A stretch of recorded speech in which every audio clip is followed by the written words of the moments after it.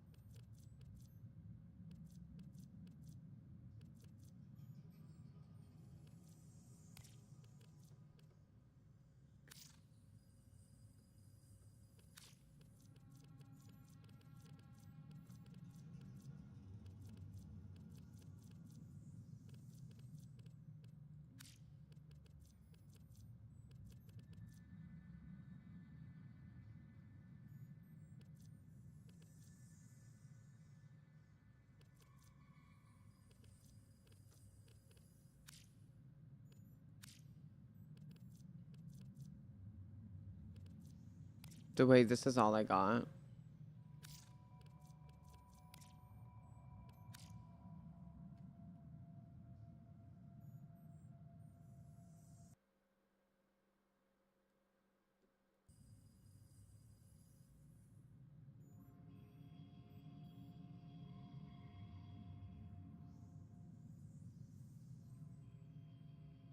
This is actually really cute.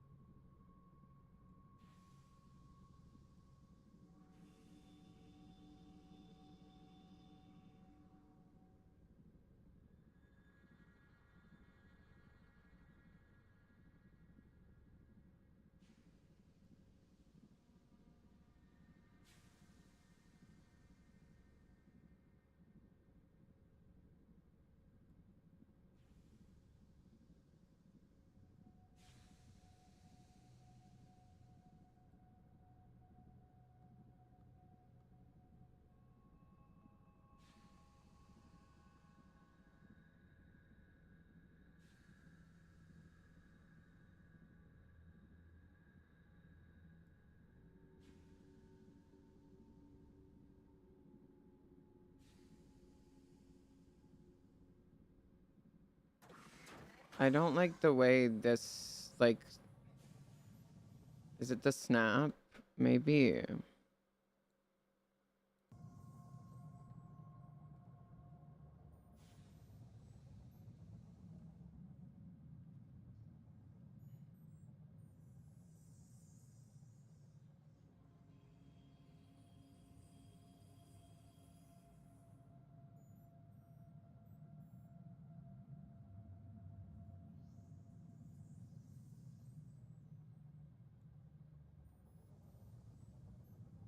Okay. I understand how it works now. I just don't have enough shit. I want to have like a reading nook here. I feel like it would be really cute to have like a reading nook. But I don't have any shit.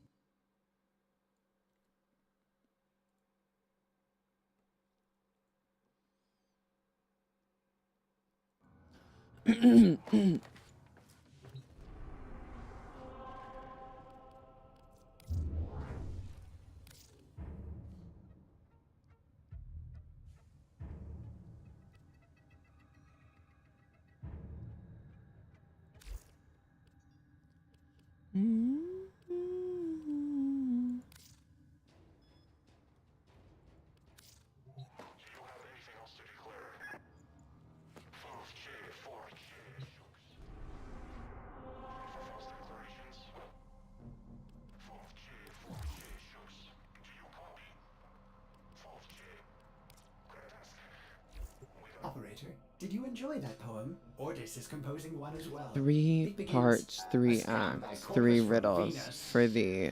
To revive the one wielding fantasy, ancient gods so cruel once ruled from on high. Can you name their peak where the land meets the sky?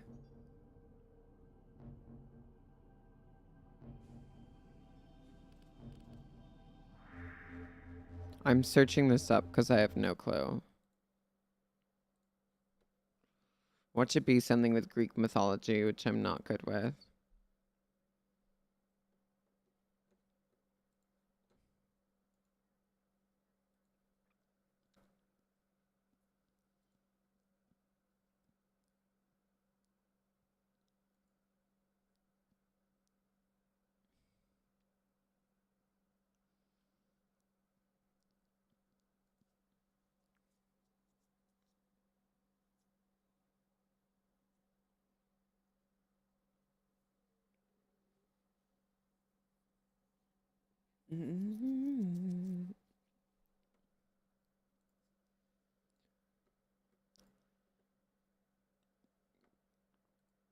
It's Olympus. Okay.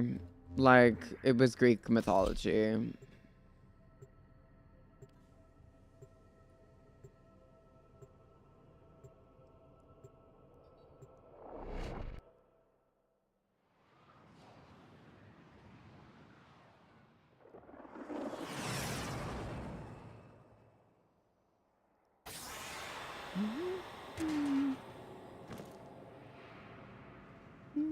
The area is crawling infested. If it's not a Tenno, eradicate it.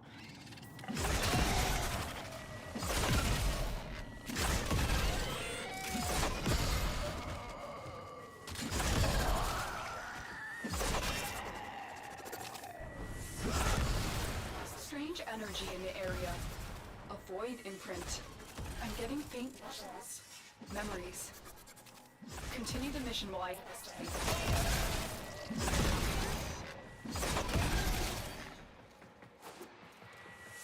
I'm still detecting a lot of infestation activity. Let's clean it up.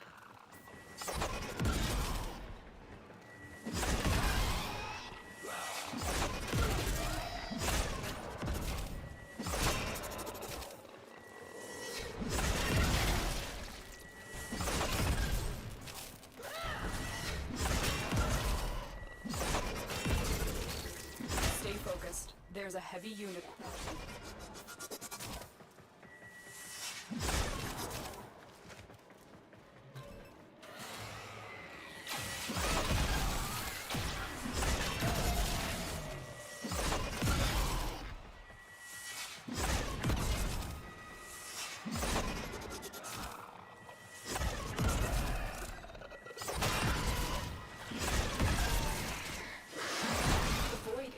It's old. I see worm ships coming out of Punch. A warframe. Sentience. Shields failing. Sorry, Tenno. I'm not sure what that is.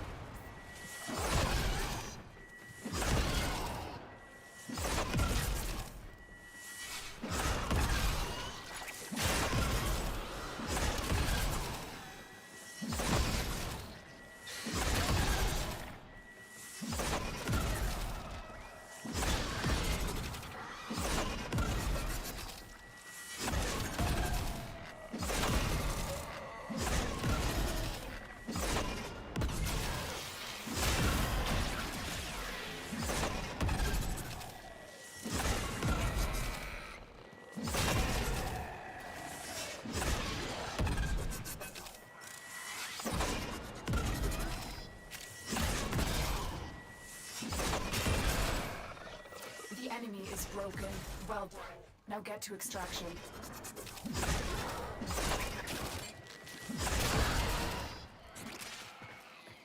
Hell yeah.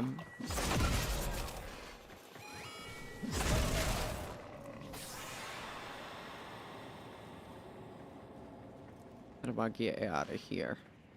I see sentience crashing down on her, dying in overwhelming numbers. Now she's out of energy. I'm telling her to go, but she's laughing, tearing their heads off as they swarm. I have recovered something from the memory, a blueprint. Oh? Okay, also, why is she that color? Why is Lotus, like, purple?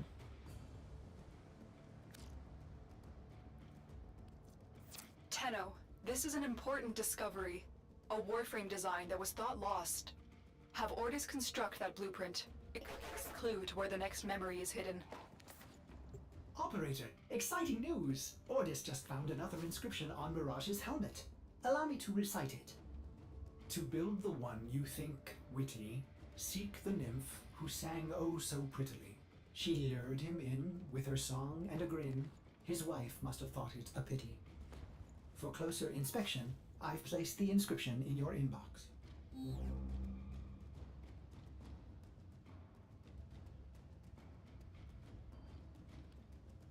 Oh, I think because we progressed, but we didn't finish, like, the rest of our shit.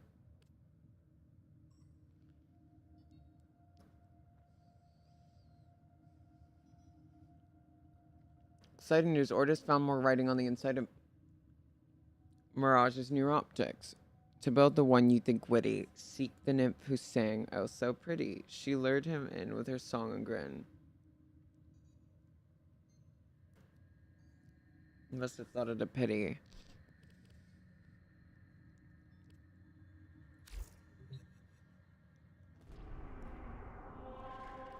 Do we think it's like one of these?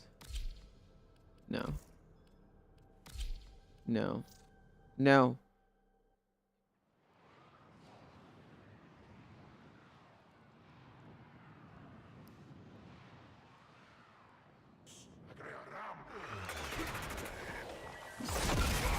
Excavator deployed. Protect the unit while it extracts the artifact.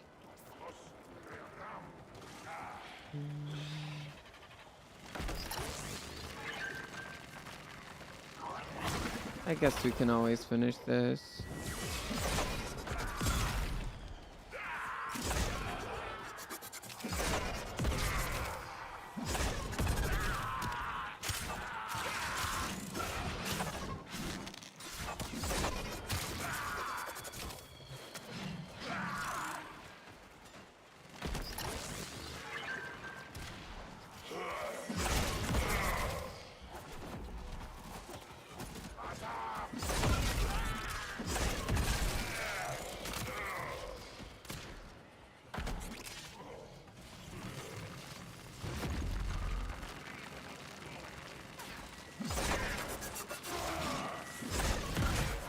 Has been located. Proceed to the dig site.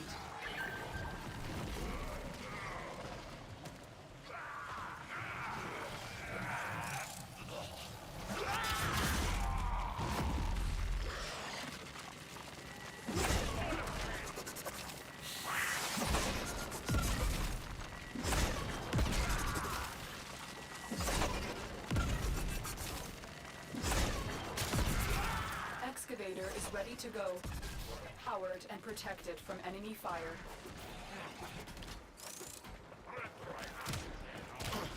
Dig complete. Hard work has just been rewarded.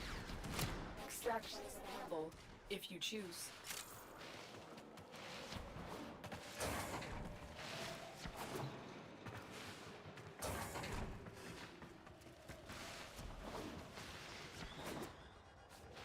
Hell yeah.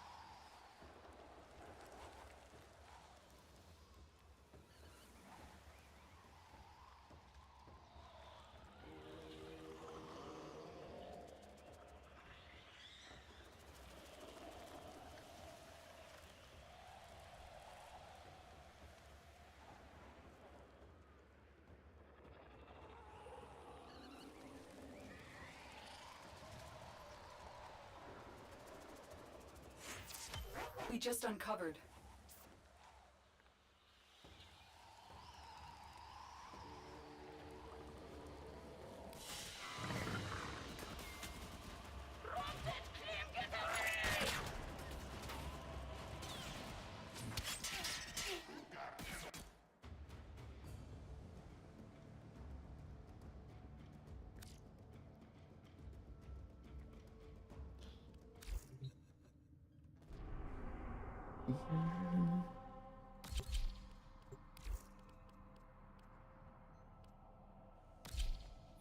No. I hate it that it doesn't load me in like the rest. Like, that's so stupid. I'm just trying to... Girl, I'm just gonna search where it is. We'll do... What is this? Corpus cache? No, I'm aborting. We're gonna figure out where to do it.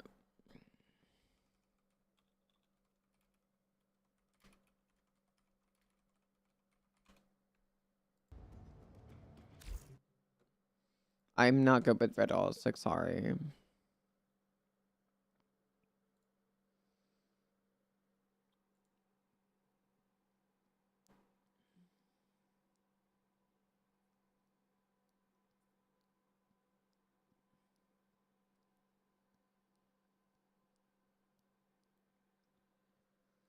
Um...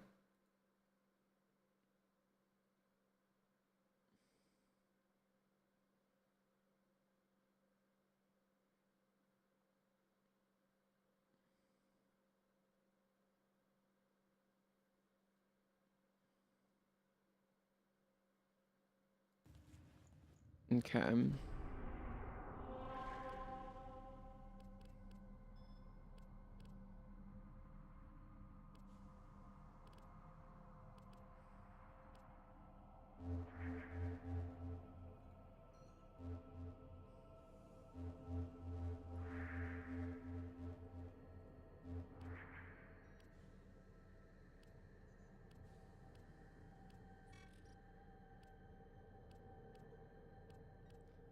Okay, where is it?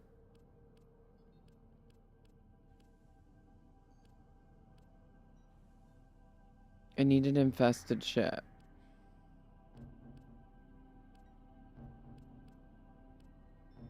It's not any of these.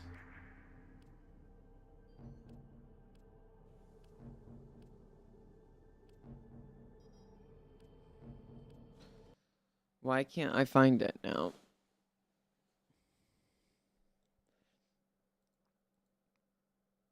Oh, Calypso, Saturn. I don't know Greek mythology.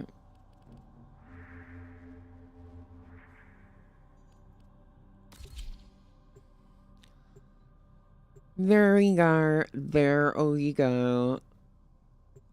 Oh.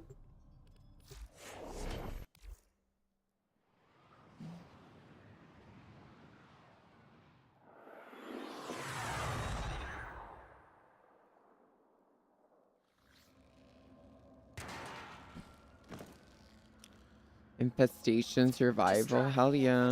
While a lone Tenno operative hunts for supplies. Set off the alarms to start.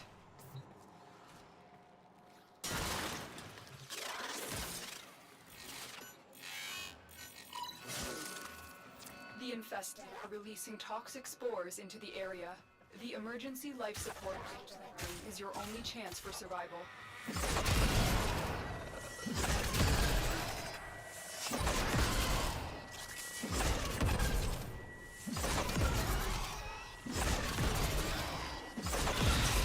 Look, personal life support modules dropped by fallen enemies.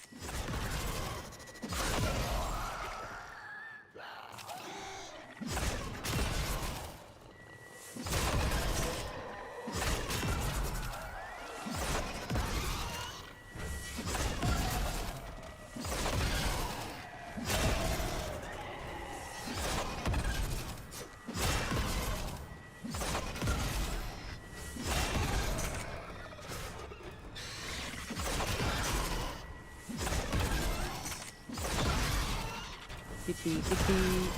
Hi, Pop. No, because tell me why that jump scared me. Get ready for a capsule.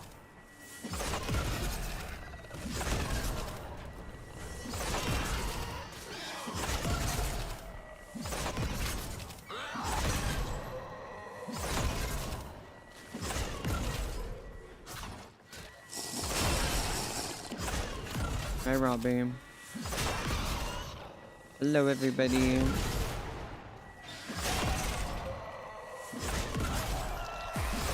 I've delivered a life support capsule to the area. Active. It will buy you more time.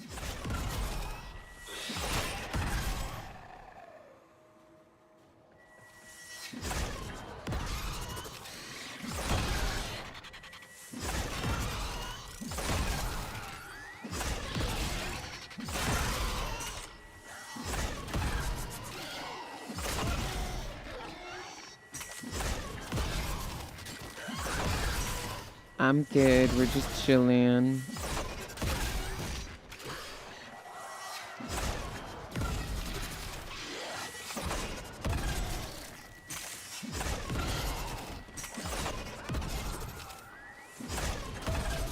I kind of want to play Horizon Zero Dawn.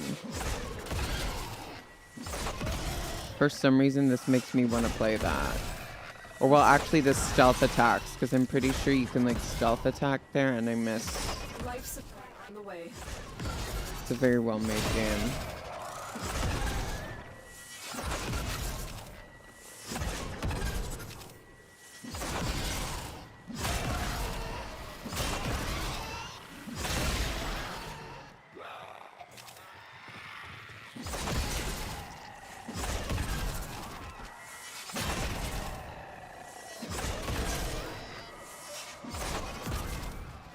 Additional life support has arrived.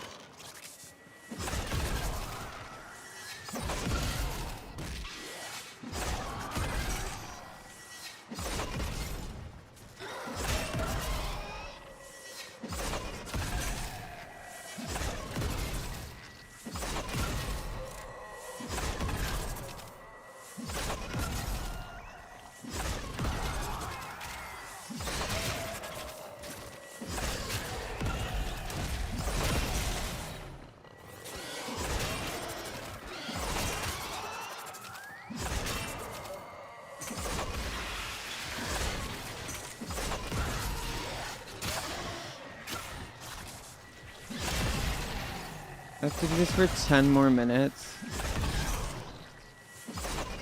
Like, it's literally me just pressing a button, like 2 buttons for...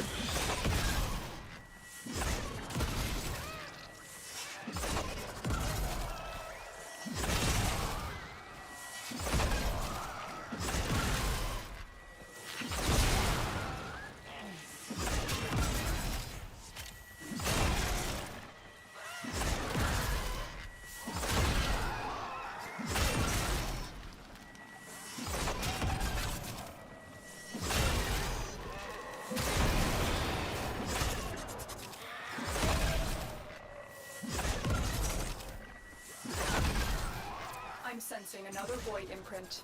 It's dark. I see the glow of restraints around the warframe. I'm trying to surge the revive system, but I can't. Far away, a great faceted eye watches her.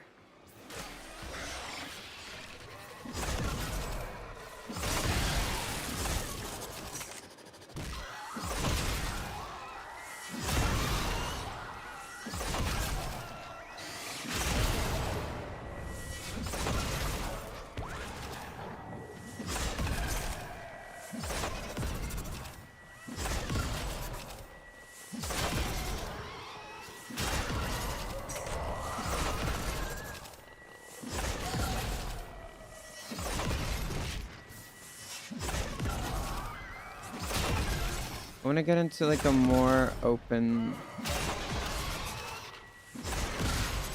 space.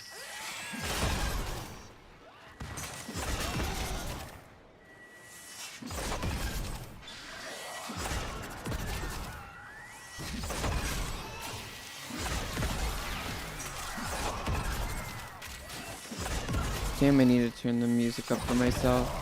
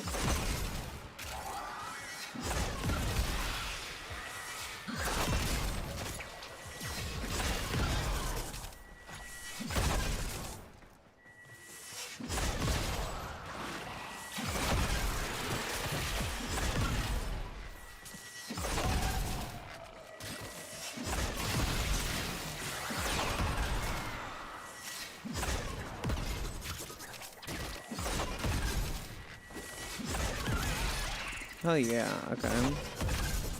4 minutes, damn.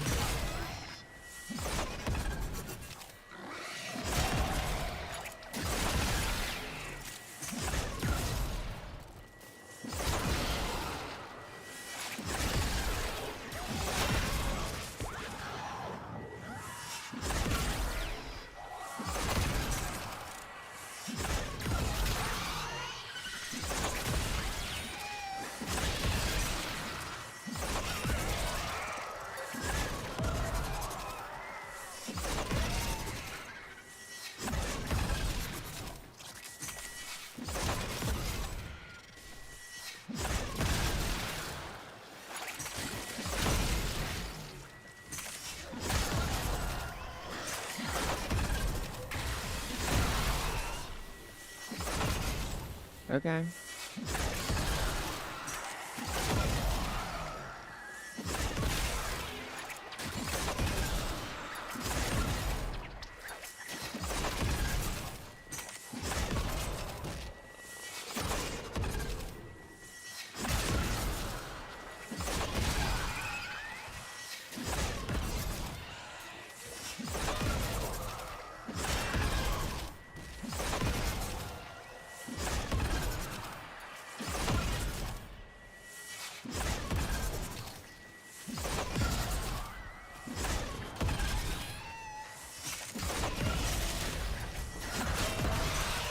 Two minutes.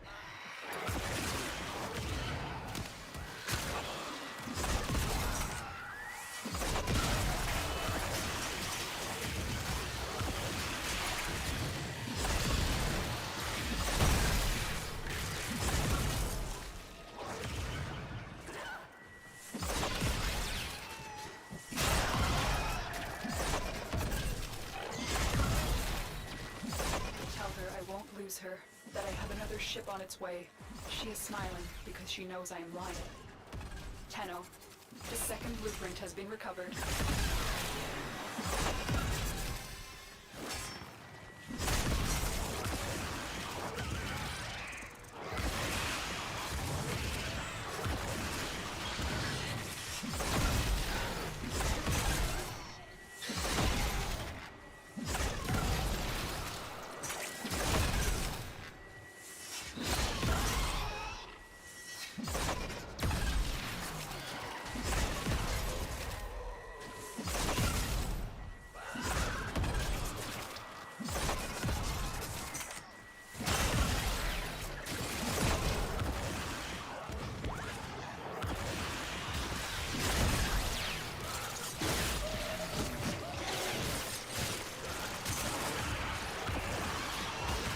Extraction is available if you need it. Yes, I do fucking need it.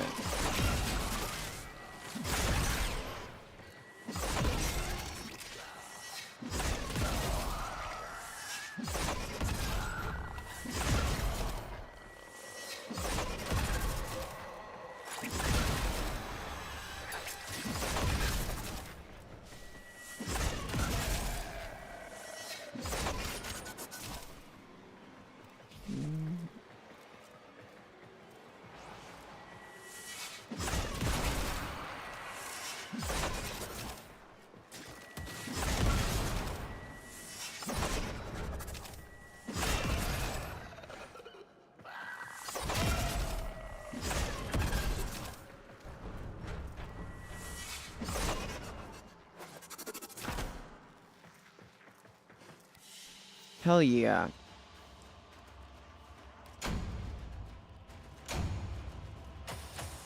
Hell yeah.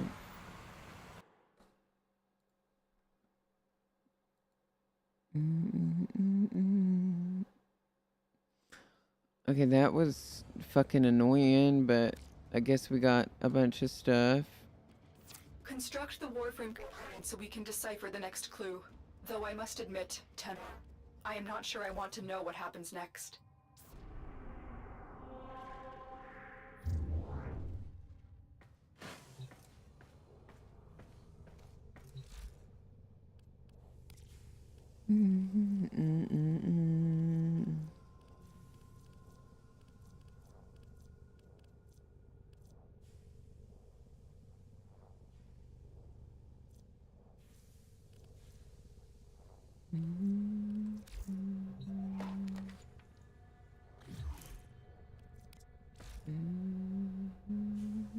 I don't have the blueprint.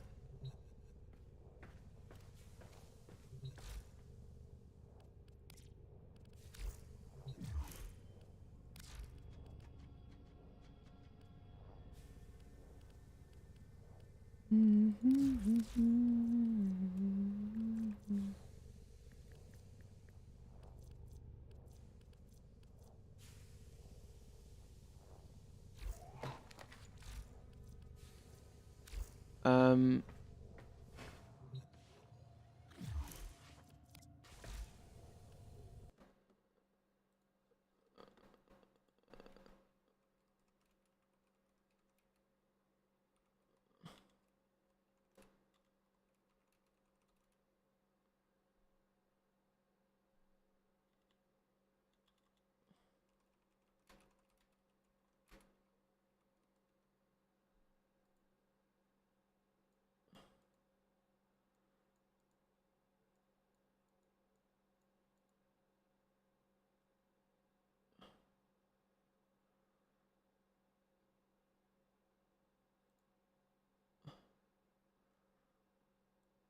um,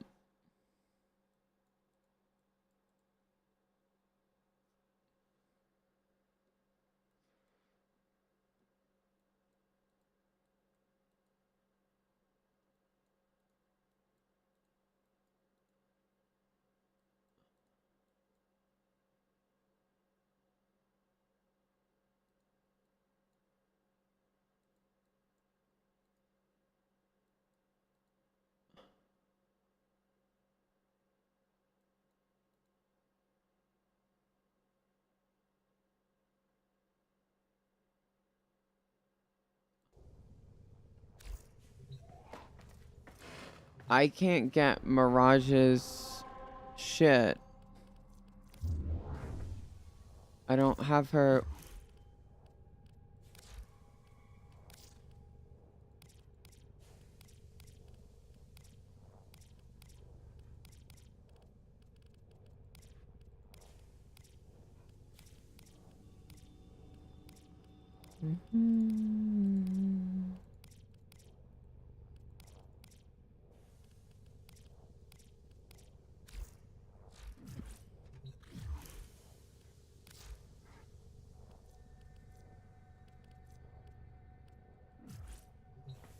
I don't know.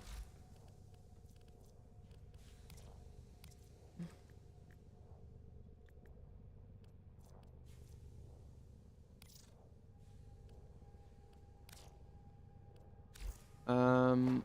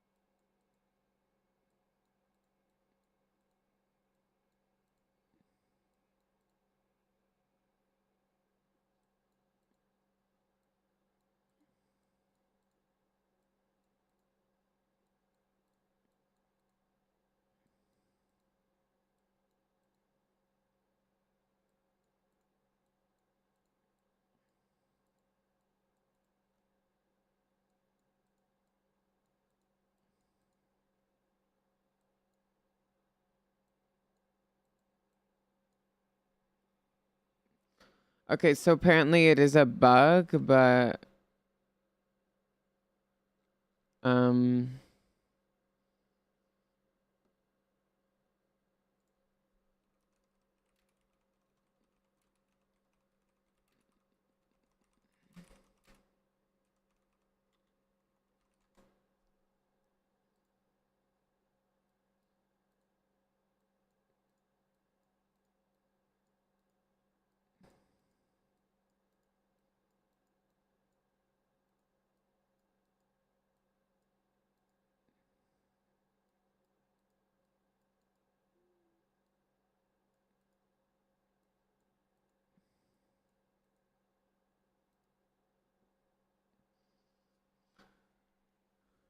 Um,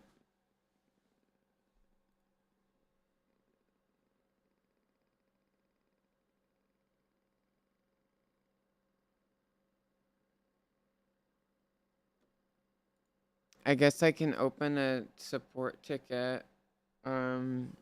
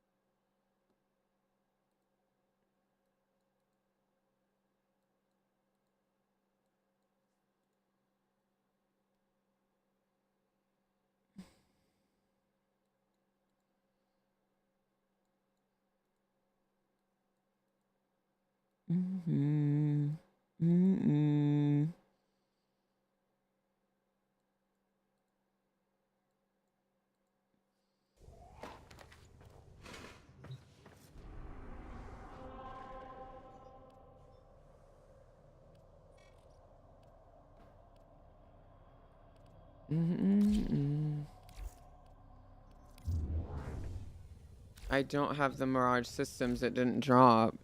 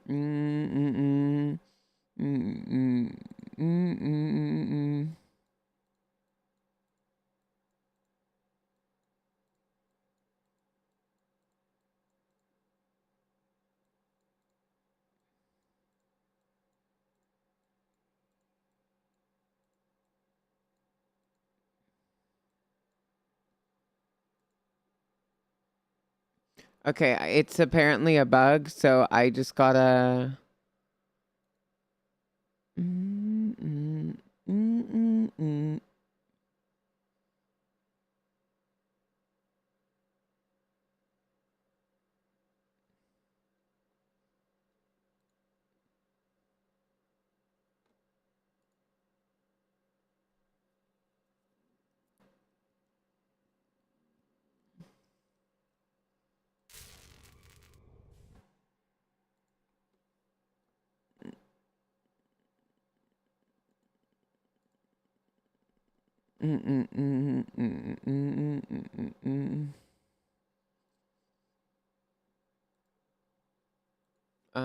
It's called.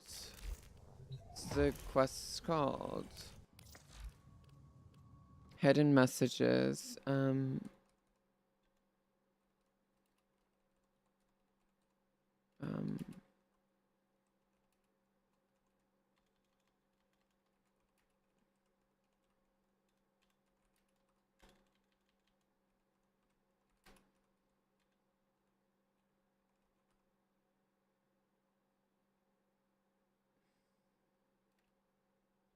Not receiving blueprint.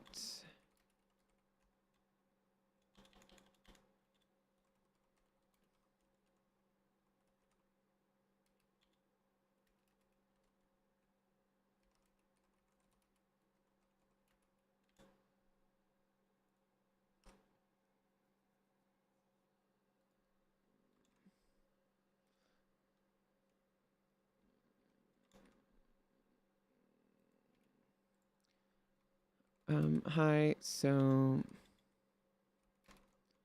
Sorry, I'm writing a ticket because I want to finish this quest.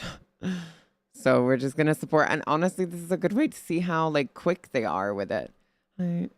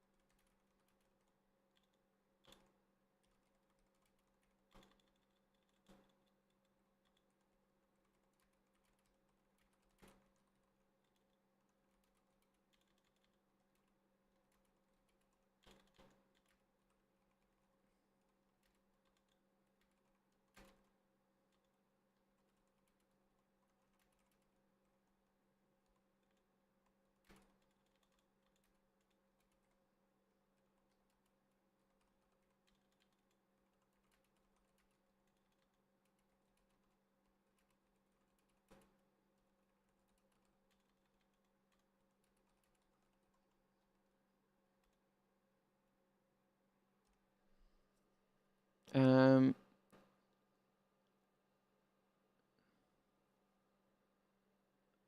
Okay.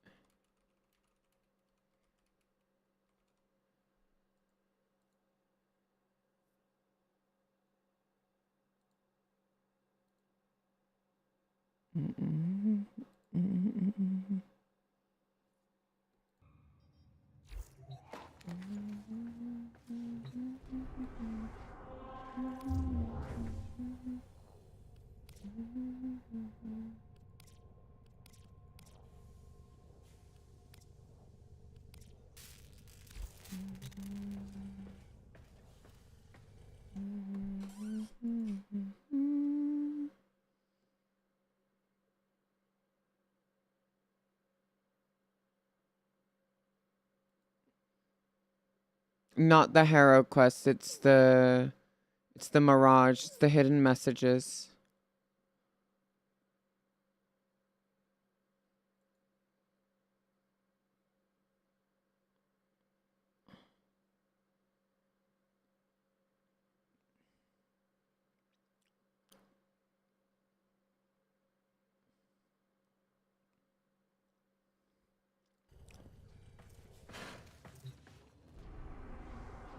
Because it's supposed to give it to me after...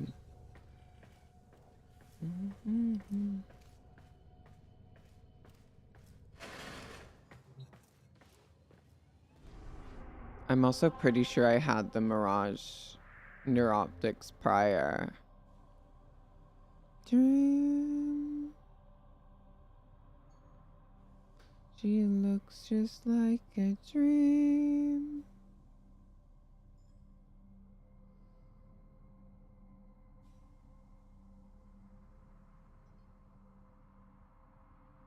Looks just like a dream.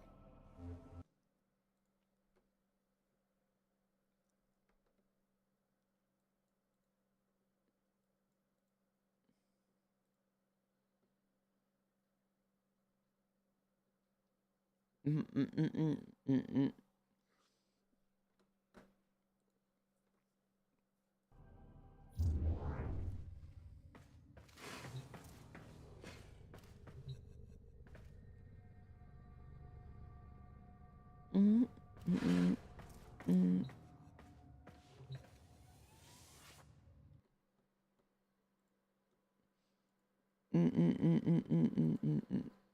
Blah, blah. Nah, nah. Car, car. Blah, blah.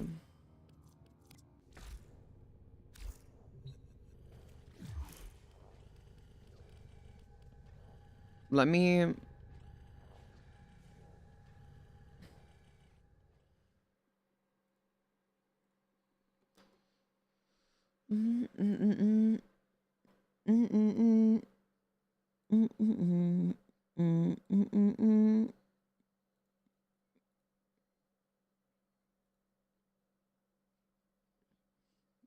Okay, I'm gonna run an ad anyway, while we try and sort this out.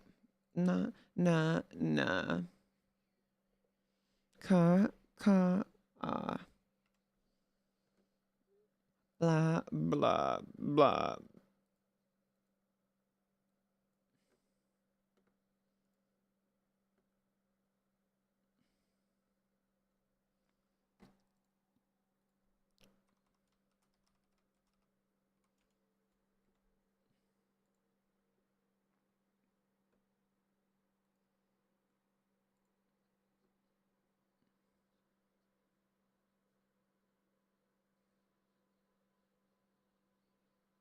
What?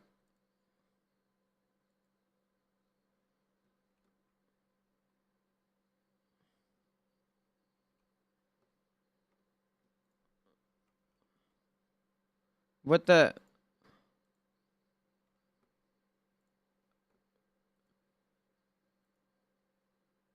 Um...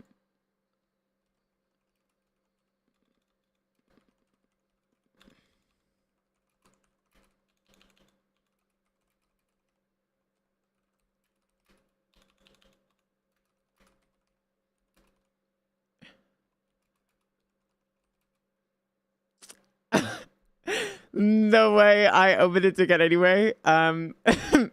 Continues to add to that ticket. Sorry, never mind. Just had to relaunch the game. I'm a little slow. I'm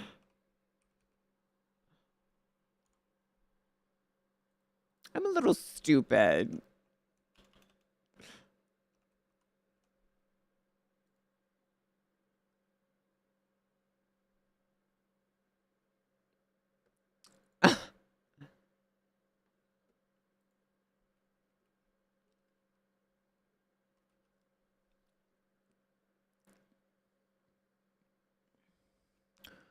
Well, that's not.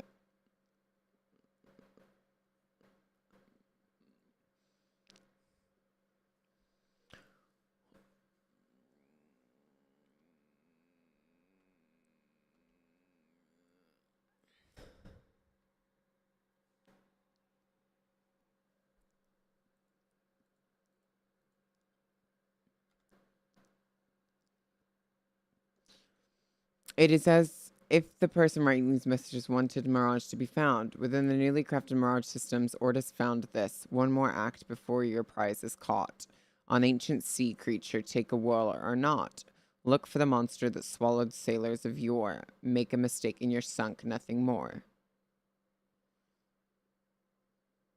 An ancient sea creature, take a whirl or not. Look for the monster that swallowed sailors of yore. Kraken, right? Make a mistake and you're sunk, nothing more. I think that's a kraken. Is there somewhere called Kraken? I don't know, but... I don't know. I'm not good with riddles. I'm stupid.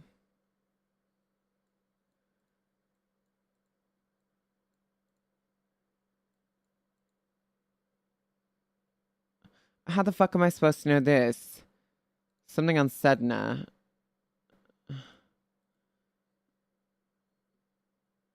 Oh. Wait, what is this? 30 to 40, and it's what? What is it?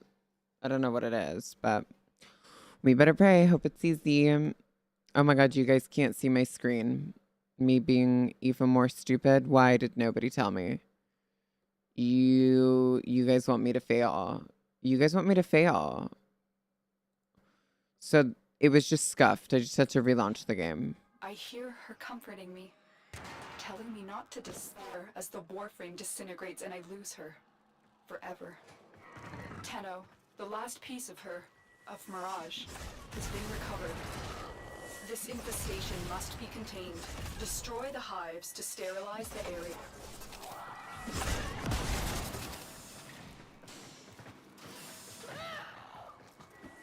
You are approaching a hive. Every hive is protected by a series of tumor nodes. Destroy those, and you can destroy the No, hive. cause what? I have a 1 monitor, okay? Y'all need to help me out somehow. That's crazy. I'm providing top tier entertainment here. You are near a hive. Destroy the tumor nodes to make the hive vulnerable. That was a juggernaut. They were lured out by the death of infested. Lay low and it should go away, or amp up the fight to out.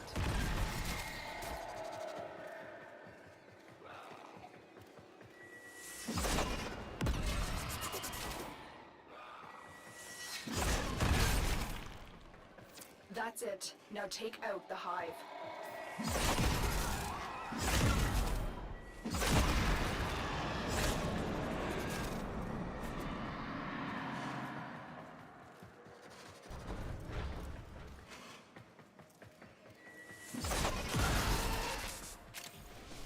You are approaching a hive. Every hive is protected by a series of tumor nodes.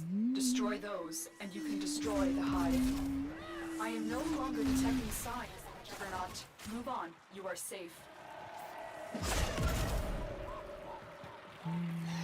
Stay focused. There's a heavy unit approaching.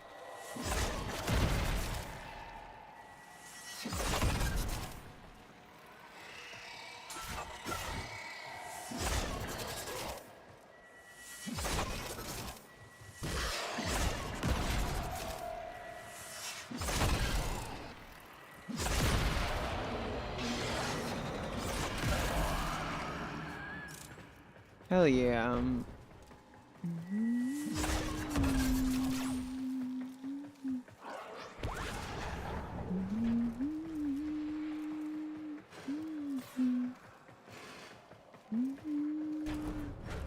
You are approaching a hive. Every hive is protected by a series of tumor nodes. Destroy those, and destroy the hive.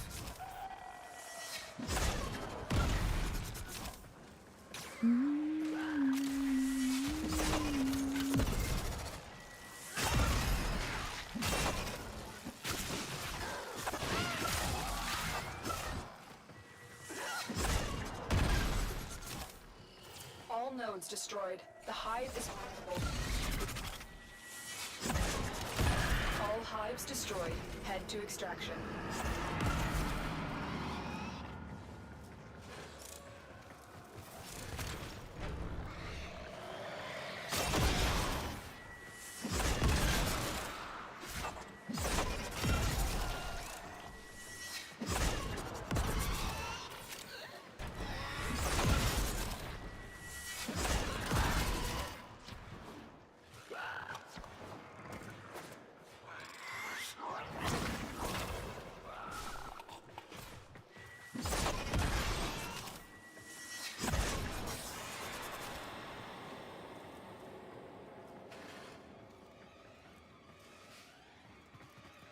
Oh.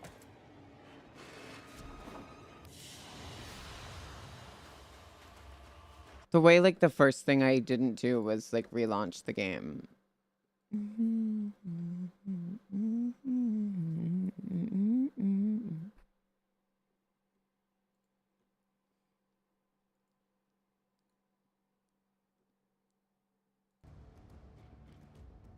Tenno, that was the last of the imprints.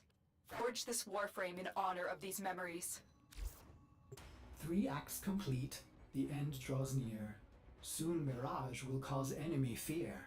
A memory lost, to be reborn, this new warrior rises, duty sworn. That was the final inscription. Ordis is almost sad there won't be more. Almost.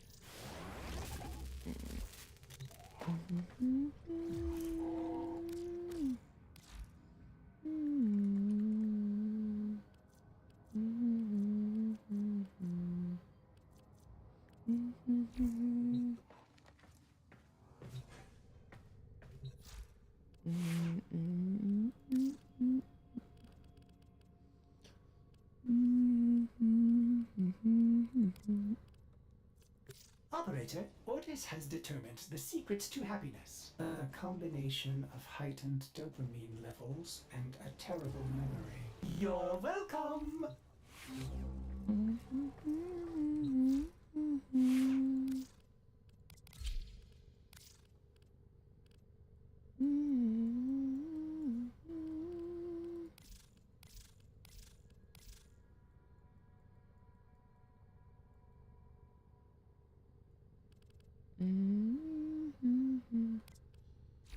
As ready as you will ever be.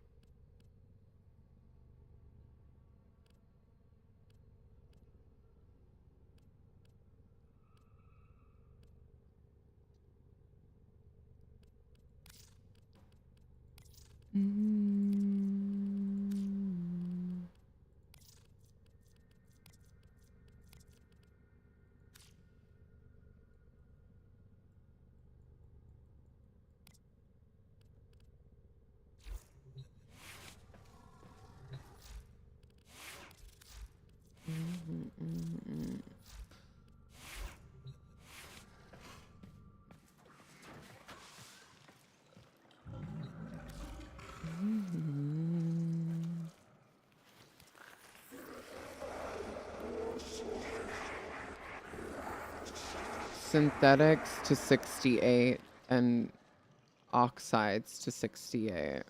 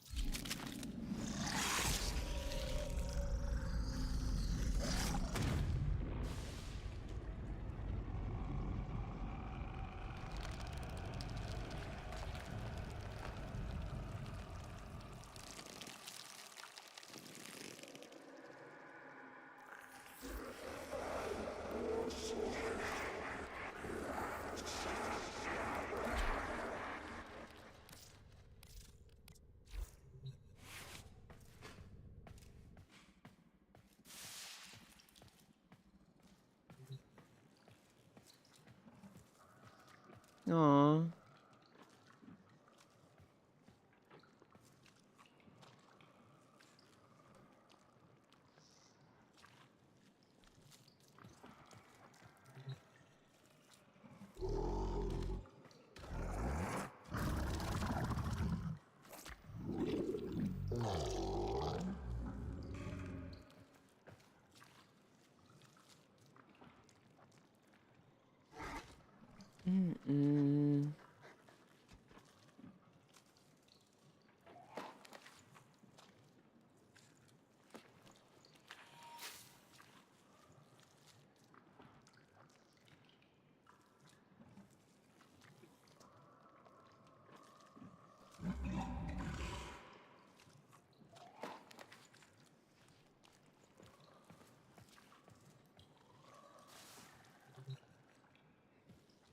The way that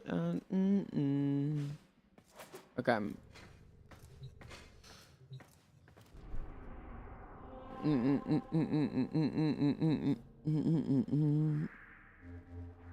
Hoover Fortune. Oh my god, it moves. It was here last time. That's so cool. I think it moves, right? I do. The way that I... Na, na,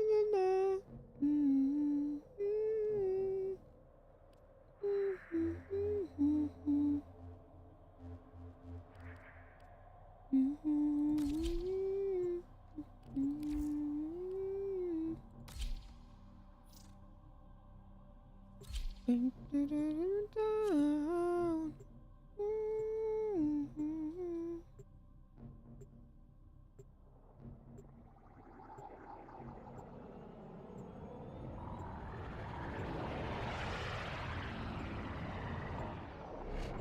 The way that I...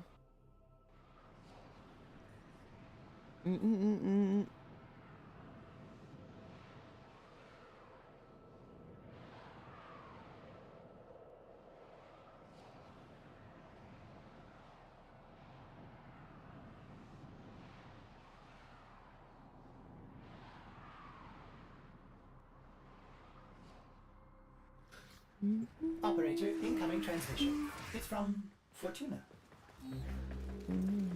Allied Faye's selling the latest in asset security. Conduits. Put the key in and you can pull the shinies out.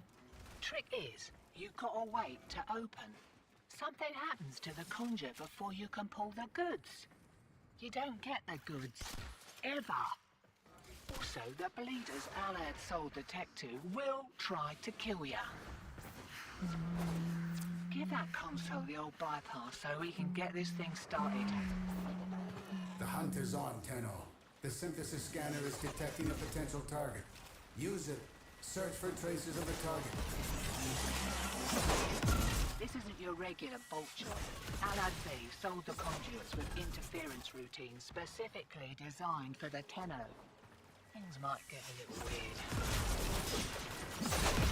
Conduit keys are carried by high-ranking marketing mucks. Knock them down, see what they've got. First key. Right, find a matching conduit. Hear that beeping? Demo unit's on its way.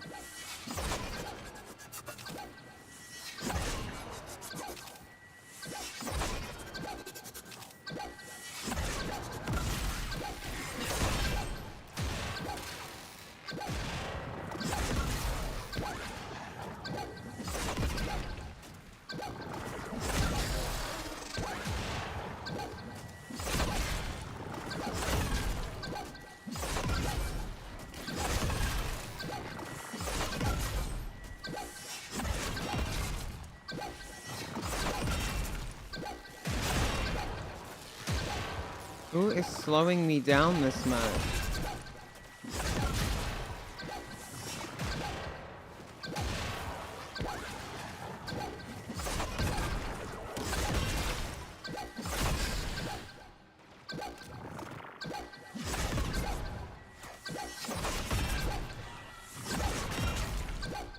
What? fast. That thing blows and you can kiss the conduit goodbye.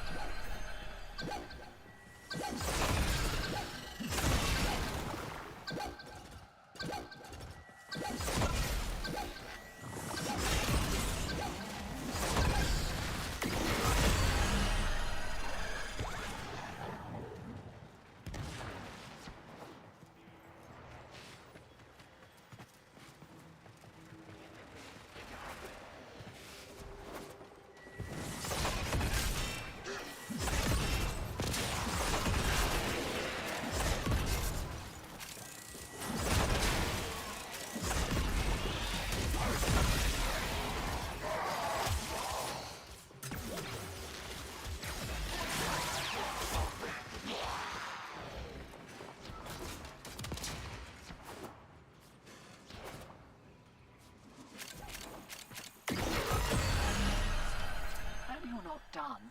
Had to pay Maru a small fortune in rations for this tip.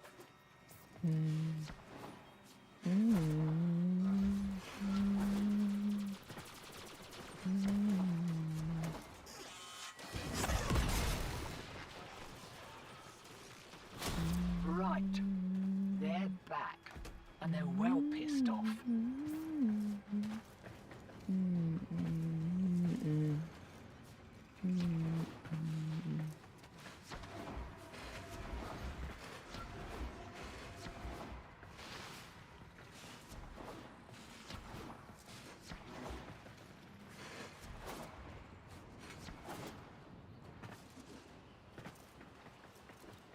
Shiny's secured and we're in the wind.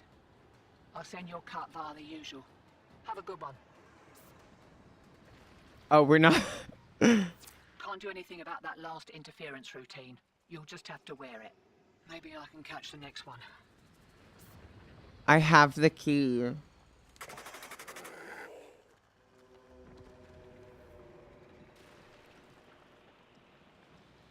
We're not gonna talk about it. I have the key!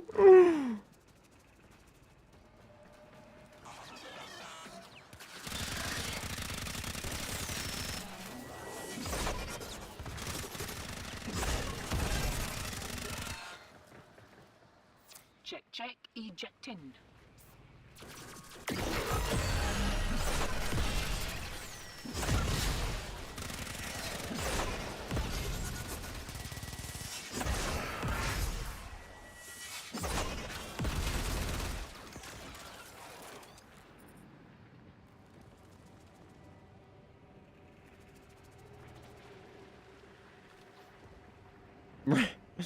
I can't drop it. I accidentally picked it up. We're not talking about it. He's probably looking for that key.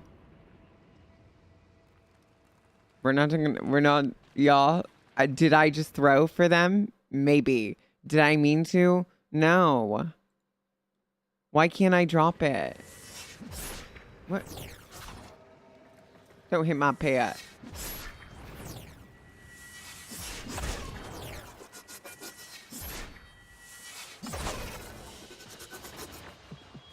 If it's useful, do it.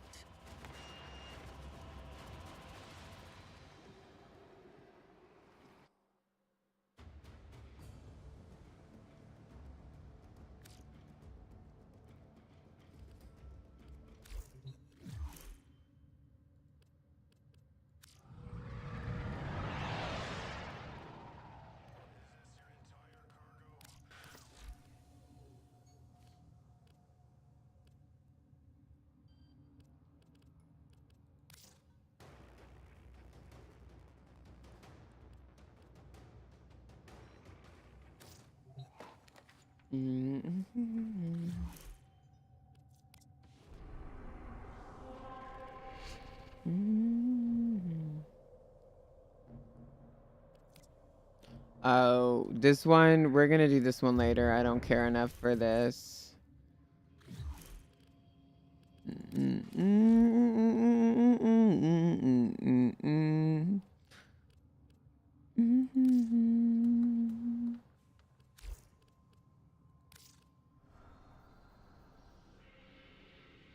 Yeah, that's the railjack mission. We're gonna continue with this one.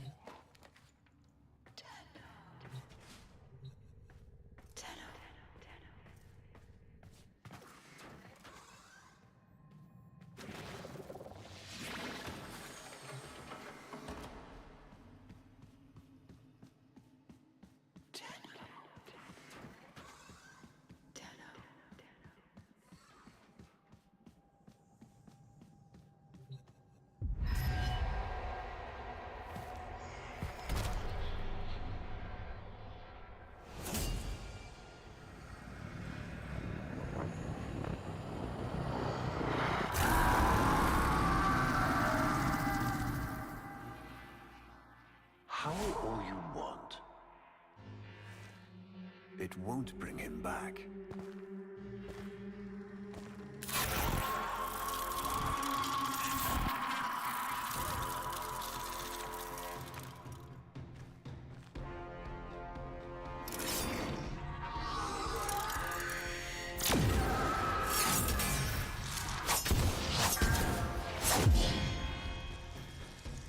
Lure brings you strength, Umbrella.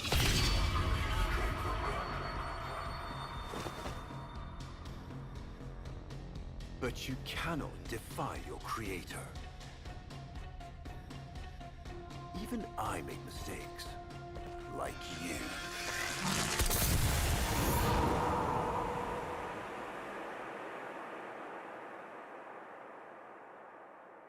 What?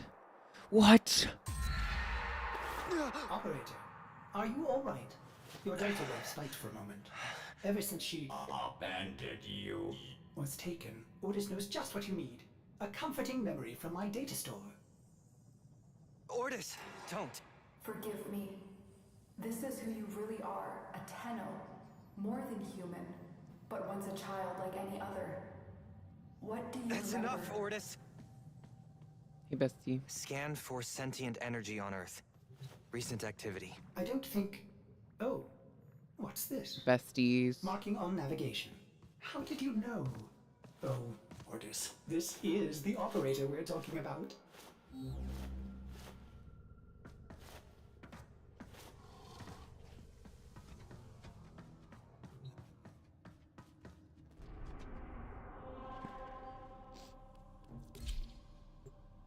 Hell yeah. Investigate the sentient energy. Yeah. I know that's right. I know that's right. Yeah.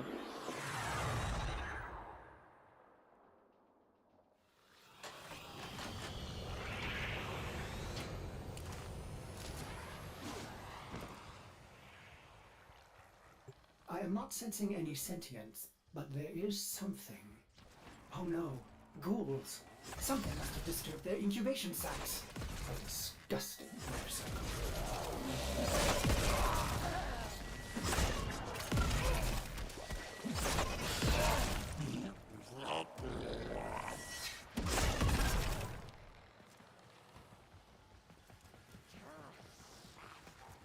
Operator, I am just a bug-addled cephalon, but if you ever need to talk, Ordis would be happy to hear how depressed you are.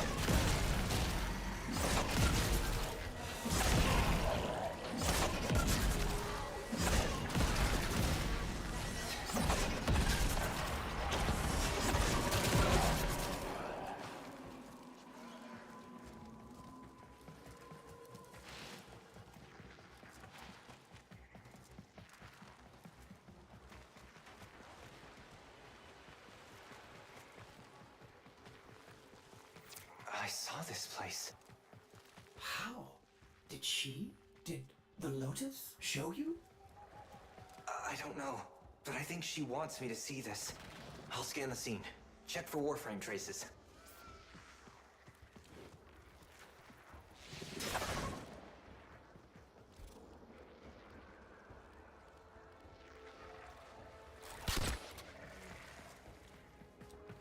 What do you mean scan the area? How the fuck do I scan the area?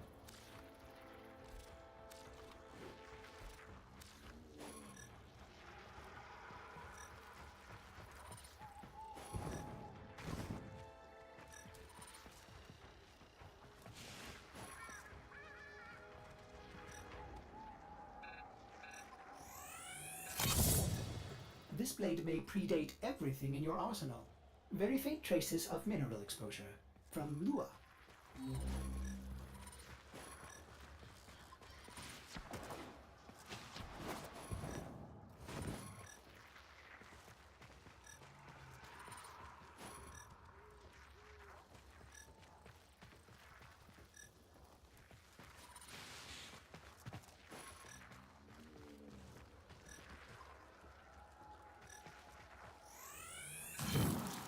Remnants appear to be of warframe composition.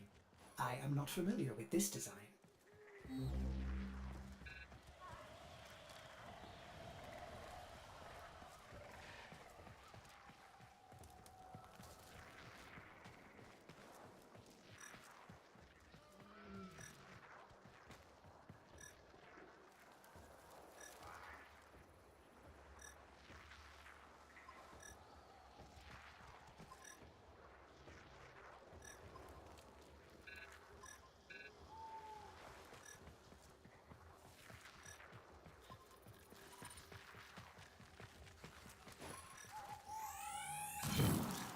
Almost crude.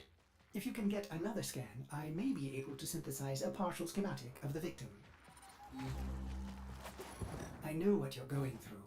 With the Lotus, I mean. Remember how you abandoned me? But look at how Angry. happy I am now. Don't worry, operator. We'll find her. Processing. I have extraction ready. I think you should hurry.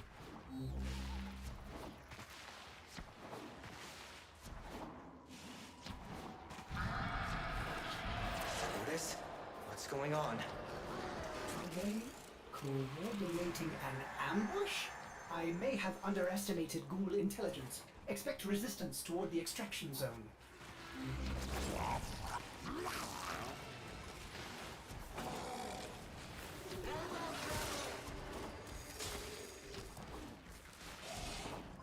No, because the way I ate that, like, they're mad. You're mad. You're mad too. You're also mad. You're all mad. You're mad. You're mad.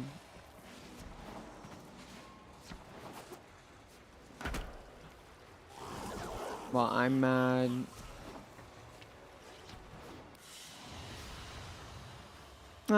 You're mad.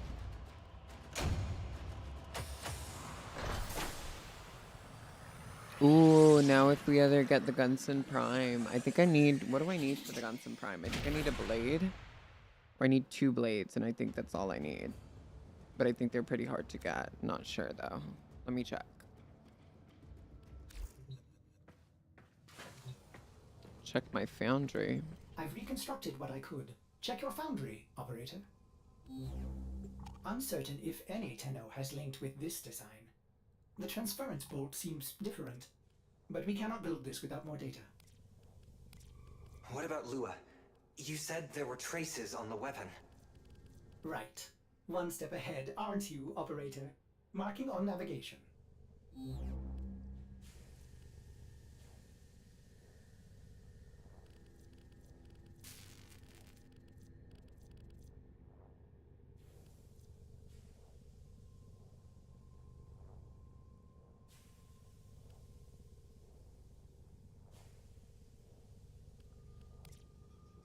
Okay. What was I gonna check as well? Melee. We can finally make this, but I don't know if I want. We're so we just need the Grand Prime handle. This we need both of the okay.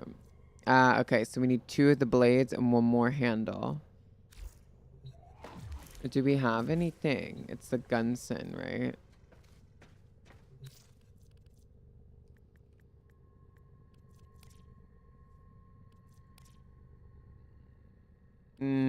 It's hard to get. Okay, that one's easier to get.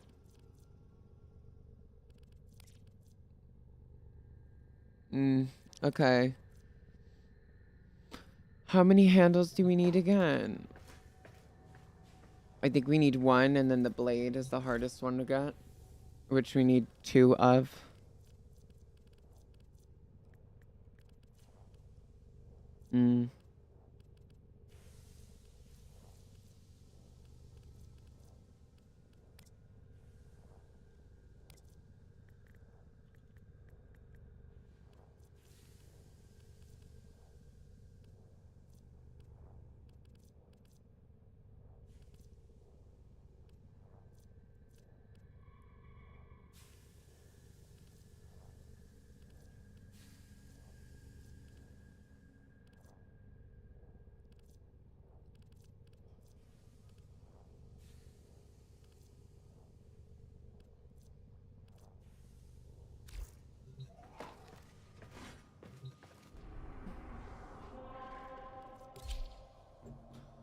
Explore Lua.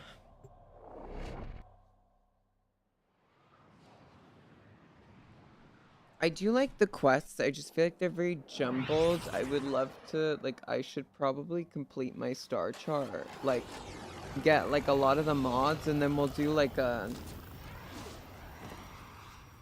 full playthrough of all the Are you missions. sure we want to build this warframe? It could be dangerous. What I saw, what the Lotus showed me, this warframe knew Ballas. It tried to attack him. What? The warframes are transference controlled. Battle envoys for the operator to command. I don't understand. This one is different.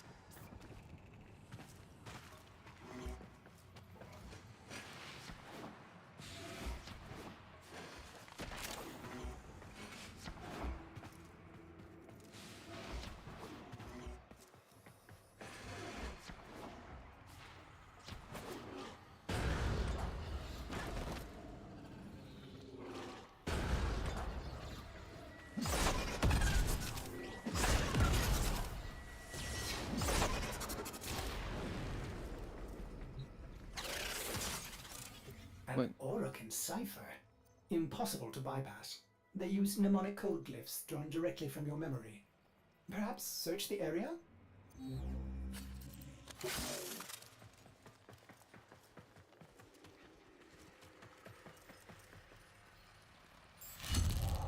Curious. These markings seem fresh. Are there more?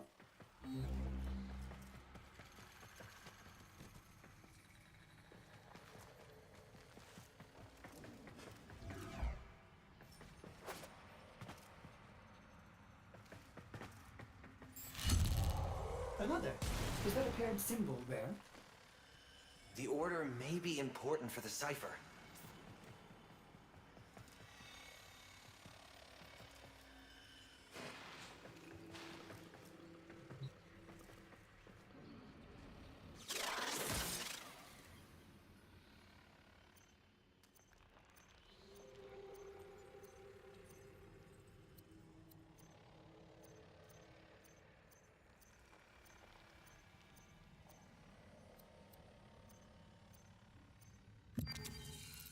Ate that.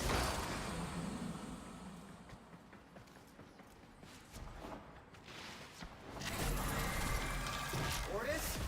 What are these? Some new sentient design? An old design. Mimics. Sentient mimics. These haven't been seen since the old war. How did mimics get to the origin system? Operator, be vigilant when approaching things. Things. Sorry, I can't be more specific.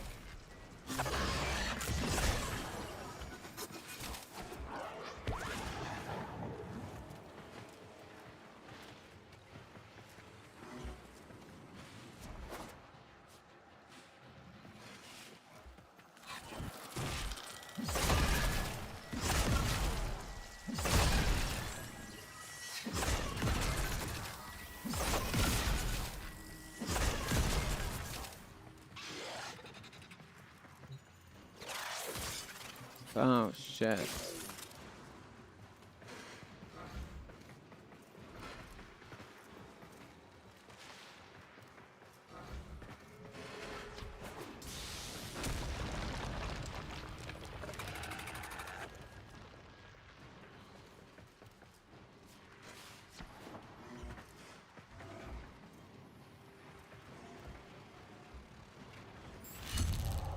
You found one.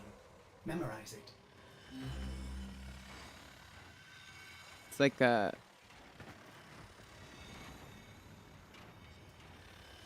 Okay. I'm not gonna be able to memorize that, but okay.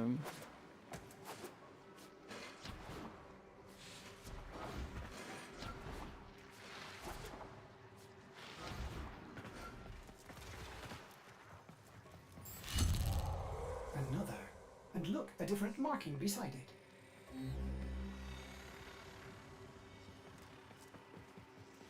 Okay.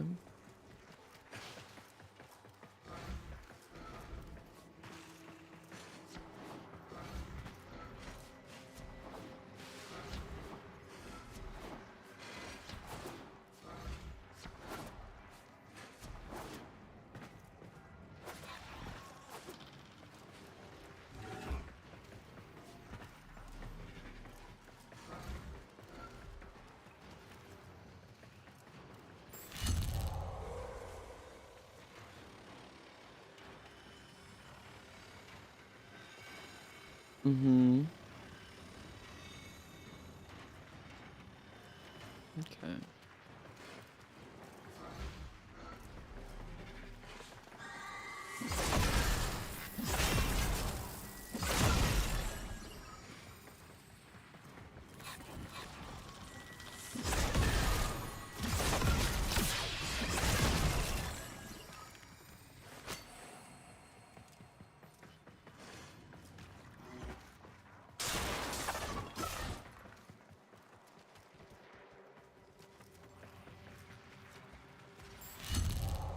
That should be the last one. Okay, I think I know the order. To Oh. figure out the correct order.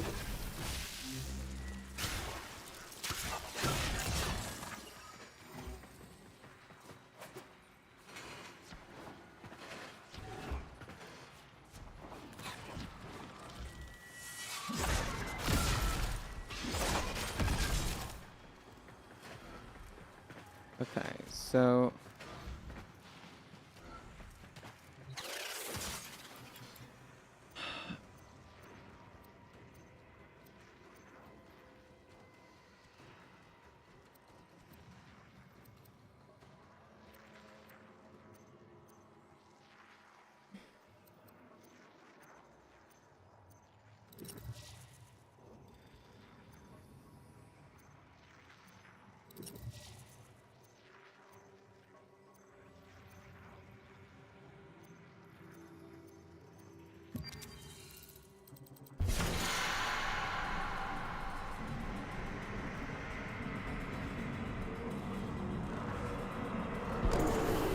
These markings signify danger.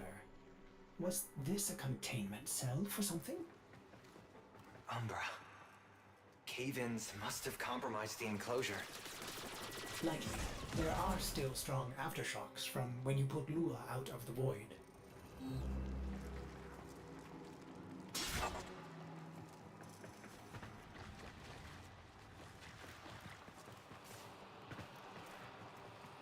What?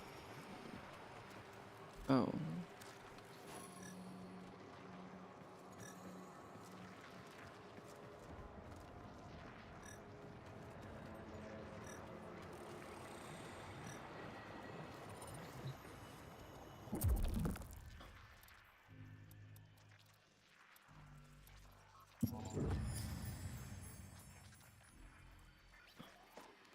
It is with the greatest of risk that I commit this recording. The codices within reveal the hidden weakness of your most feared enemy. My creations, my frames of war.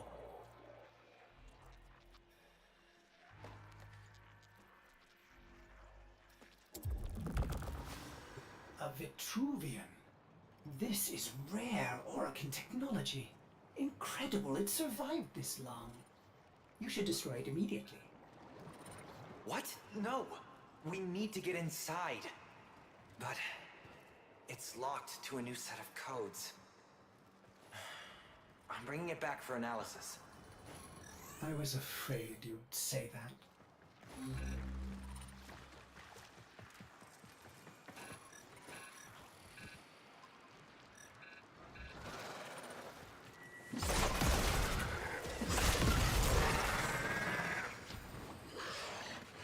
Not to show me the jiggly bits.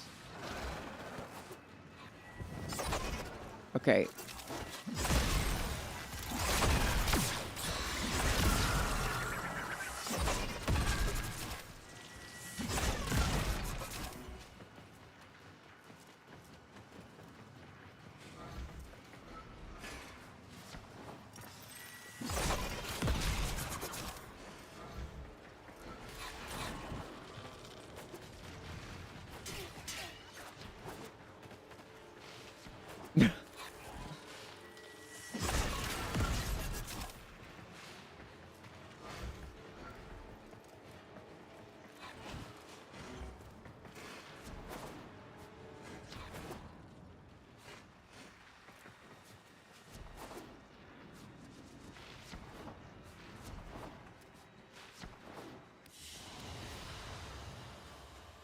Hell yeah.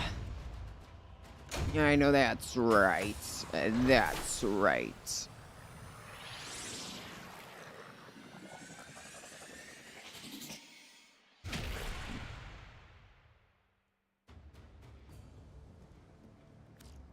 Plus 6-9. Yeah, yeah, I know that's right.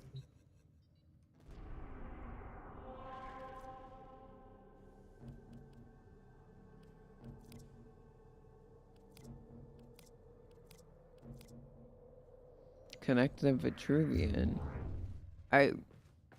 Operator, I'd rather not connect that Vitruvian to my systems. It could Make me crazy. affect my systems in unforeseen ways. This may have belonged to Ballas. He's our only way to the Lotus. Please, Ordis. You had to say please, didn't you? Hi, Bubba. Oh my god, you're so big. You're like my size. You're huge.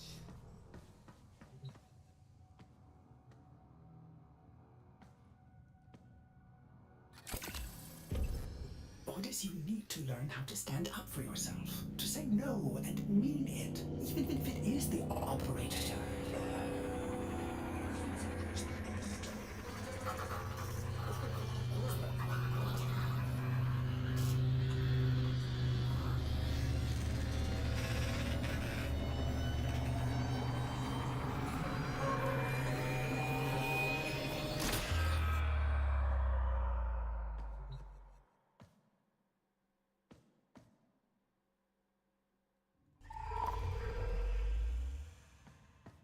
I have been upgraded, Starchild. Your Warframe blueprint now has the required data. Check Foundry. Oh. And that's right. We have everything. That's right. That's right. Yeah. It's the fastest. Hell yeah.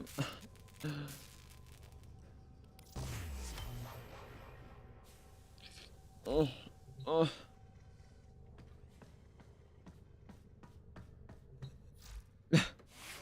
Equip.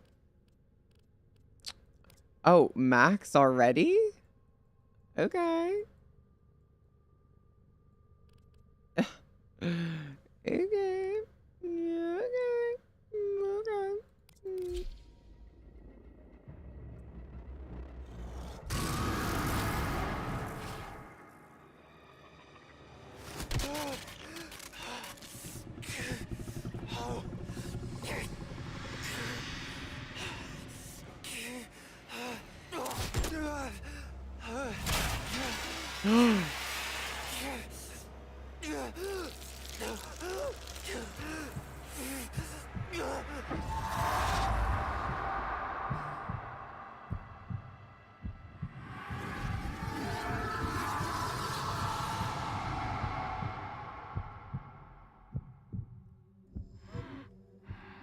Good morning, old friend.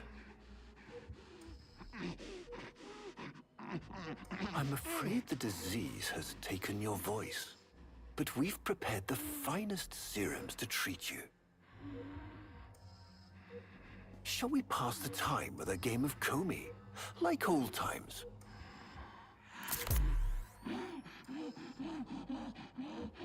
You remember this game, don't you? Think you'll move and the board senses.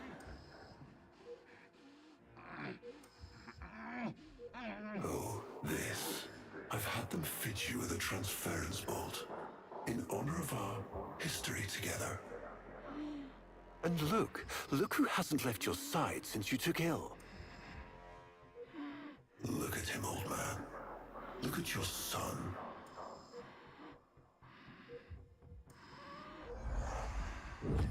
Can he hear me?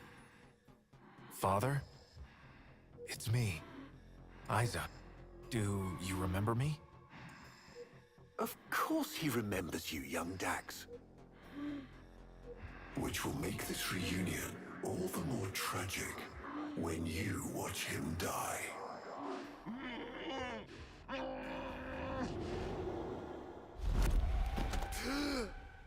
Ordis! What happened? The warframe I warned you not to build, that you built anyway, caused a massive transference overload and damaged my precepts. It has escaped out into the system. When I linked to it, there was something there. A memory. Warframes are transference proxies for the Star Child. They do not have memories. Well, this one does. Might be why it's unstable. Ordis, let me look at the Vitruvian.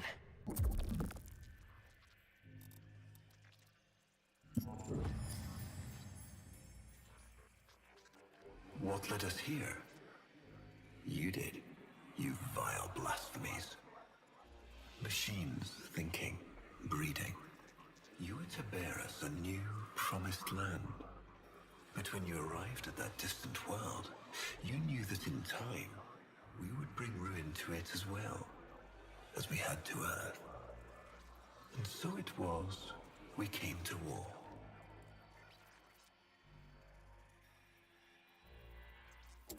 Ordis, we need to track that Umbra warframe.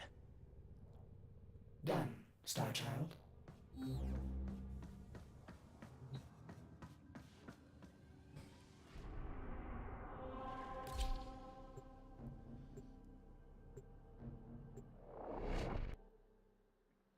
Okay.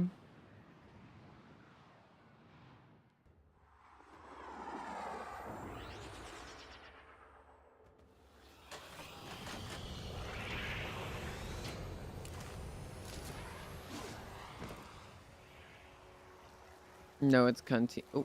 Star Child, are you seeking revenge for its damage to me? Will you destroy this Umbra warframe? No, the codes are in his memory. If I can get close, I'll go in again and try to recover them. He's the key to Freak. finding the Lotus. I can feel it.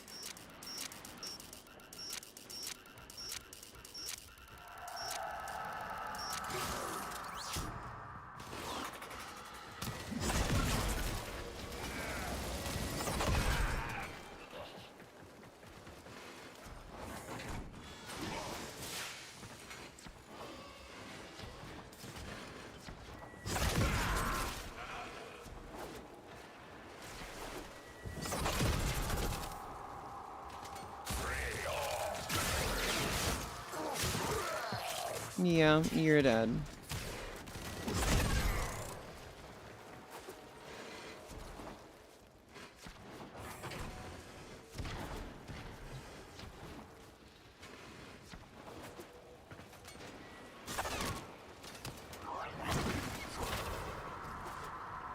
There it is. Approach with caution.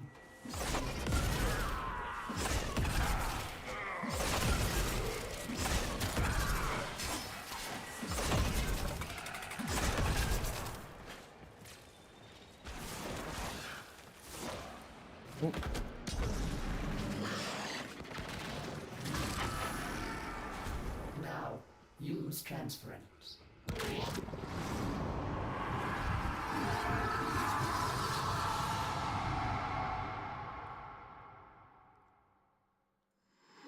Your move.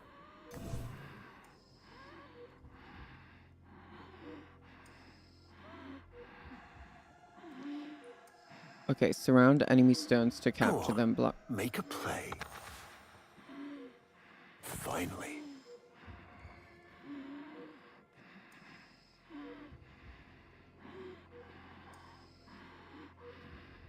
Hmm.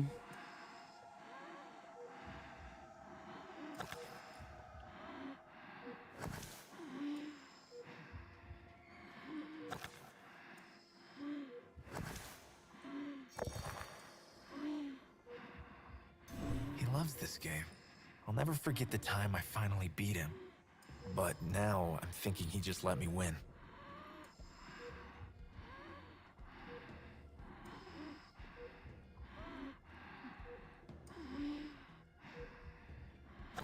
I see.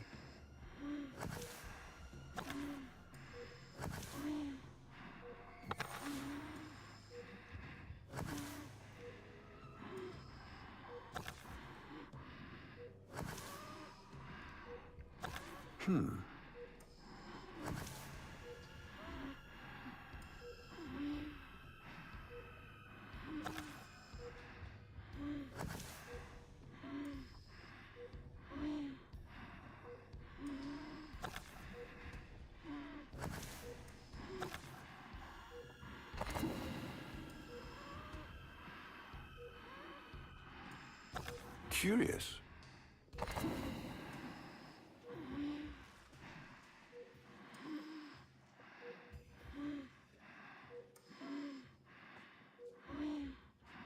Your turn.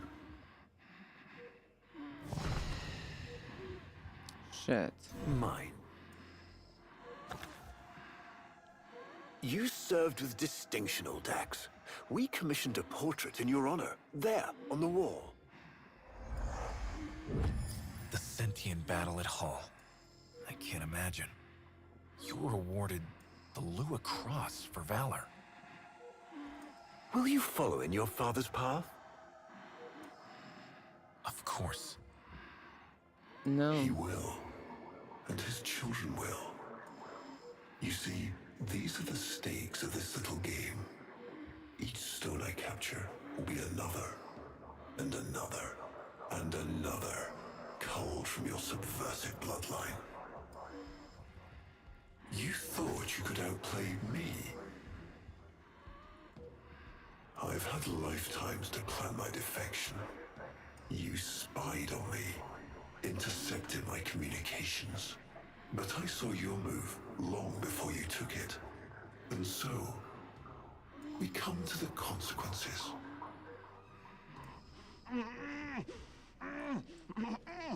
Father, you all right? Please, do something for him.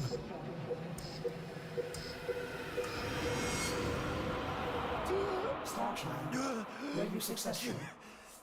I couldn't breathe. Somehow you are inverting the flow. Not from Tenno to Warframe, but Warframe to Tenno. There may be residual effects. Okay, I gotta run an ad.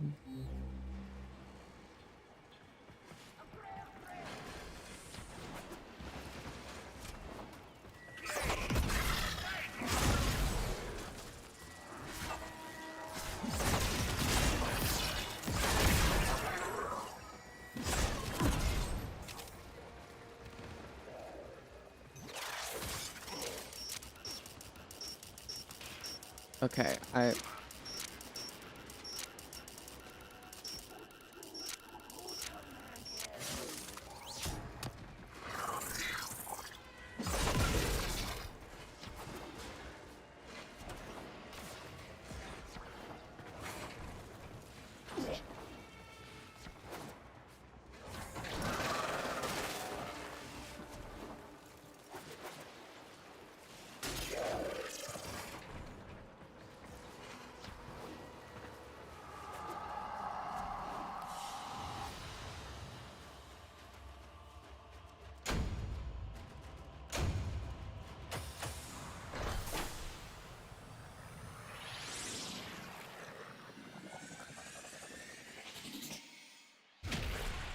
Okay, Nightwave.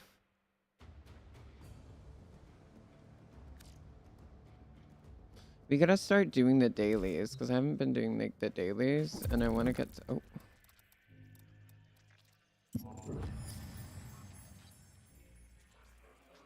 Our hubris shone like a black star. For our technology, our war machines were your kin. How easily you turned them against us. We were forced to older means.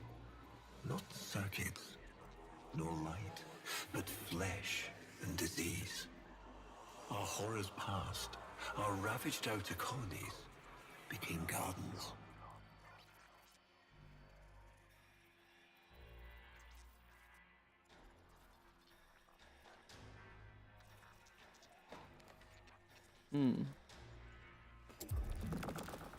We cultured the infestation, conceiving of a hybrid, transformed, but only just. The Helminth was created, born to yield these new warriors, worthy of battle against you, the great and terrible Hunhow.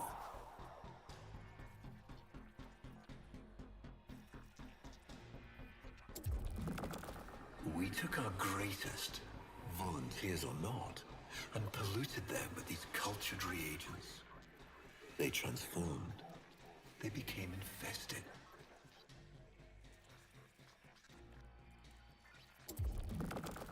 But only just. Their skin blossomed into sword steel. Their organs interlinked with untold resilience. Yet their minds were free of the infested madness. Or so we thought. We set them upon the battlefield, biodrones under our command.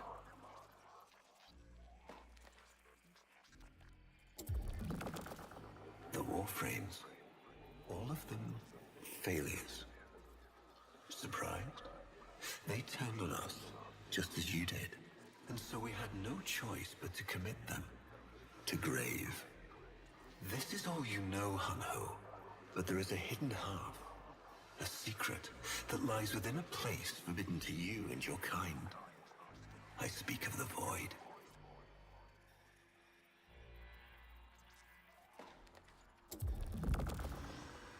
Starchild, repairs continue. Allow me to test vestigial precepts for a moment. Okay. Flash and bite. The day is won not with a strike to the heart, but 100 cuts about it.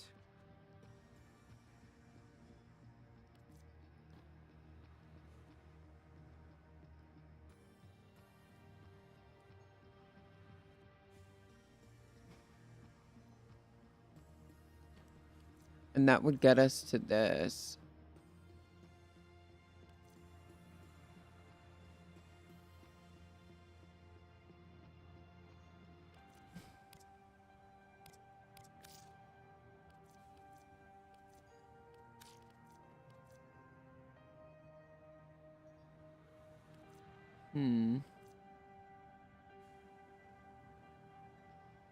I do want this color palette, I think.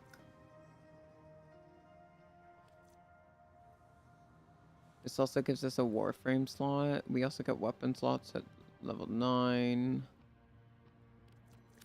Also do think this pattern is kind of cute.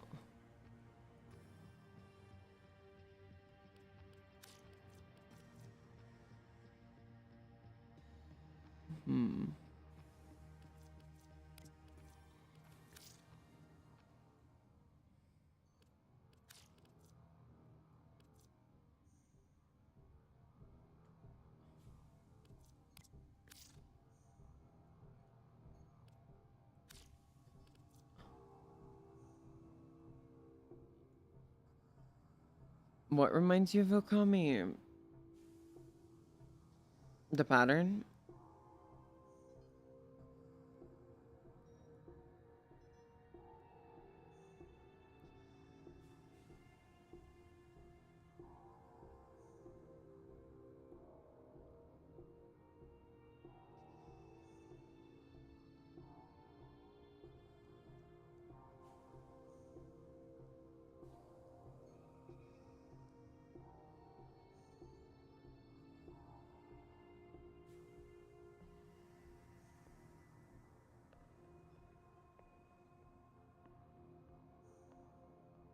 Wasn't that like on the...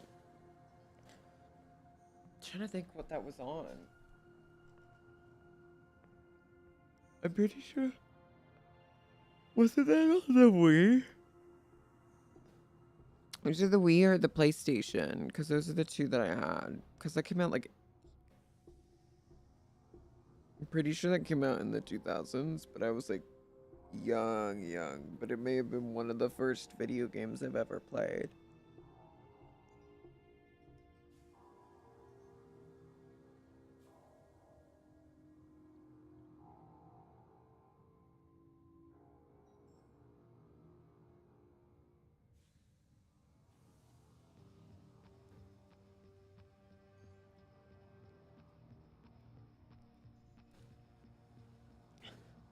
I have a feeling it was...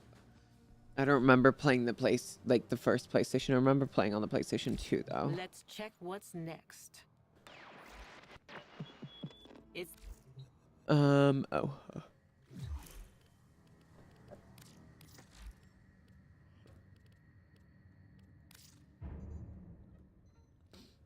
Pursue Umbra? Okay, let's pursue him.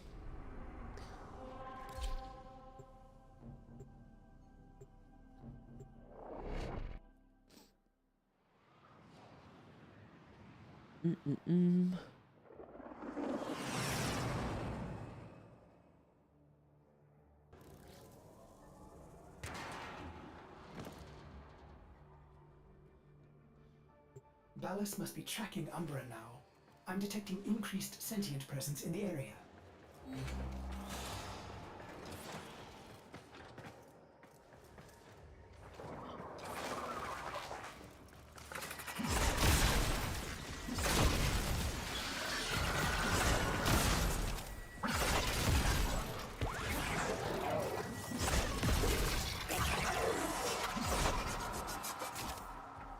Damn, he's murdering everything in his way.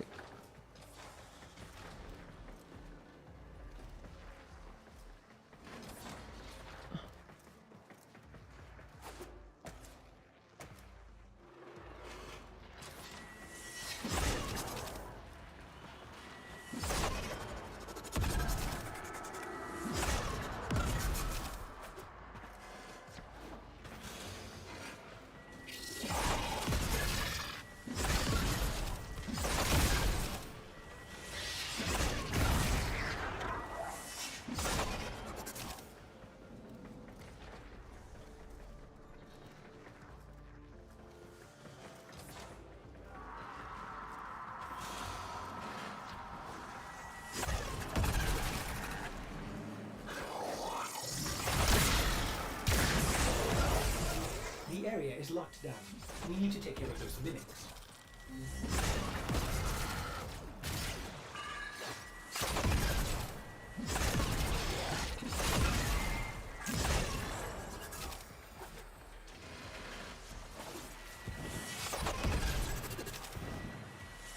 Keep searching. They are here somewhere.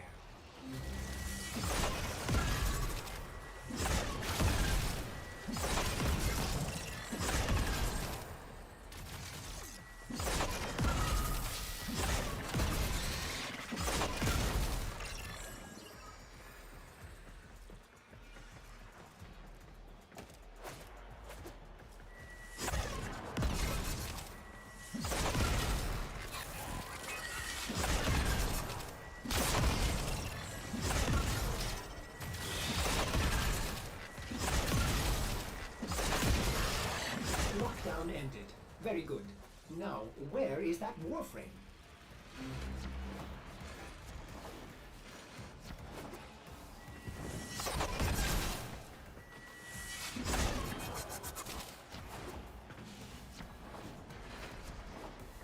There he is, operator. The Umbra.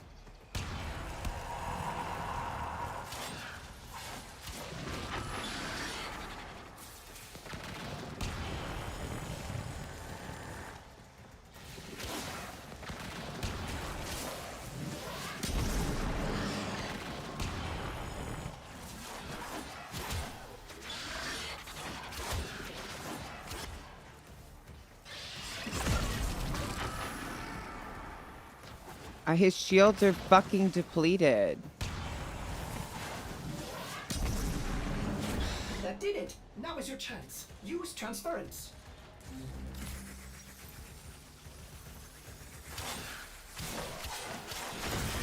His defenses are down. Quickly!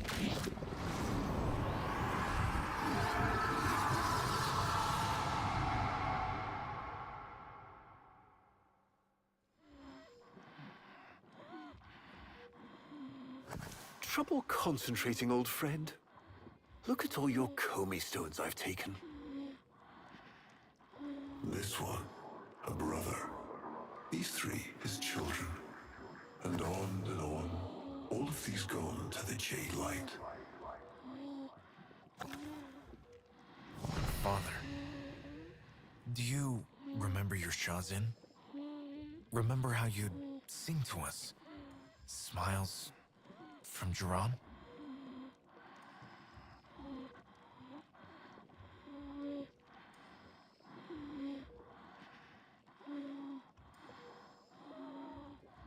A fine instrument.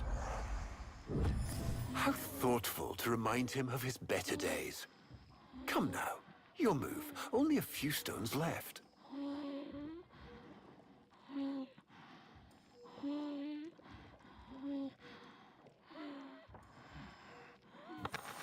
Isa, looks like your father still has his sharp wit. My father understands the game better than anyone. Yet you couldn't understand why I'd give my secrets to our enemy. How could I betray my own kind? But you have never had to sacrifice your love for faith. Imagine to live forever with only one memory.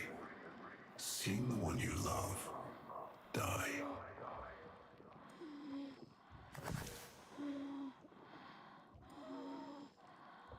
But you would have to imagine a lovingly cultured infestation swarms within your blood. Your transformation has begun, reshaping you into a sacred surrogate of the unholy Tenno. A warframe with but a single, burning memory. It is a miracle.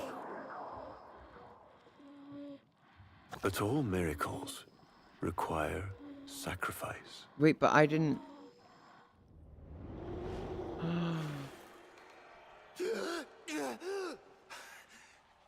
He's gonna kill him. Who's going to what? Ballas. He's going to kill his son, Isa. But are these memories, Operator? You cannot undo what has been done.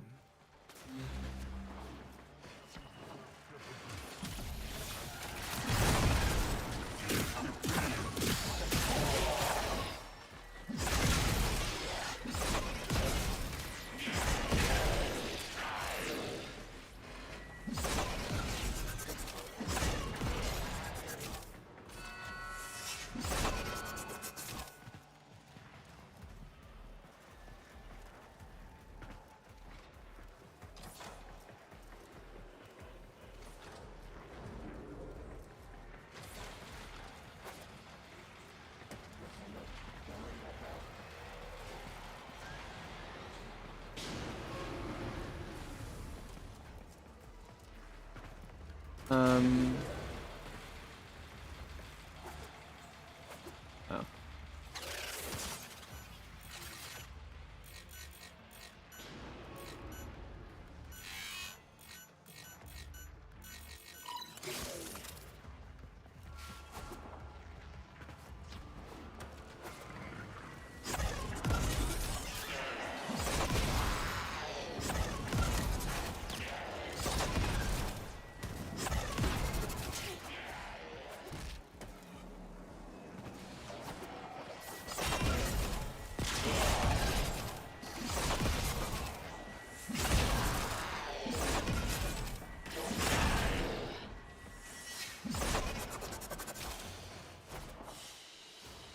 Hell yeah. Hell yeah. Hell yeah. Hell yeah. Why can't we sit like girl, please? His outfit ain't even that cute. His outfit ain't even that cute. I don't understand. His outfit ain't even.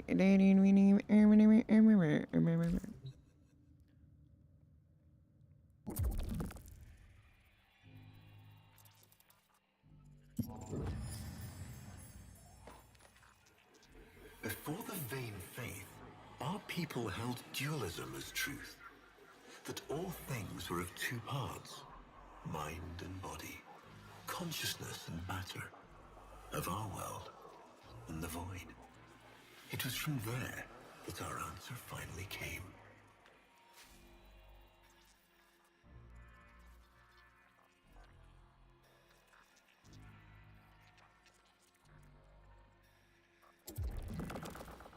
Distorted by vague horrors, we kept the Zariman survivors within a secret reservoir. They were the missing half. Transference linked. The warframe's the body, and they the mind. I give you now the coordinates and codes to this place. But do not underestimate these devils, Hunhow.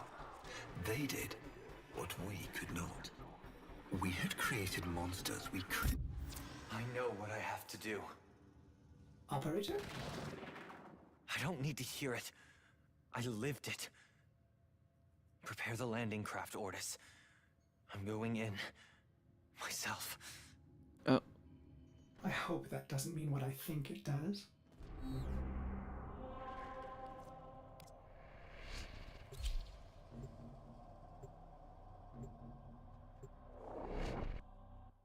He said, I'm getting out. I'm getting out. I'm getting out.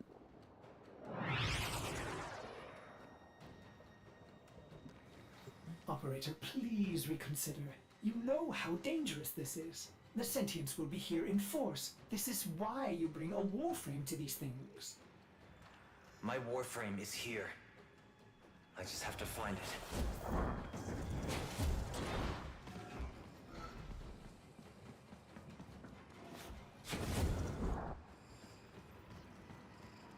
Operator, please be careful. He is not in control.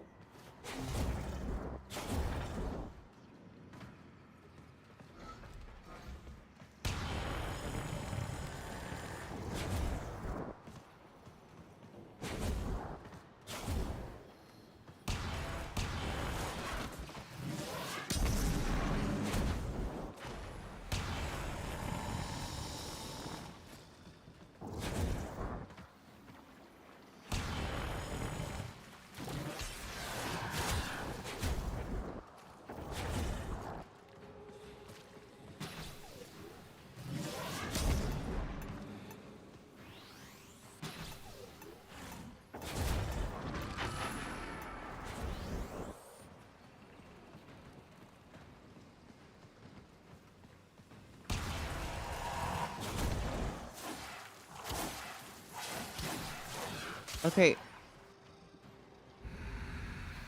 Like, this is literally unfair. Like, what am I supposed to do? I have no, like...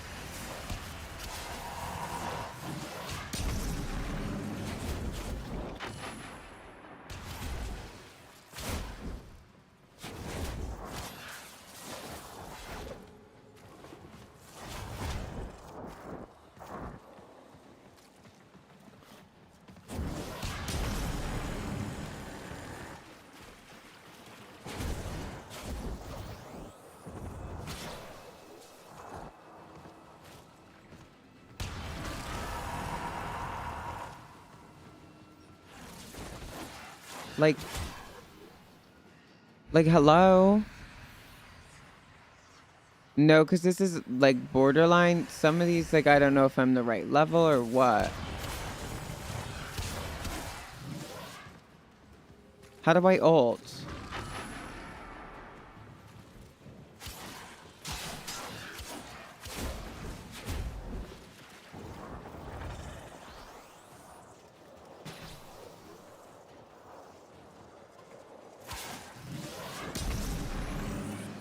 Okay, I didn't even mean to do that. So I can't even, like, this is stupid. I'm sorry. This doesn't make sense to me.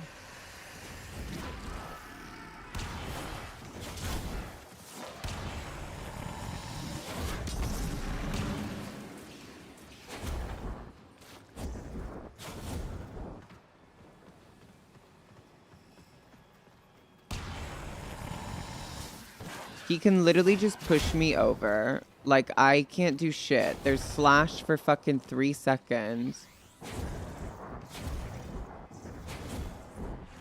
I run out of this. He can hit me.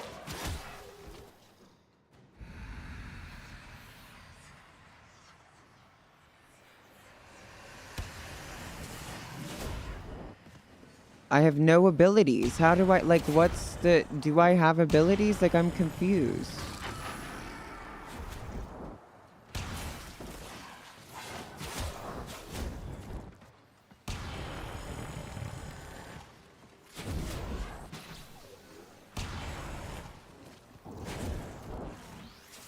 But, like, this is directly after getting an amp. Like, I didn't, you know what I mean? Like, this is part of the quest. This should be... Are we sure it should be, you know? This is, like, the second quest I get to properly use him. Why would you go without your warframe? Like, that's... I can't stun him, like...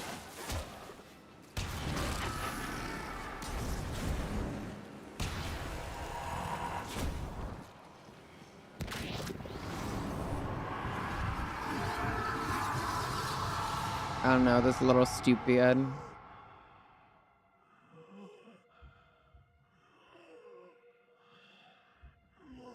You have relived this moment countless times, but our minds are linked now. We'll face this together.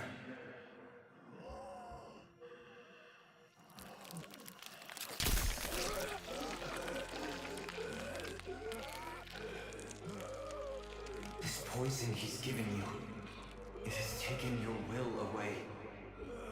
You are a victim as much as your son.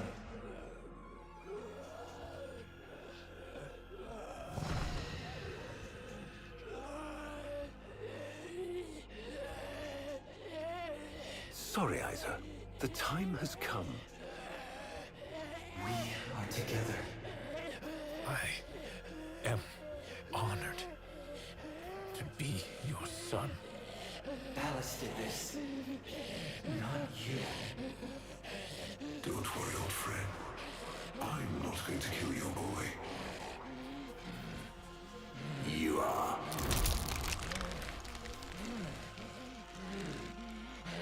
Father? Father!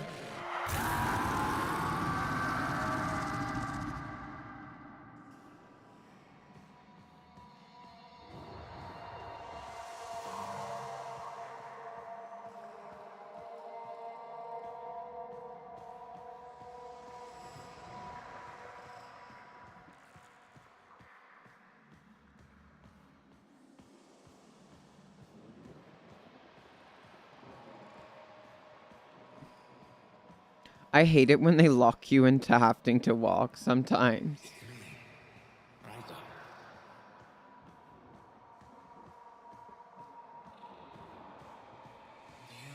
Remember your shotgun?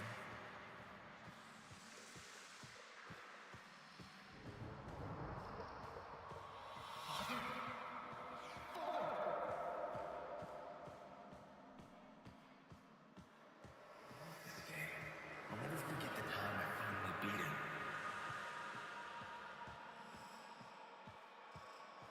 Father, you alright?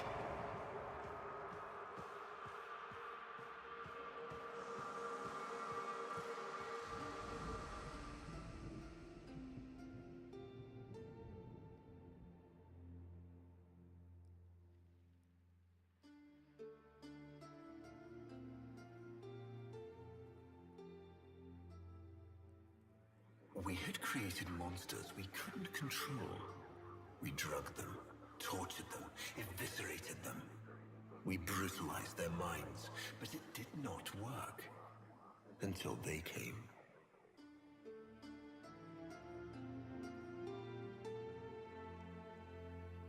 And it was not their force of will, not their void devilry, not their alien darkness. It was something else. It was that somehow, from within the derelict horror, they had learned a way to see inside an ugly, broken thing and take away its pain.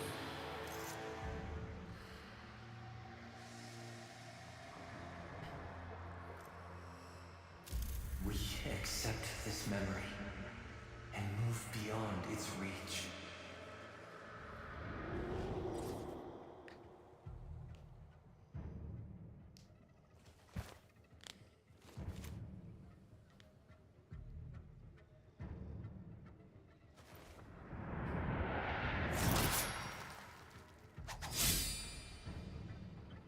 Cunt. How can you not say cunt? Ooh, I like him. Operator, you did it! Your transference signal is clean, synchronized with that warframe. Mark a path to extraction. We've got one last mission before this is done. So the warframes are Marking, people. I'm detecting a mass of sentient forces converging on your location. Quickly, you may be able to escape. No. Let them come.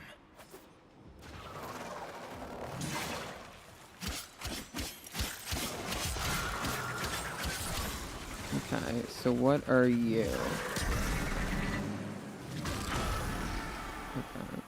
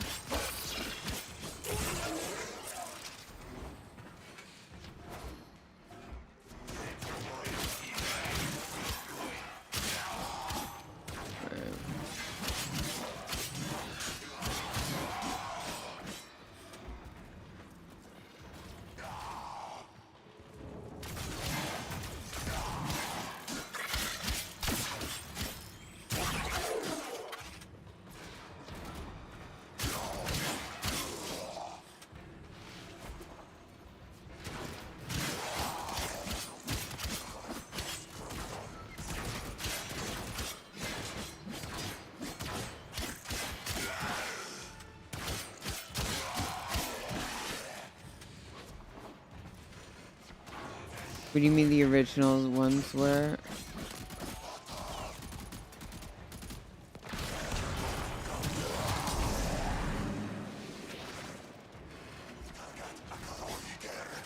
Wait, what?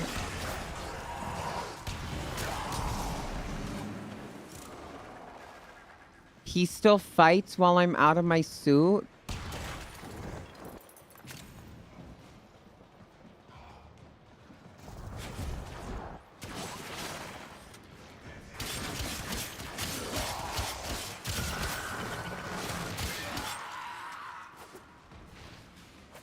The original warframes were pilot copies of them.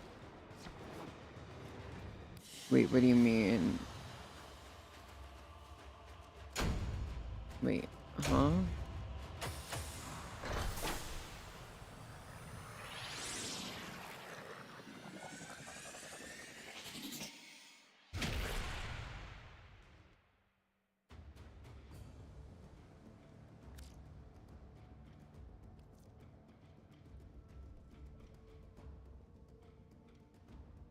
Yeah, okay, but who were the original warframes? So what's the difference between my warframes Operator, we now have and no idea what Ballas is capable of. Please, reconsider this. Why would you risk it? Ordis, I'd like to hear her.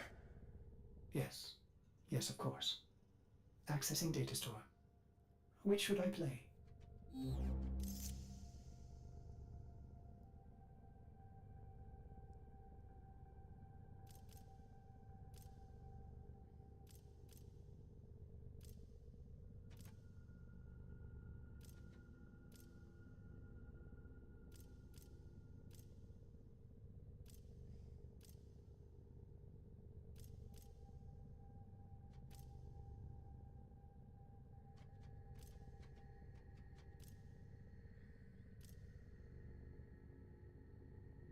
Oh.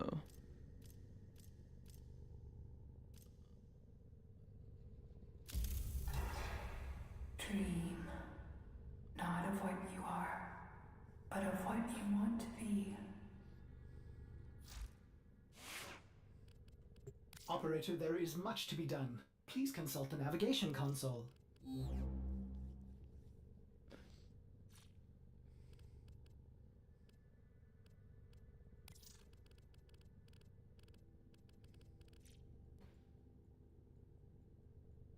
Do you have any skins? Oh, you do.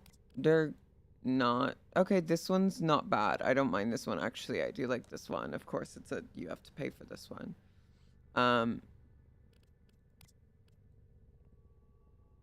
Don't care for it. Oh, this one's kind of cool. This one's coolish. Oh, I like this one.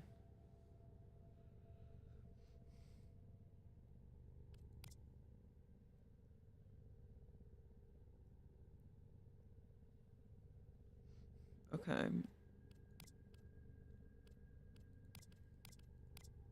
Oh, there's a lot more. Damn. Okay, let's put our color palette that I want.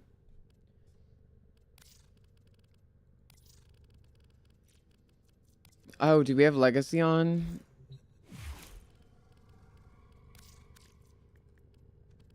Mm-hmm. We do. Let's take Legacy off. Appearance.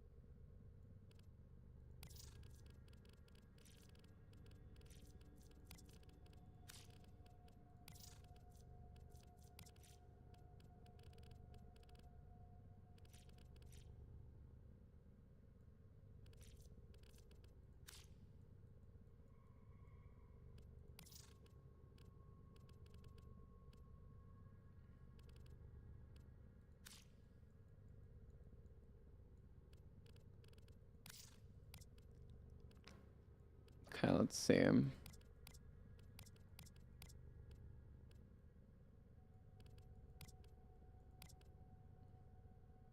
I like the skin. It looks less bulky. I like this one a lot, actually. This one, I don't really care for. Don't care for this one. Yeah, fully, don't really care for it. This one's kind of cool. Okay, I'll give them that. This one I don't really give a shit about. Yeah, I don't care for it. This one's pretty cool. I like the body of this one. I feel like I like the body of this one, and then the helmet. I do like this one. Ooh, this one's kind of cool. I like the body of this one too. But I prefer the helmet of this one. Ah, I like the helmet of this one. The body of this one, and I also like the body of this one. Those two would kind of go well together, that helmet and that body. This one's alright. This one's actually pretty cool. And I also do like this one. I like this one, this one, this one, all paid, so 15, and then this one's not paid.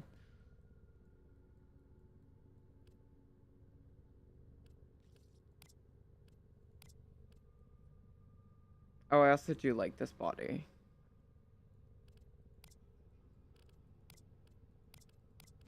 Love how I like all the paid ones.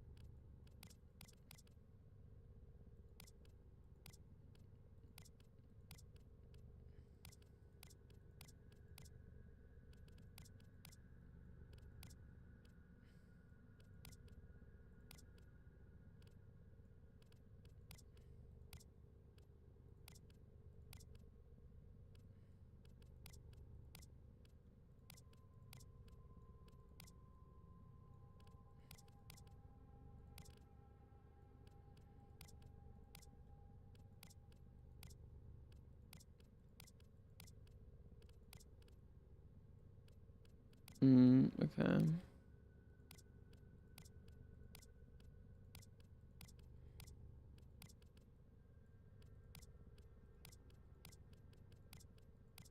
I don't like any of the animations on him other than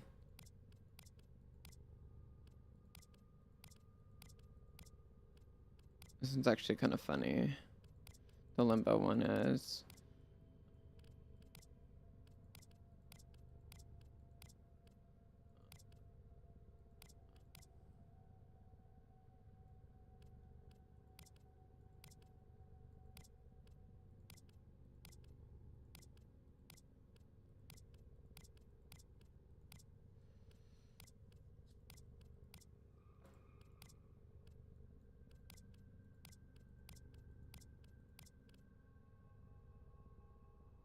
Hmm.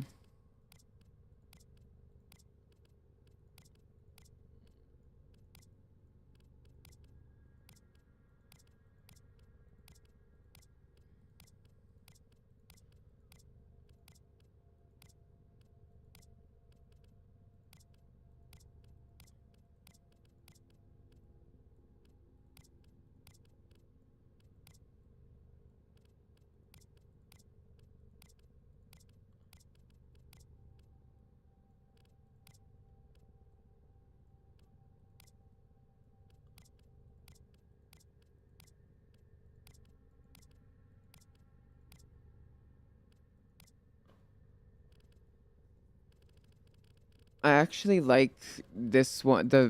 Is it the Ash Noble? Ash Noble I kind of like it's a little it's kind of funny. But okay, so for now we'll go with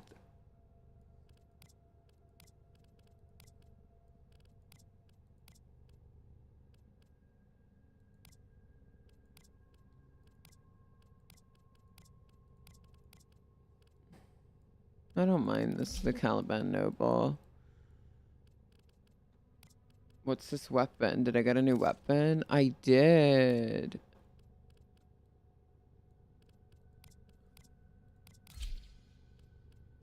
Appearance.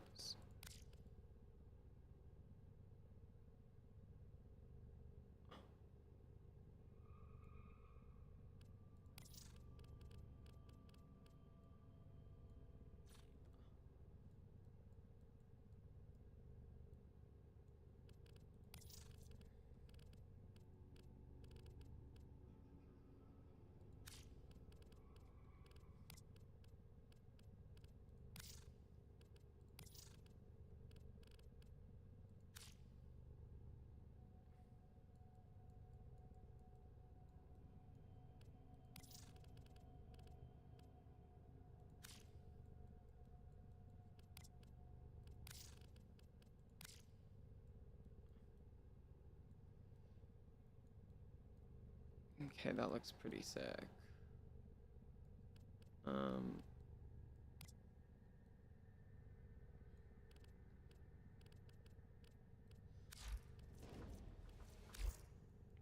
Yeah, it looks cool.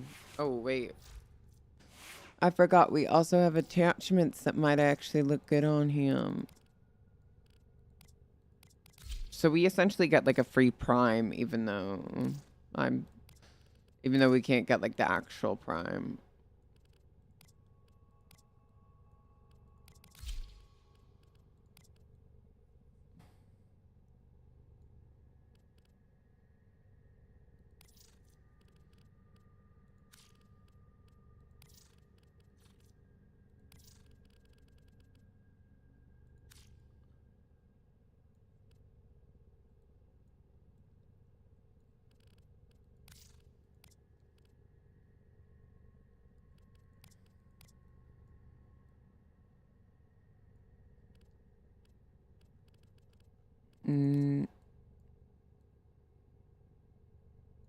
Okay, I am really starting to like this though. Like, I'm not gonna lie. Oh, this would look good on here. No, actually I lied. It doesn't. It kind of just like, it doesn't really go on him.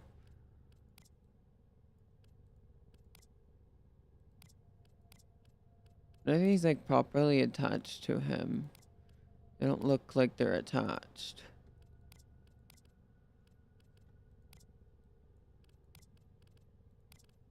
I don't like the way any of these sit on him.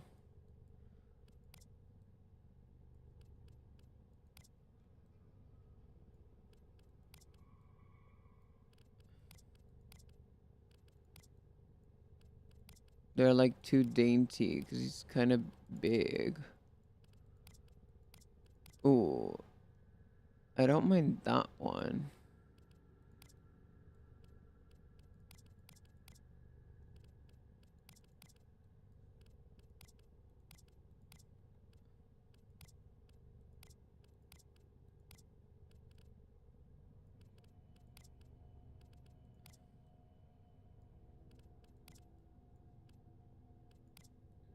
This one is the only one that kind of like fits in the way that it should.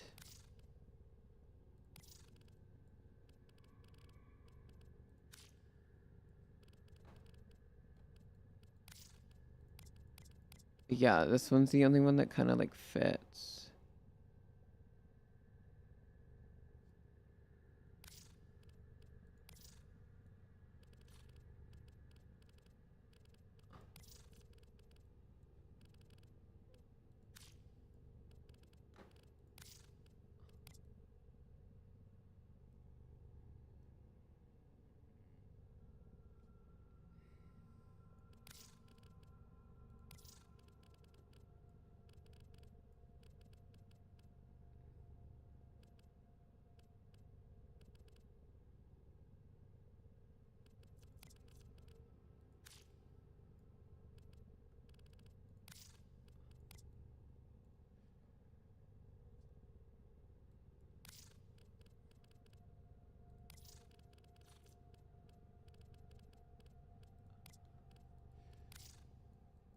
Do any of these look good on him?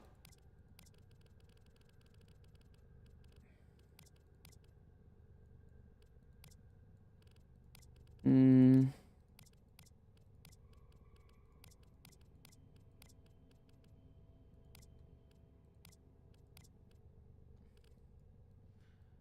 Oh, this I feel would actually look pretty fucking sick. With like...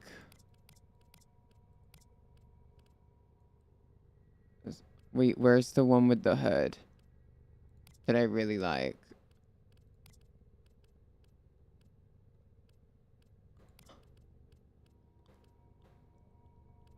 Where's the hood one? I feel like this is the hood one could finally fit him. Fit like one of the ones that I like.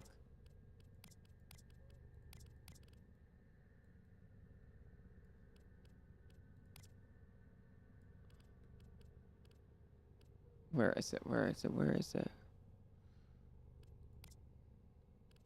Oh, this one's pretty.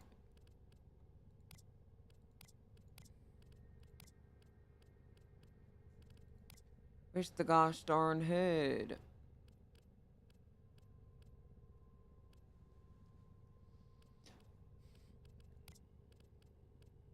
It's one of these I know it. Where the hell is it? I must have missed it somewhere.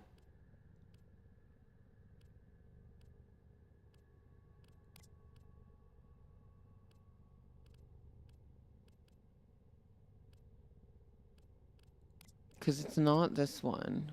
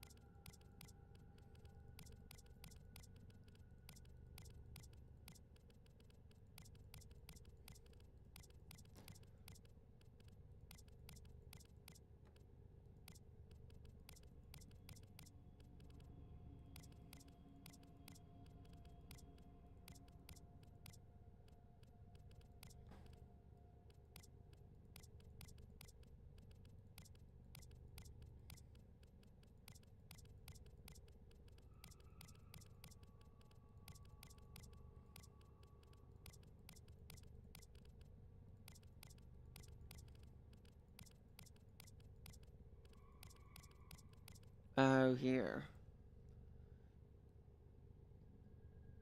Never mind, it doesn't look that good, actually. Well, it's alright. None of the attachments look like they, like, fit him, though. I feel like with the skin, I'm noticing. So, I don't enjoy that. Umbra. Oh, the skin's kind of cute there. But we're gonna keep it. But I really do like this skin. I also very much... Yeah, I like the body on this one.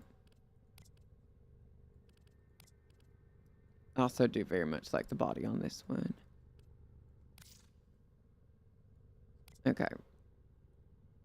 He actually looks kind of fucking sick.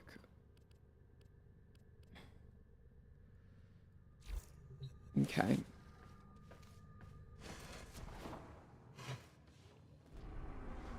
Return to Earth? For what? And for what?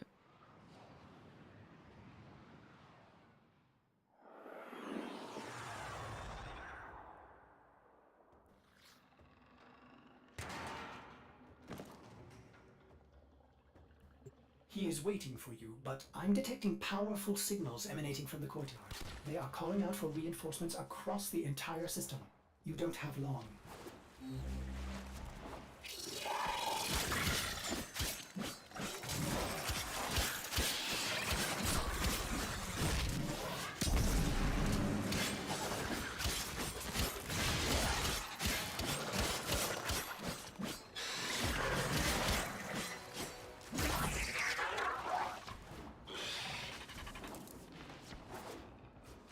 I should have upgraded him a little before I continued.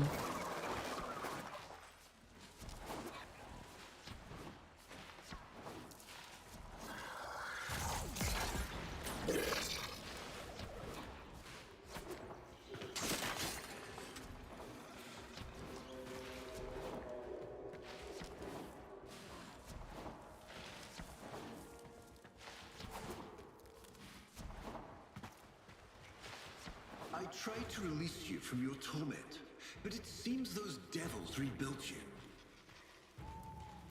What have you done with her? Valis, where is the Lotus? Has the wolf become a dog? Is this Umbra or some Tenno? Both. Then both will burn.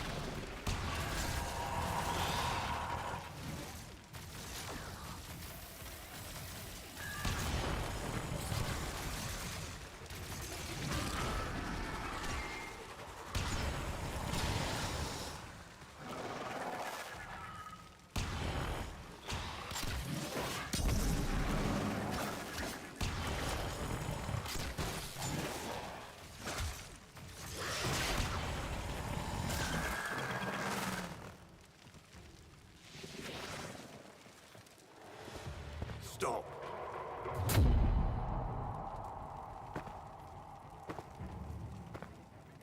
You think you can defy me? Not even your Tenno Devil can...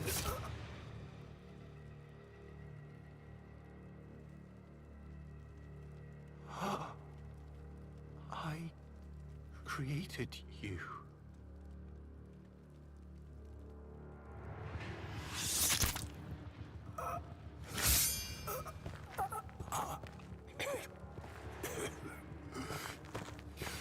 Hey, you up?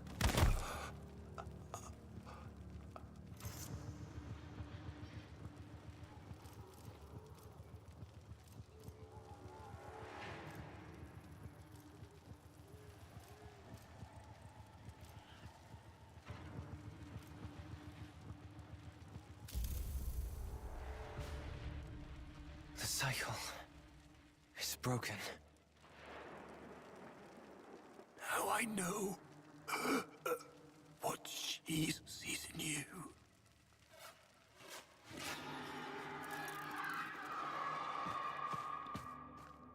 Where is she? Where is the Lotus?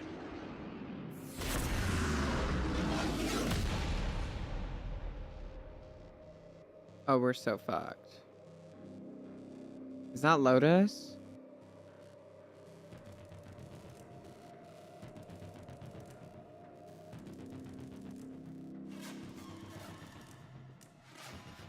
I am here, Tenno. What? What have they done to you? Nothing. This is what I am.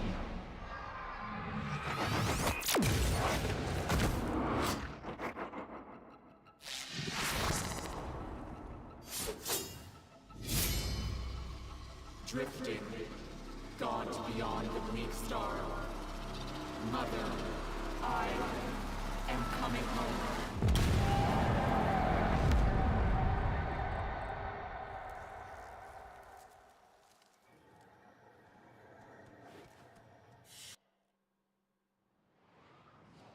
What? Hello?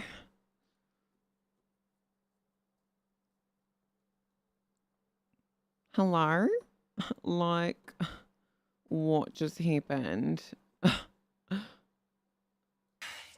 don't know. But I'm going to find out. Conclusion, baby, the conclusion. Oh. Hell yeah. What?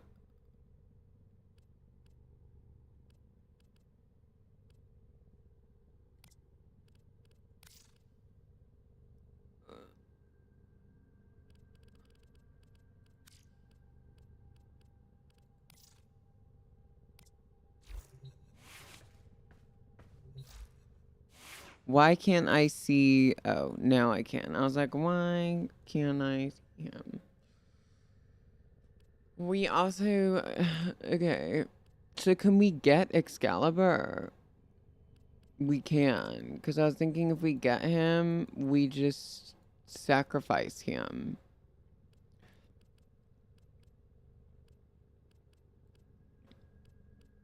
Because I want to sacrifice all these bitches. So I have access to all their powers. So far, we've got Nisha and we've got Limbo. We don't got Meg, but I might sacrifice her. But I also do want, like, one of everyone. But there is a Meg Prime. Okay. We are going to give him... Everything in orders, operator? Is that a pun? I will attempt to bypass I this. don't like that we can't upgrade his weapons, but I guess he kind of lore-wise upgraded them for us. But I don't give a fuck.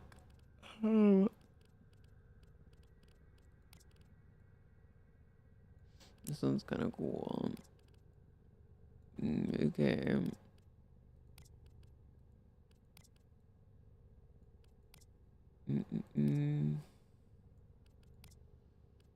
Ooh, Orthos is pretty.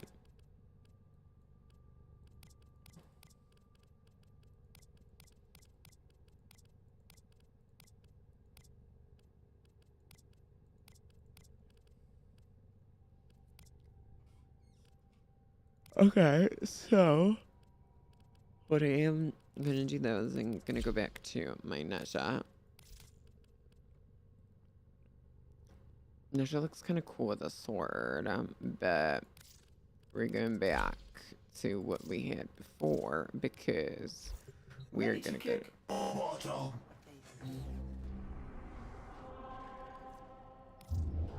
What is this? Oh shit. Okay, so these are like major quests, I think. So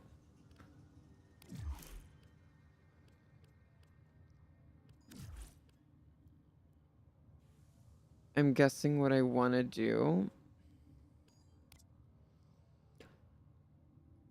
Borrow Katir. Who's Borrow Katir?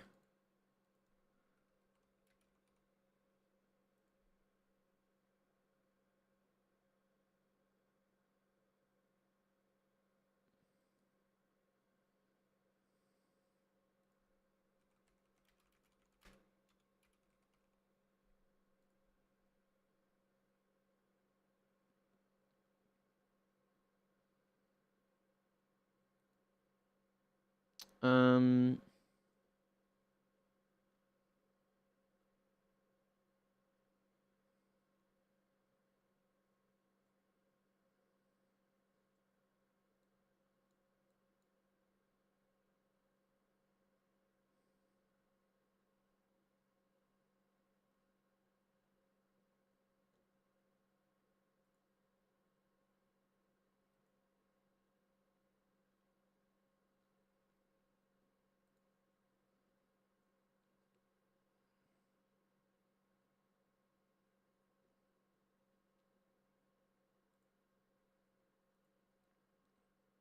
mm,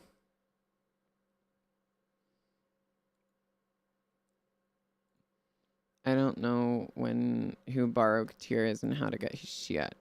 So we can't do that one. Purchase, okay. Second dream quest, talk to the Cephalon Suda in any relay.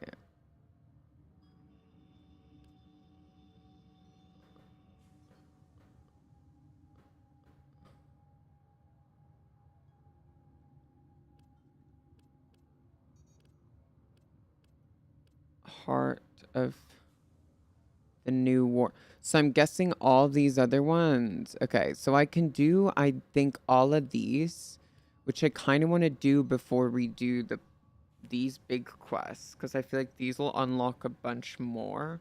Because we'll have Prelude to War, and then I feel like the New War is going to be one of these, right? Which then means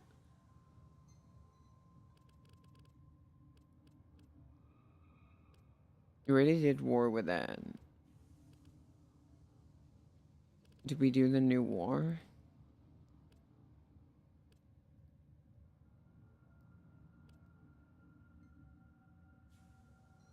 No.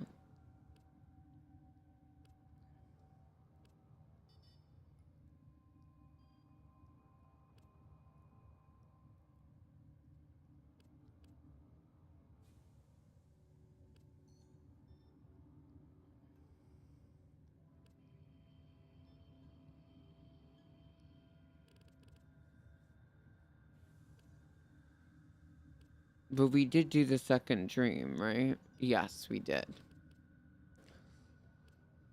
So I actually do want to then go around and finish these. So I think maybe we do Harvest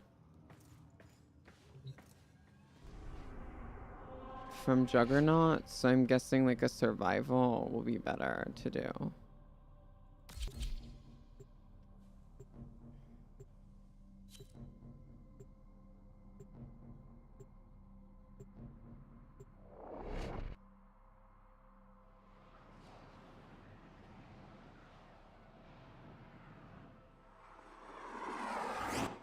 Distract the infested while a local operative hunts for supplies.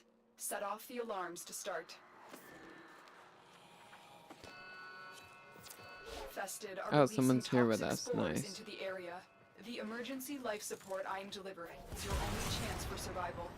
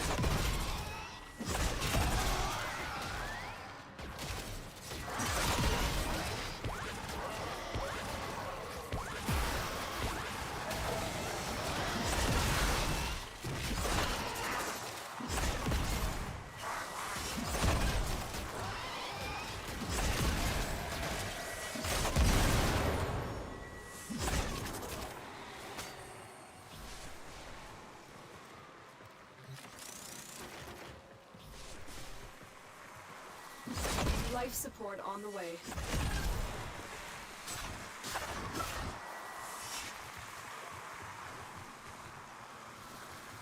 Oh, is he on our side?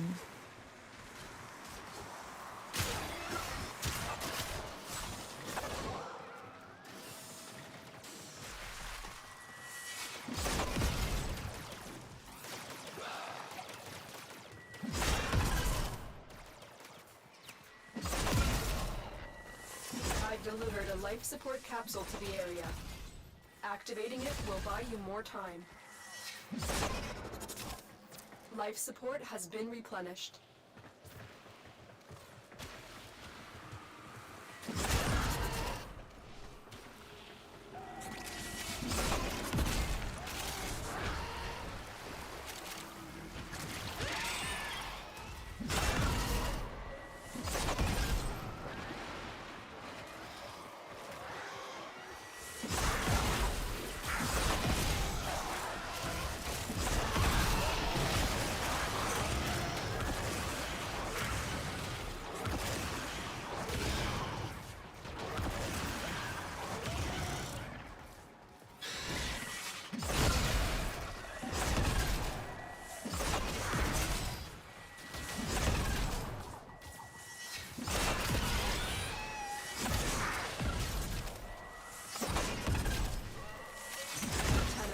Prepare for life support.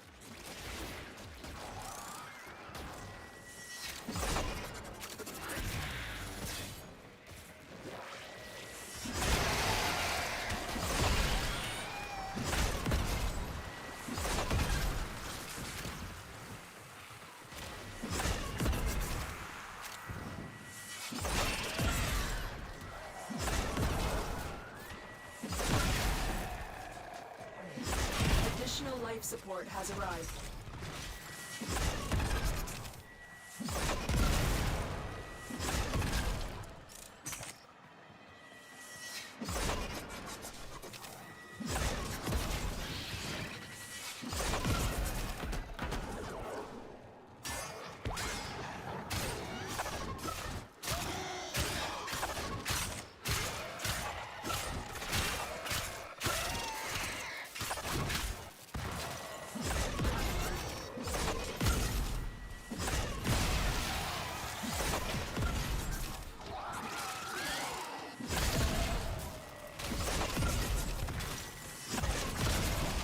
Life support activated.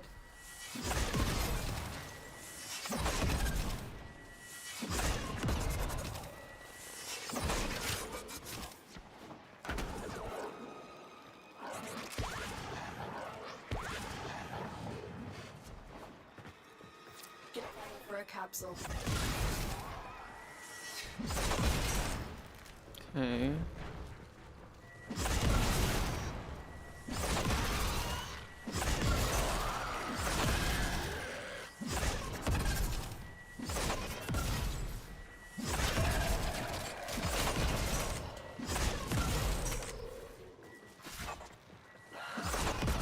How do I get to them?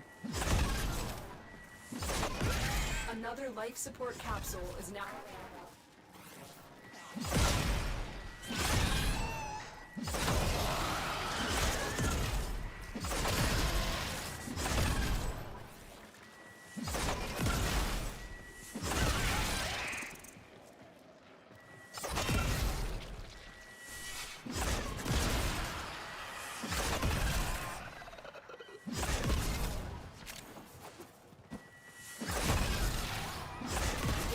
Off to a successful start.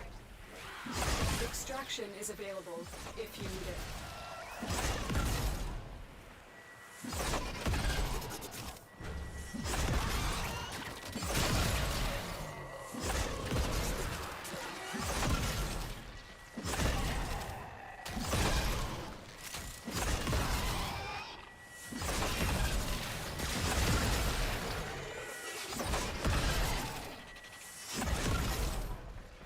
Life support incoming.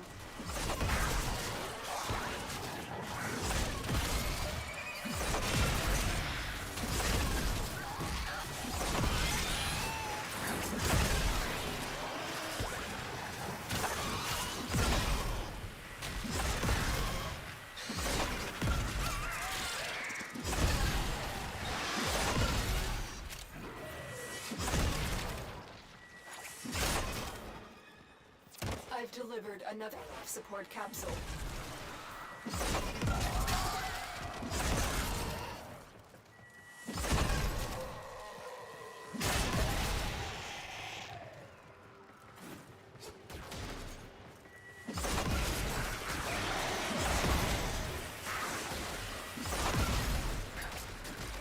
Hey, Memories.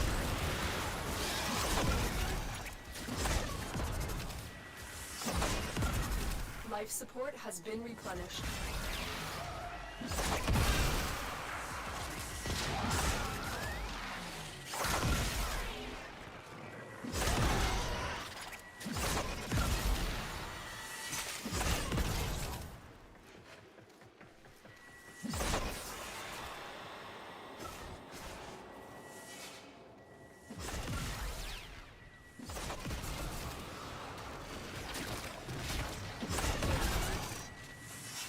Get ready for a capsule. It's going all right. I'm having fun. We're just getting this shit done. Getting some grandy stuff done. You missed a funny girl. Message me. What's going on?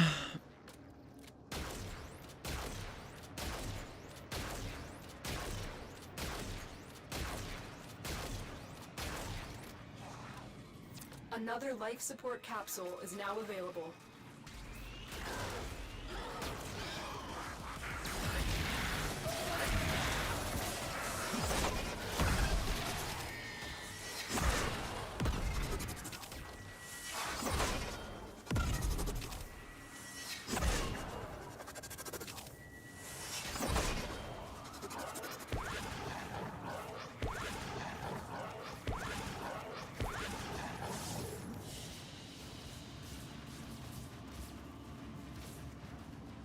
Checks.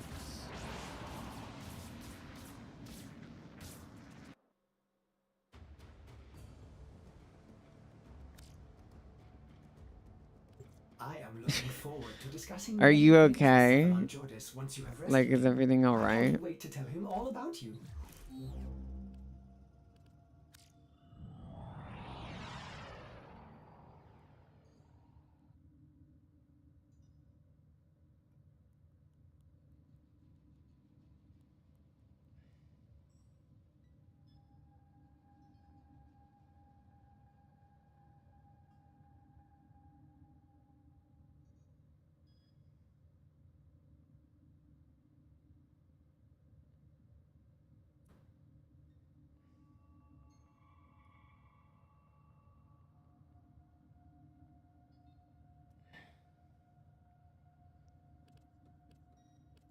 Do you need me to hop off stream?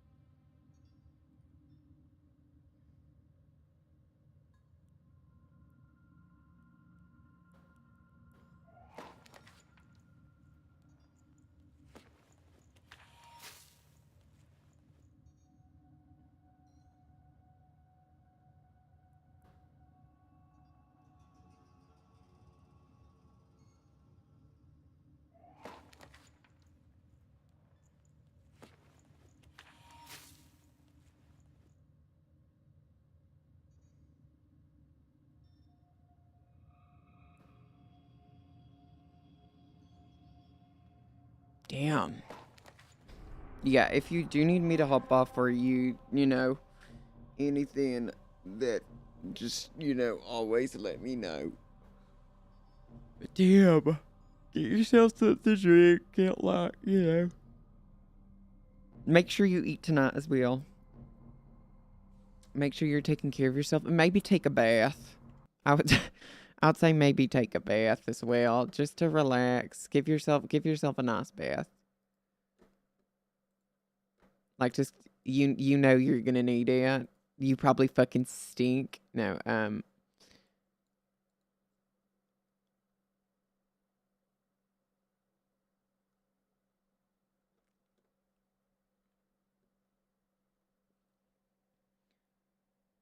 but I would say get a bath, clean up, chill, call your boyfriend, take care of yourself. Eat something good as well. Eat something that you're craving. If you are craving anything. And if not, I can or cook something.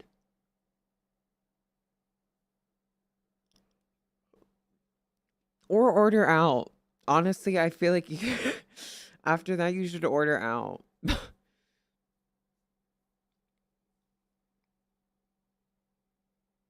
And maybe just chill with your mom and dad if that helps. Like I don't know if that's gonna help, but like I feel like maybe just chill with your mom and dad.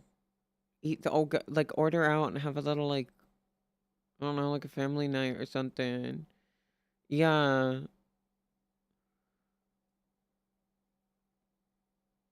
Order out and watch a show. Like yeah, get a bath, order like I honestly would say just order out and then get like DoorDash and I don't know. Sit and chill with your parents if you want to. I know if you don't, that's completely valid. But I feel like, y'all need to unwind after they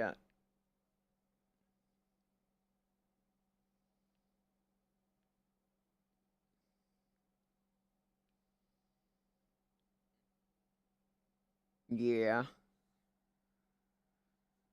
Which is valid. But definitely eat. And maybe watch a show. And if you do want to watch a movie or an episode or something later, let me know. But also don't fully fuck up your sleep schedule. It's I guess you wouldn't be fucking it up, but it would be a little early. But trying, yeah. Just fucking get a bath. That is the one thing I will say. Get a bath. That's something I know you're gonna enjoy and you're gonna have. I don't know why I'm talking with this accent, but it's working. I'm being southern and supportive. The two S's. Um, just get a bath. You're gonna drive to Brad's in the morning. Yeah, I feel like that's a good idea. So I think maybe like if you have the energy, watch something like an episode of something with your parents or something. If not, then again, make sure you eat and get a fucking bath. Get a bath before you go to bed. You know you're not gonna necessarily regret it, but like when you are in that bath, that shit's gonna be, you're gonna be happy you got a nice fucking bath. Get some bath salts. Yeah, bath salts and stuff.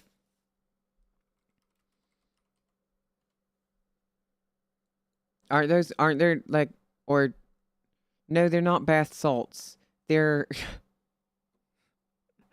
what do they call it? No, they like salt or like those the powder, not powder, but you can put like bubble bath, but then there's also like the salt that you put in the bath. Isn't that but like I don't mean bath salts in this. Don't do drugs.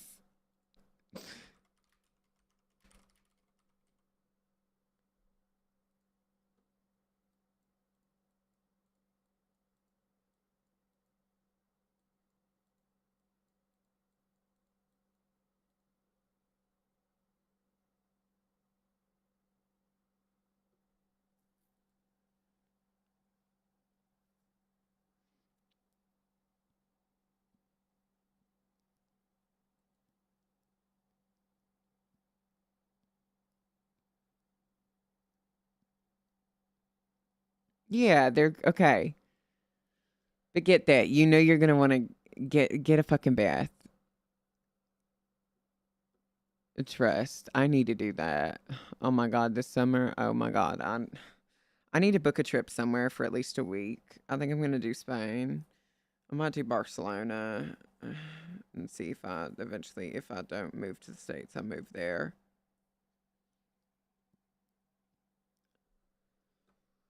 Because I want to go to a hotel and I just want to chill. Like, I want, I literally want to go on vacation alone. Like, this sounds really bad. Like, I still talk and hang out with my friends, but like, I've enjoyed my alone time. Like, during like really, like, New Year's was fun for myself. Like, my birthday was an enjoyable experience for myself. Christmas, like, it was stuff to reflect back on. And I like really, really, really enjoy spending time with myself because I've never had like the chance to. And honestly, it's the nicest. Oh, it's so fun. Oh, it's so great.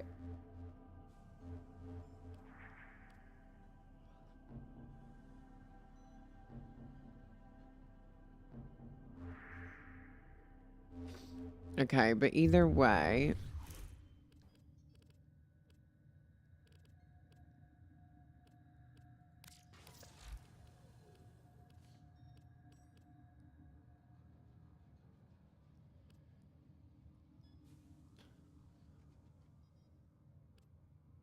okay, so I need to talk to a bunch of these people.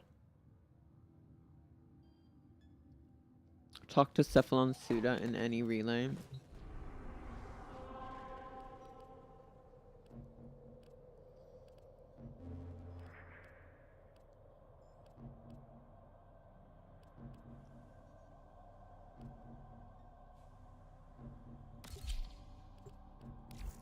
I do low-key need to do these. Plus, we've got the one there. Nothing there. We still haven't, okay, yeah, because we have a Saturn. It's Pluto. We need to finish. We need to do Eris as well. We've done a lot. We just have to do this side. Sedna, we do need to get a lot of this done.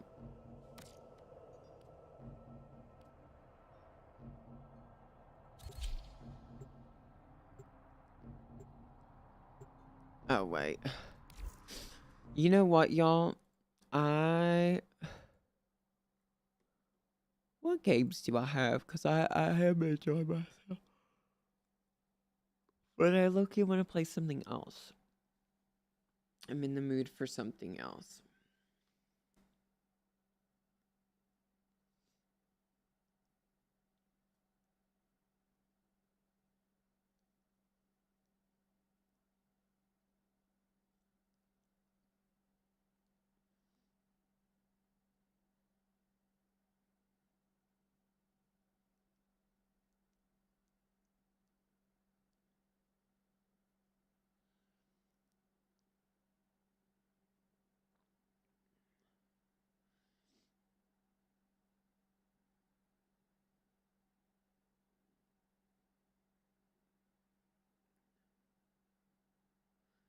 Or should we do like a just chatting segment? Or wait, because I'm gonna have food and then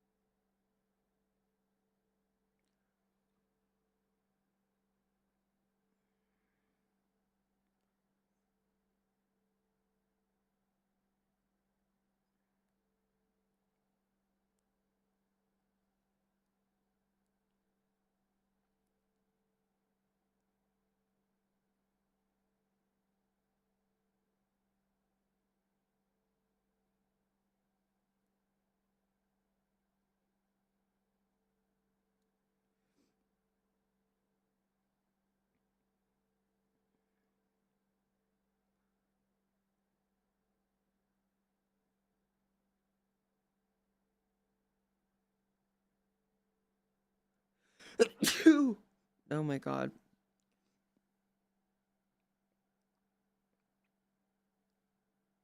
Um,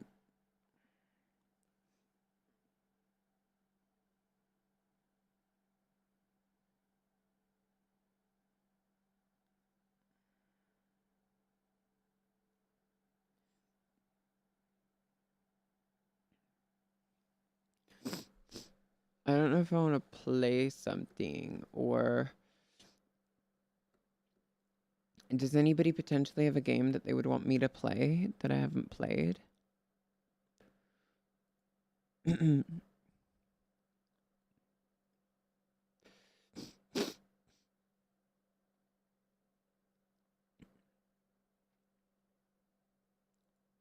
I do need to download.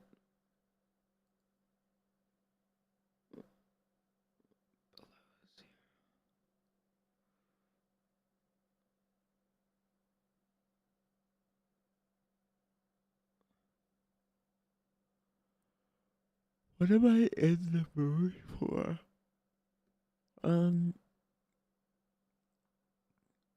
I don't know what I want to play.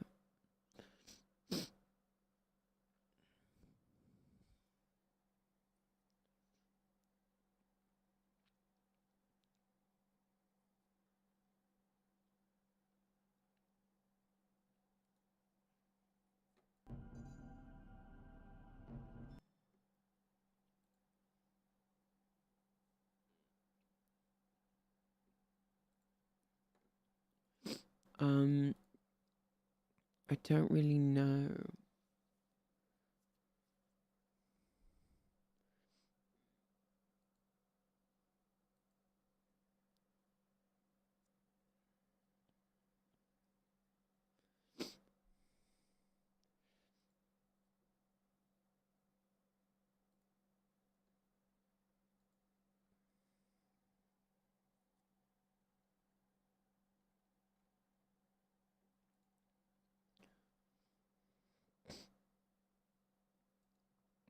Um,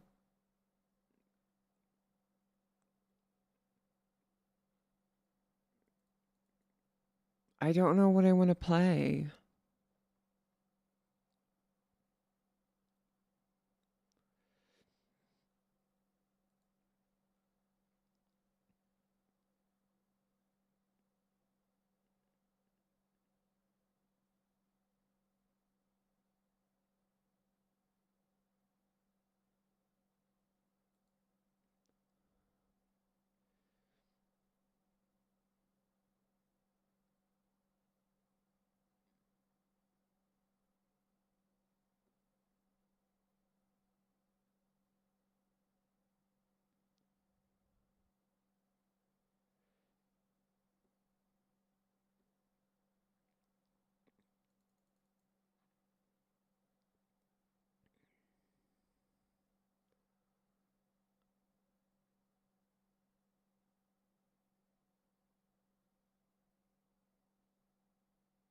Um,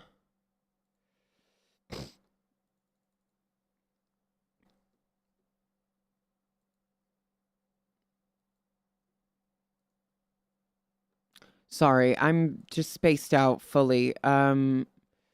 I don't know if I should end, or like, I low key want to play something, but I don't know what I want to play. Like, I don't really know. Should we see if there's any new games? Let me check Epic Games and see if there's any like new games. I am also getting food because I forgot to eat dinner, and I need to do a grocery run tomorrow morning. So,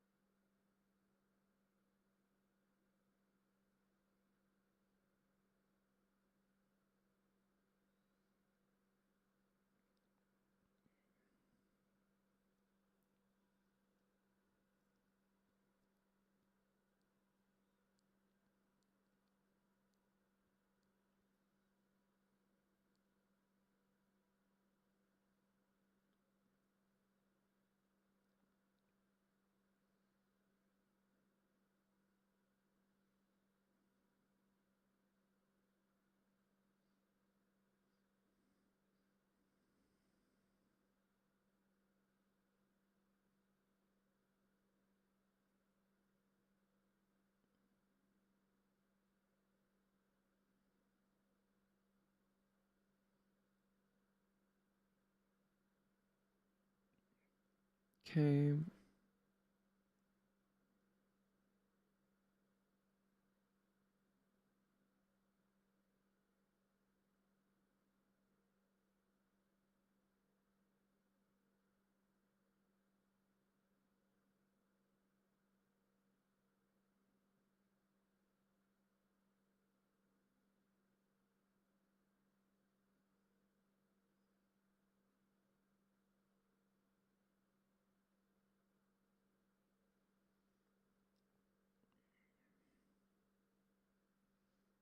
Okay.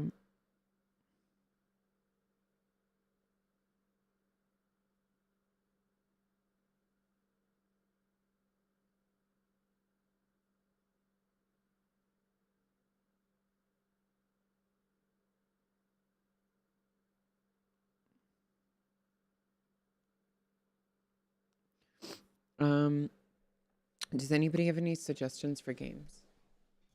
Sorry, I don't know if I asked that already. If I did, that's all right. And probably just have lurkers or something.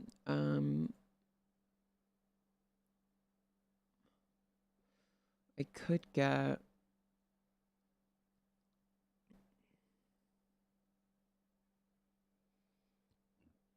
Oh.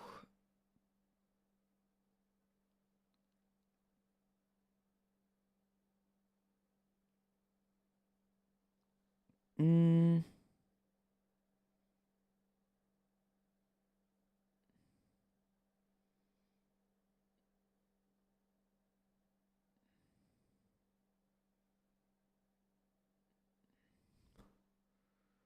Okay.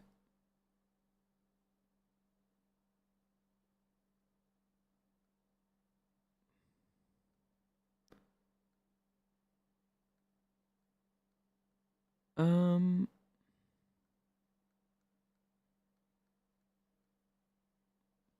You know what I kind of low key feel like playing?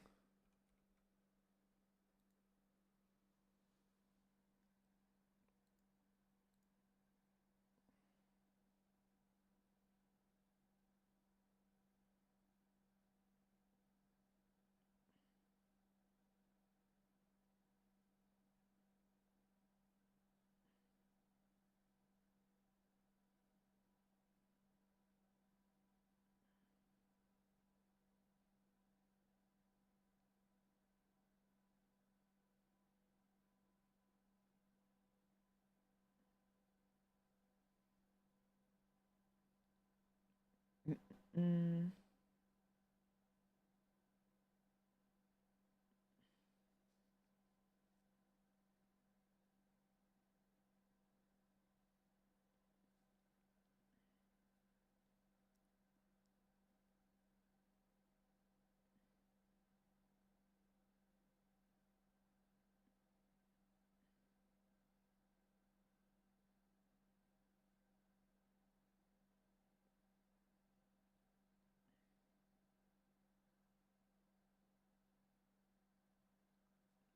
Okay. Mm.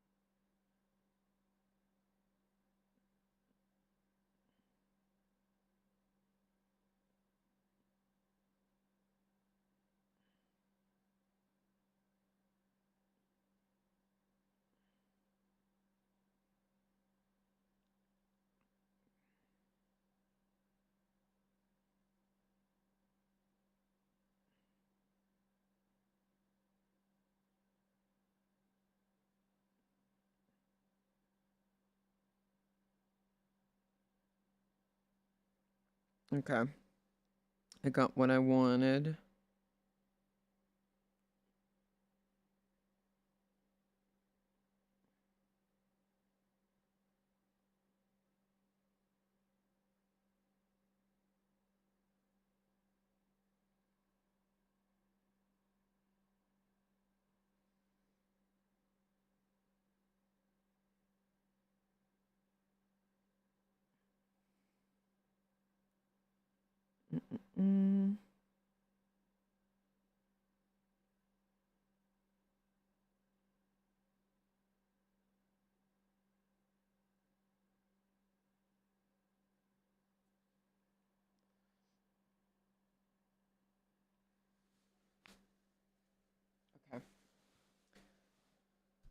I'm gonna play COD.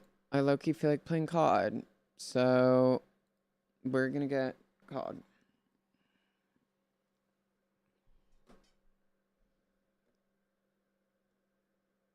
Or should we play X Defiant? We could play X Defiant. Let's play X Defiant. We're gonna play X Defiant.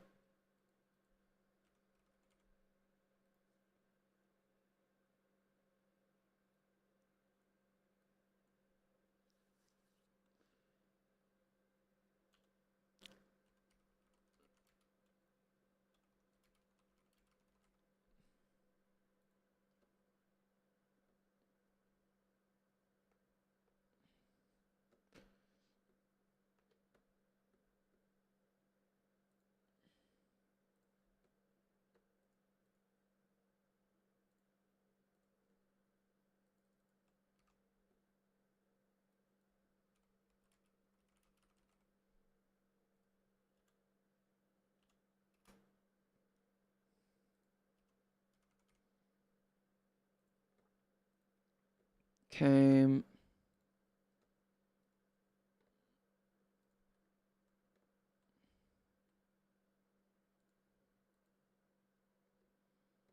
Okay, let's do this.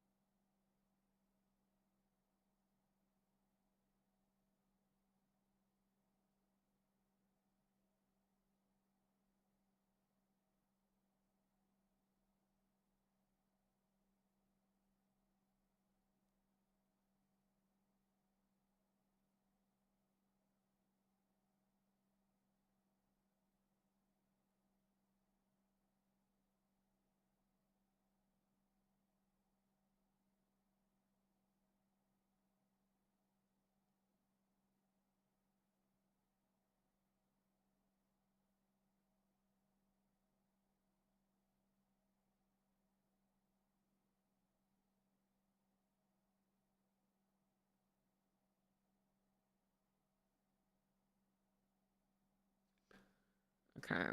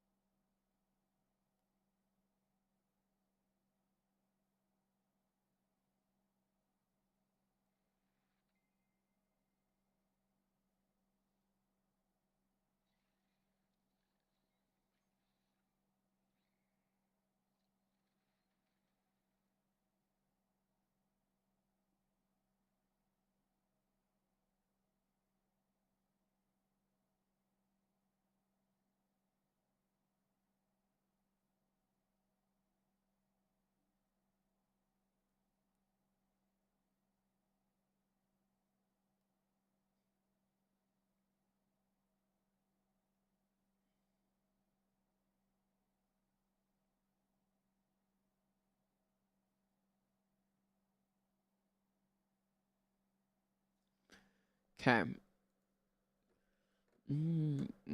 Okay, give me a second because I'm gonna down the graphics because I think that's what was fucking with this game the last time.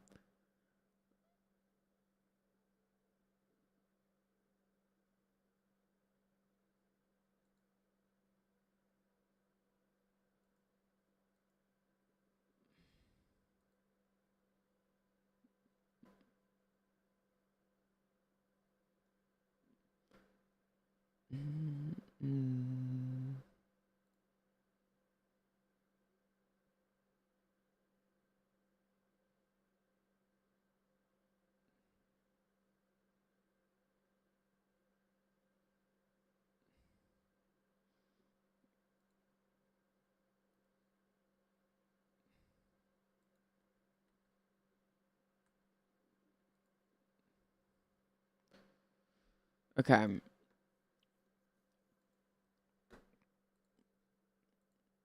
Great.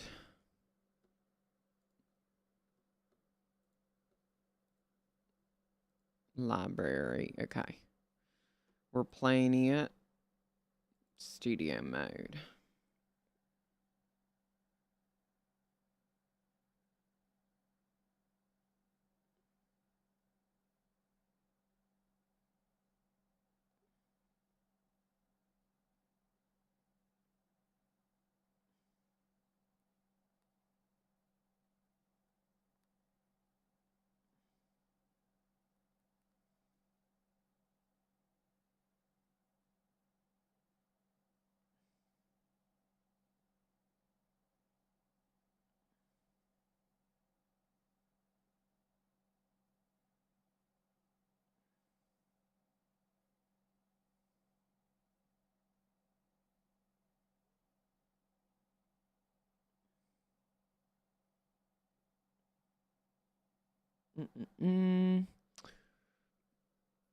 Okay, let's see if it's random. And then we do this.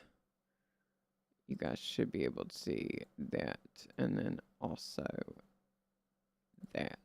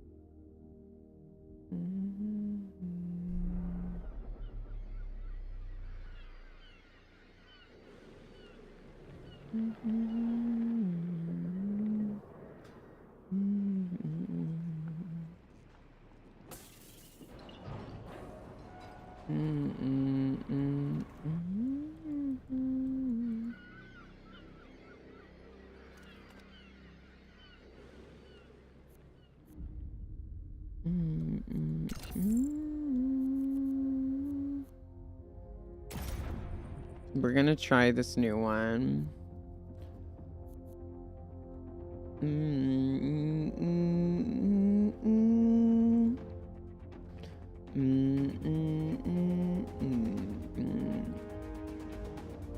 Escort. Worry about pushing the package, not what's inside. That's above your pay grade.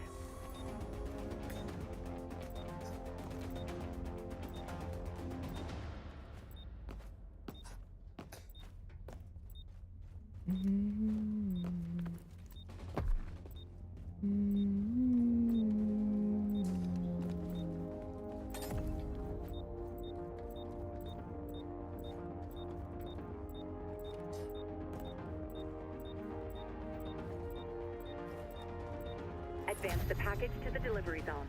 Expect heavy hostile resistance.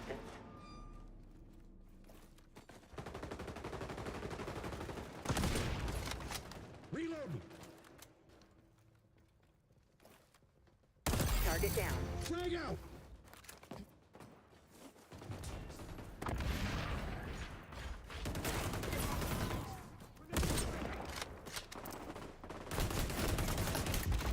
Where?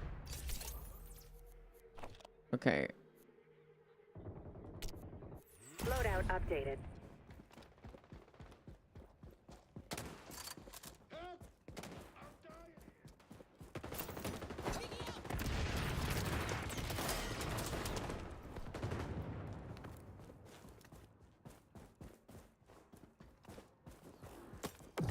Package in retreat.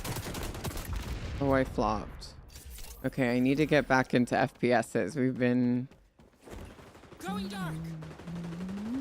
Revealing enemies.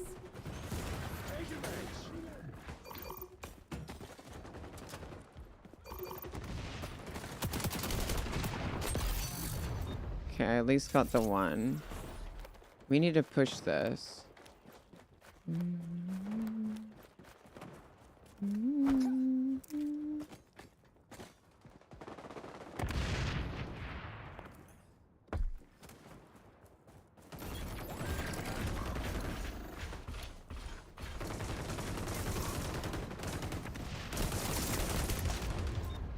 That was a pretty good wall too, because I would have had to like run into somebody. Okay. Oh.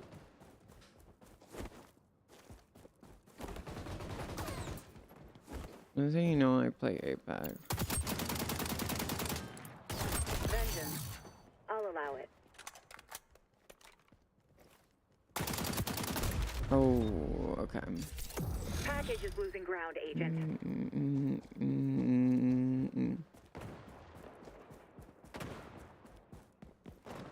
Escort the package.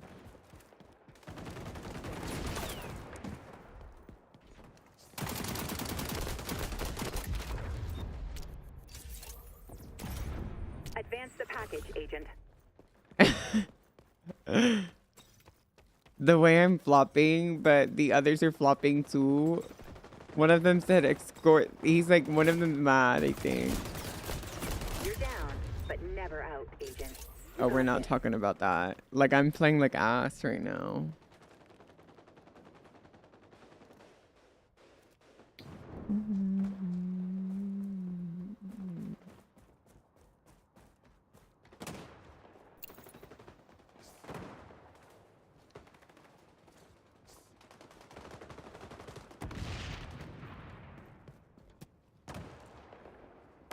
Package in retreat.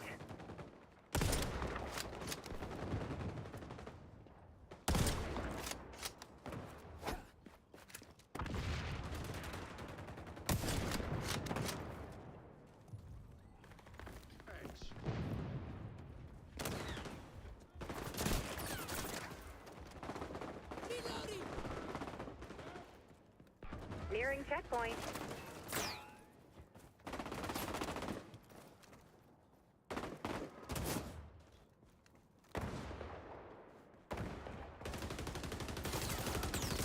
Enemy neutralized. Weapon procured.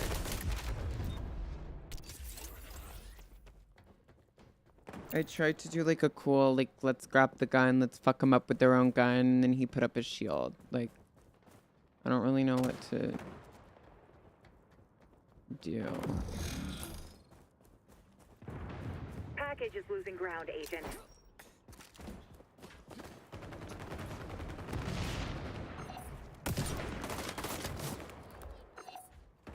Revealing enemies. End of round imminent, Agent. Loadout updated. Oh my god. No, because I'm ready to get yelled at. I'm ready for someone to yell at me. Because we need to get on the fucking point. What are they doing?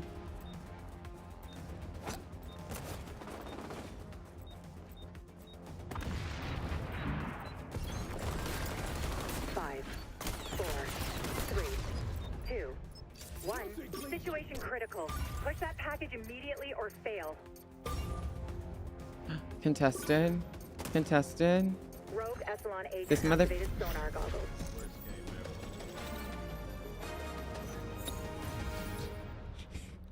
He said we're. You're on defense. Stop the package. Let's get it.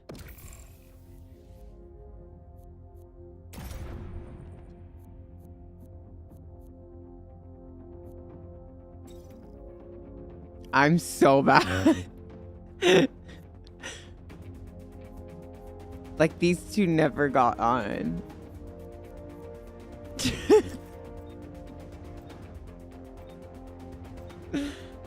Am I embarrassed? A little bit, yeah.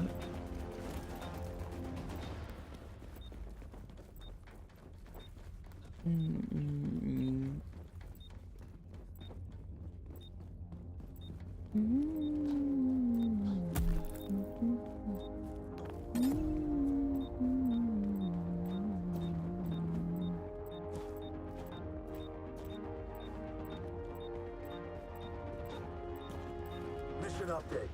Hostiles must pass our progress point to win. Don't let that happen.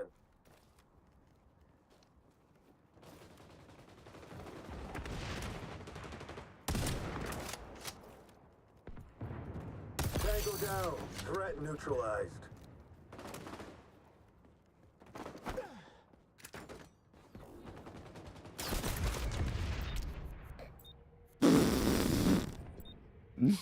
Y'all, I don't think it's an FPS day for me today at all. Yeah, because this is the worst game ever. I feel bad for this dude. Baby, I just got off after playing Warframe. You think my aim's gonna be good?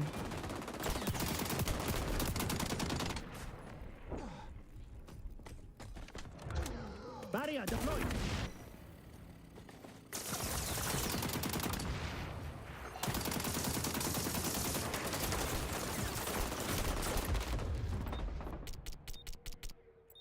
Okay, I don't like the AK anymore, I don't think. Or maybe it's the like, I don't know. I'm just not fucking with the... I'm not... Like, COD is harder than this. And I am struggling with this right now, which is... Phantoms don't get thrust. Package inbound to checkpoint. Intercept.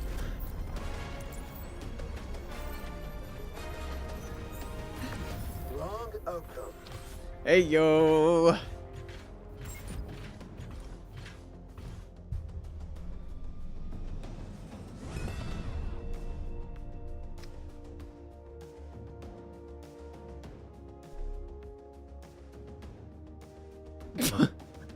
Team Best showed up, ran around is crazy.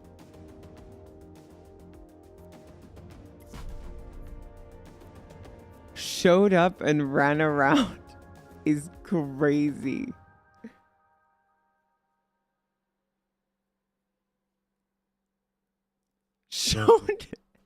Showed up and ran around is crazy.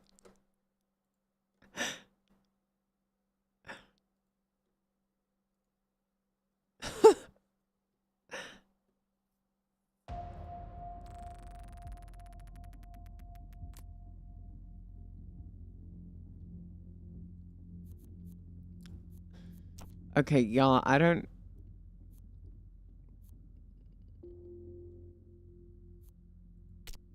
Y'all, we did so good.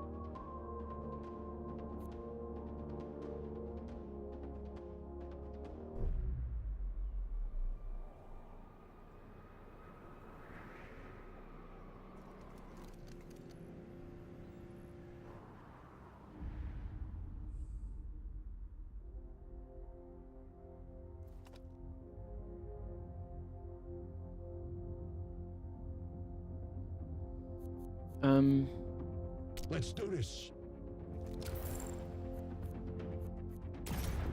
Okay, we're gonna try this. Occupy.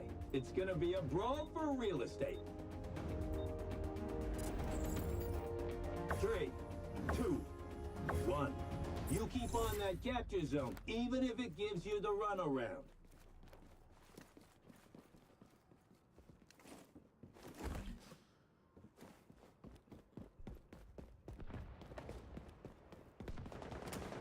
I need a sight for this, so I need to level this gun up, which means I need to... Nothing cleans like burning. We're in the dump. I'm in bad shape.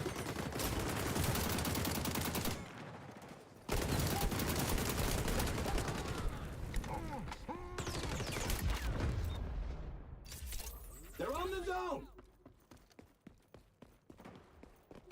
Scanning for hostiles.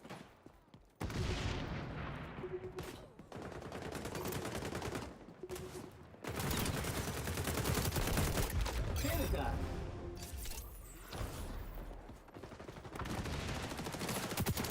Capture. Nothing cleans like burning.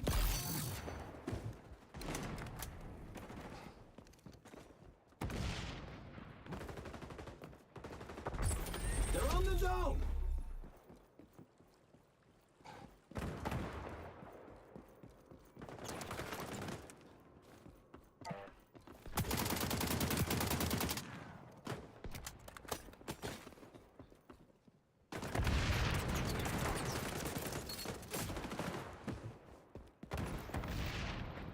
Nothing cleans burning.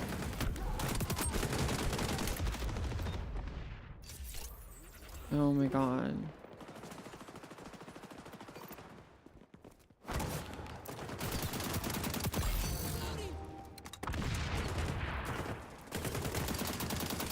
Station back.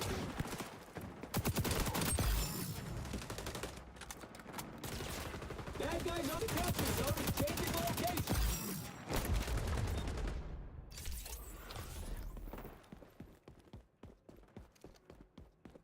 We're taking the zone. Capture zone contested. Cleaning house. Salute.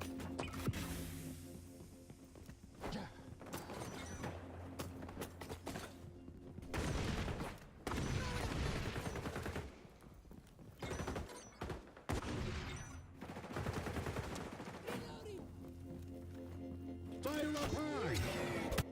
Oh. Flop that. We're not gonna talk about it.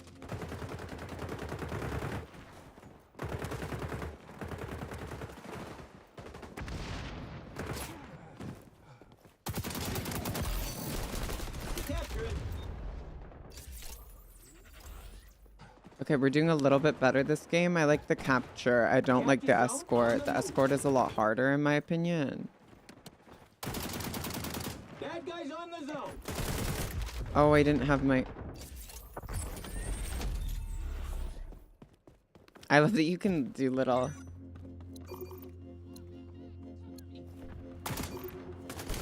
When things get tough, remember your training. Apply the fire to the bad guys.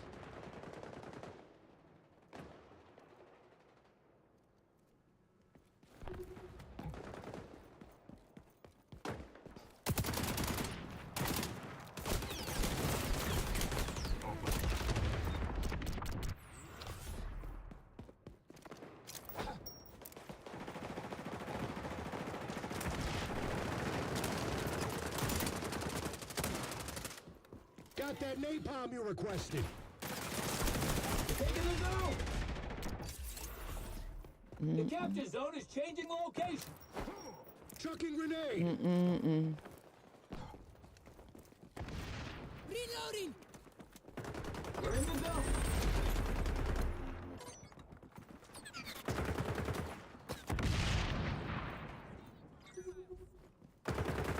The wrist just says I'm crying.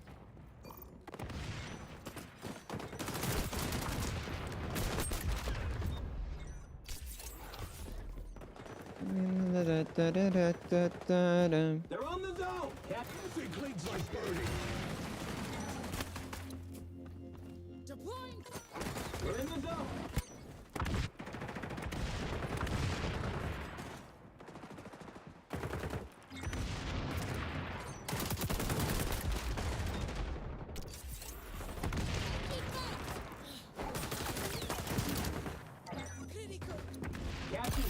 On the move. Bang! That guy's on the zone. But sis, I'm trying.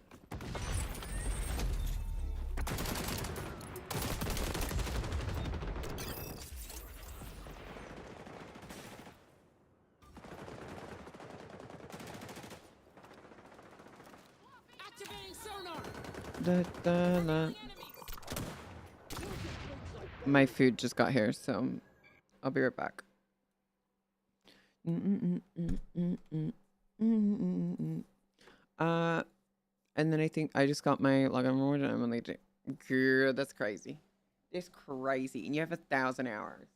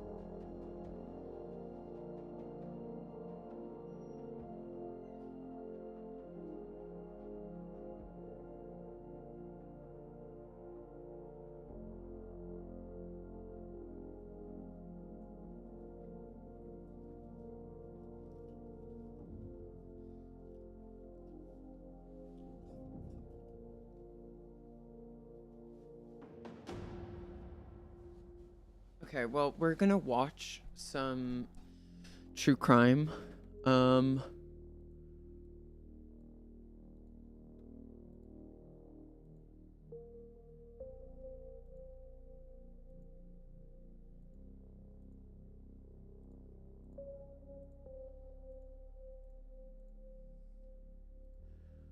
Slap me on the wrist.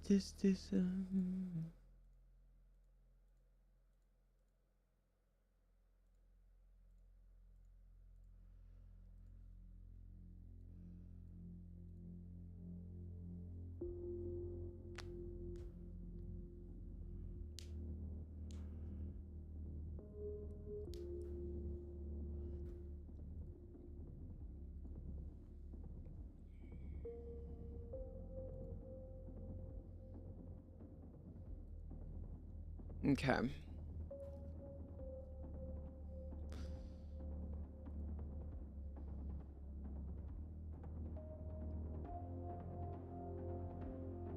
Okay.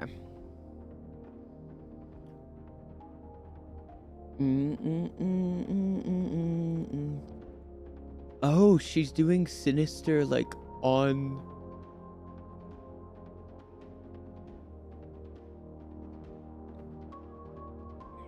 Because I do listen to her podcast, but she's also doing Sinister on here. Okay. Okay.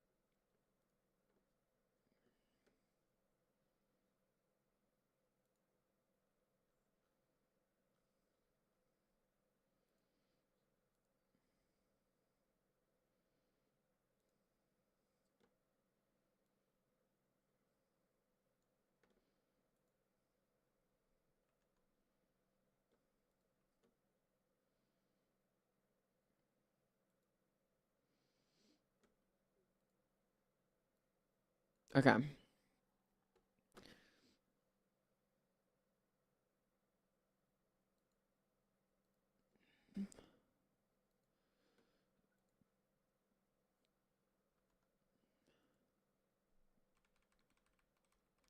So this is Sinister. This is Bose's podcast. Absolutely love this. So.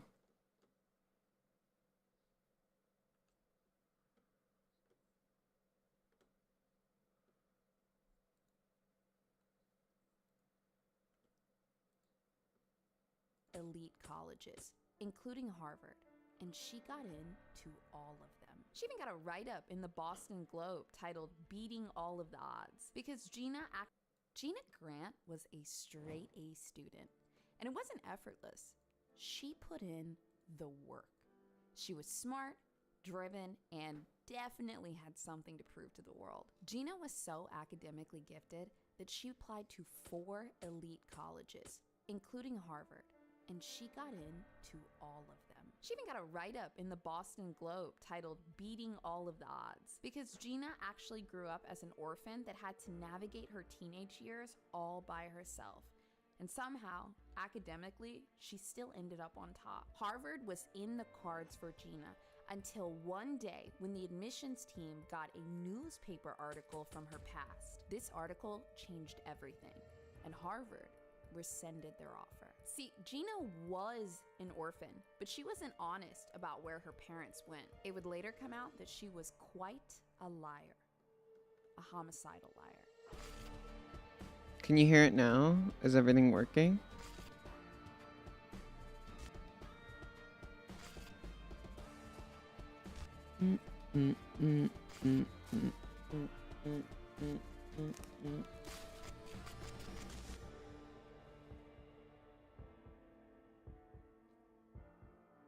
It is 1976 in South Carolina, and Gina Grant has just been born to her father, Charles Grant, and then her mother, Dorothy Grant. For the duration of this episode, I'm actually going to call Dorothy Dot because 1, that's the cutest name ever for Dorothy, and then 2, that's what everybody called her. Dorothy, or Dot, She was an executive assistant at a bank, and then Charles, he was an engineer.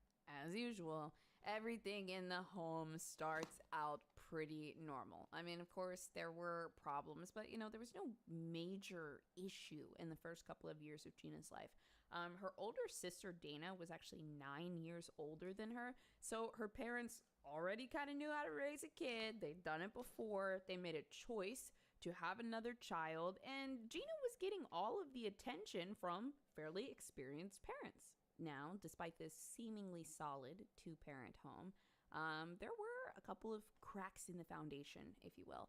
Dot had a bit of a drinking problem. It was kind of depressing, like, oh, mom's drunk again, but it wasn't problematic yet. It became problematic after Charles, the father, passed away. When he died of lung cancer in 1987, Gina was only 11 years old, and not only did she take it hard, but Dot completely fell apart. If you need a website, you're gonna use Squarespace. I mean, even if you hire a designer, they might use Squarespace. I mean, look, it's quick, it's efficient. From sign up to design, everything you need is in one place. Whether you're a business owner, an artist, or maybe somebody just starting a passion project, a website is probably where you should start first. It helps you figure out what Already you're hiccuping doing is here, crazy. and also letting people know, what are you doing here? Now, I'm going to give you a code at the end of this so you can start your Squarespace journey just a little bit cheaper. But first, let me remind you what you're getting. Flexible payments for you and all of your customers. Squarespace can accept anything from credit cards, PayPal, Apple Pay, you name it. Turn on and turn off whatever you want. Squarespace offers flexible payments for you and your customers. Don't miss a sale. You can make checkout seamless with credit cards, PayPal, Apple Pay, whatever you want to do. And yeah, that's right. On Squarespace, you can sell stuff too. Whether you're just creating a portfolio for your art or you're creating a course or selling product or something, they make it all possible within the website. Speaking of courses, if you have a cool skill or ability that you feel like you can help others learn, they have a whole suite of things to help you create courses that you can sell online. So you worry about the skill, you worry about teaching, and they'll give you the full setup. You can actually charge a one-time fee or you can set it up for subscriptions. Take what you know and turn it into income with Squarespace courses. So head to squarespace.com/sinister to get 10% off of your first purchase of a domain or a website. Sure, you could just go to squarespace.com and start now, or you can just type in that /sinister and get your 10% off. Why not? Opinion piece here, but very, very important. I don't think that we take grief as seriously as we should sometimes, especially when it's for a very close person in our life. Like, not just a family member, not just somebody that you've known for a long time, but somebody that you see every single day. A spouse just unexpectedly dying. It's world shattering. When somebody loses a spouse, waking up in your marital bed every day is hell. It's unfathomable. It's entering another chapter of life very abruptly without the person that has always been there with you through it all. I think sometimes we have this attitude of, well, death happens and, lean on your family and friends. Here's 3 days off of work and I hope you get through this. If you've ever had a friend or family that lost a spouse, especially out of the blue, they are going through it. And a lot of times, they don't really show it because they don't know how. Honestly, I feel like in this day and age, therapy is a luxury. It shouldn't be, but it is really hard to, find the proper insurance, find the right time, or even feel like it's okay to go to therapy over grief. But we should, if you can. This is serious, serious stuff. I just want to open the door to, if you lose somebody that's really, really close to you, whether it's a brother, a sister, a spouse, a significant other, if you're really, really, really struggling and you can, try to go to some kind of counseling, therapy, whatever, because grief is serious. You carry it with you for not just days like everybody wants us to. You carry it for years. You carry it for decades if you don't work through it and talk with somebody that is like a grief specialist. it just sits in you like a radiating empty hole. That's like the best way I can describe it. It's just like always buzzing, it's always hurting, but it's always so fucking empty.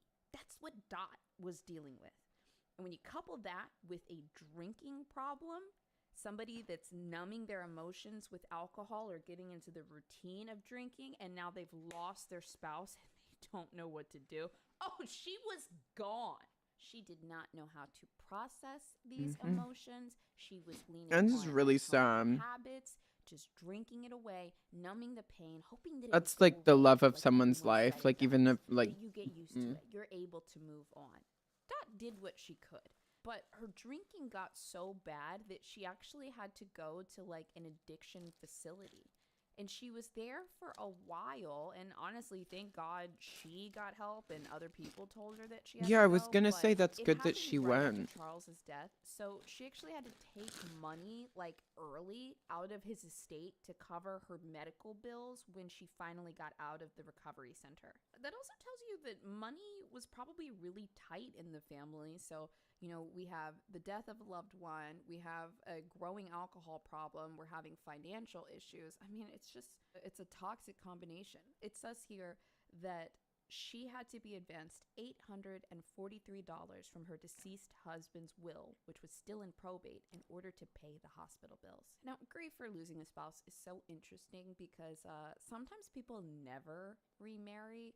Sometimes people feel like they're cheating on their spouse in a sense if they date somebody else, you know, like there's like a coping mechanism of like, oh, they're watching, they're here, they're supporting me. Well, I can't be with somebody else. That's something that happens quite a bit. But Dot, she got out there, she ended up meeting somebody, and she really needed support. And within about 3 years, she was married again. Personally, I really, really support this. I believe that after grief or losing a loved one, that you can and you are allowed to find love again. But I also understand why people, you know, like lock themselves up in that box because, you know, there's a safety in it, there's loyalty in it. And if that's, you know, true to your character, then you do you. But Dot said, I cannot do this. I need somebody. Oh my God, here's somebody that loves me. Thank God. Thank God, you know? So in 1990, she married a man named Wilson Mayfield.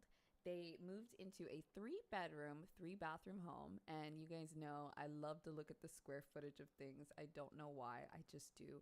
I feel like the home is just the window to the soul. I need to know what the house looked like. Was it cluttered? Was it big? Was it small? So I actually looked it up here. Their home was in Lexington, South Carolina. The house was 1,900 square feet. And it was on a 2.2 acre lot. I'm looking at a photo of it, and there's lots of trees. There's just like a huge yard. It's a beautiful home. Long driveway that leads to the home. It looks like a pretty quiet home with not a lot nearby, but it's nice. It looks comfortable. This is the perfect place for studious Gina. And oh my God, was this girl academically gifted? I mean, truly, she was a straight A student that was in 3 honor roll classes, and she played on the tennis team. Oh, and get this. She was the first president at Lexington Middle School, and she was a cheerleader.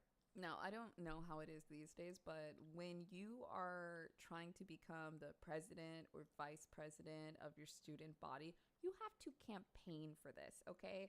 Like, kids put up posters in the hallway that they make themselves. They try to get a guest spot on the morning announcements. I mean, she was studious and sociable and well-liked. Let me be clear. I'm not just saying this because, like, this is a true crime case and I have to say, she was so nice. What happened? Like, no, this was, like, genuinely who she was. Straight A's, honor roll, tennis team, president, and cheerleader. That's a little She was thriving. And So I'm whether you guessing think that it was because she just was extremely academically murderous driven, past. or Yeah, I wonder what. school was an escape from her home life, Dot was home and spiraling. She was drinking more than ever. One thing that I really, really feel for with Dot and Gina as well was Dot wasn't cleaning. She was not taking care of the house. She was not making any Pardon me. meals. Her food was alcohol. She was barely eating herself, but then didn't really care whether Gina ate or not. Like, listen, this is 1990. There's no Postmates. There's no delivery. You know, when you look at the pictures of the house, there's nothing nearby. The child really did not have food sometimes, and mom was too drunk to do anything. But then on the other side, you know, Dot is this woman that was never really taught to feel her emotions, didn't have much support, was already primed with a drinking problem, and now she's lost her husband, and she's just almost doomed. I It's really personally tragic never all think around, to be honest. that that's Gina would very an often go to her excuse. Wait, let friend, me pause that. Give me a Christy second. Harrelson's house. It was somebody that she had known since she was 4 years old. Um, And she wasn't going over there talking smack about her mom. She just like wanted to have some I don't ever personally like, and I understand grief is horrible, but if you have children or you have a child and there is any situation that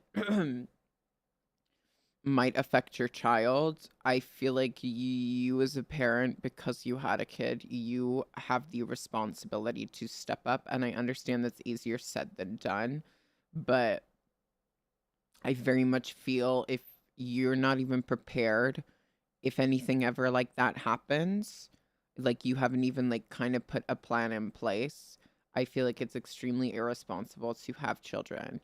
And I understand like it's very like statistically, I guess it's not common, but still like you should have plans for that. Like you should focus on your child. You are an adult and it is your job to protect your child. And I find it very interesting that in a lot of situations they're like, well, the mom had like a problem and like, you know, her husband died. It's like, well, that girl's dad died.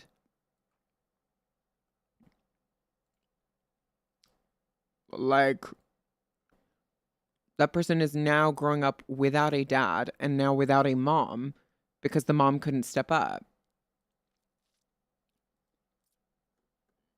So,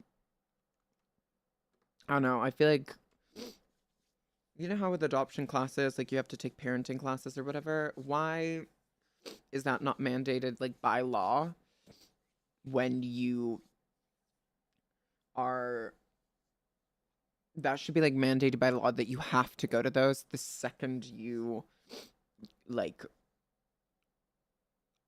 go to a hospital and like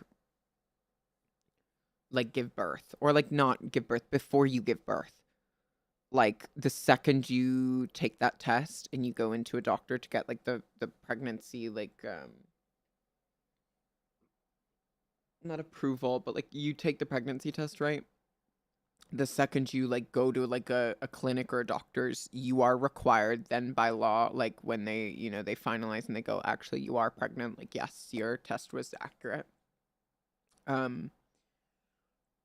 I feel like by law you should be required to take parenting classes. And then also once you give birth, you should also be required to take parenting classes.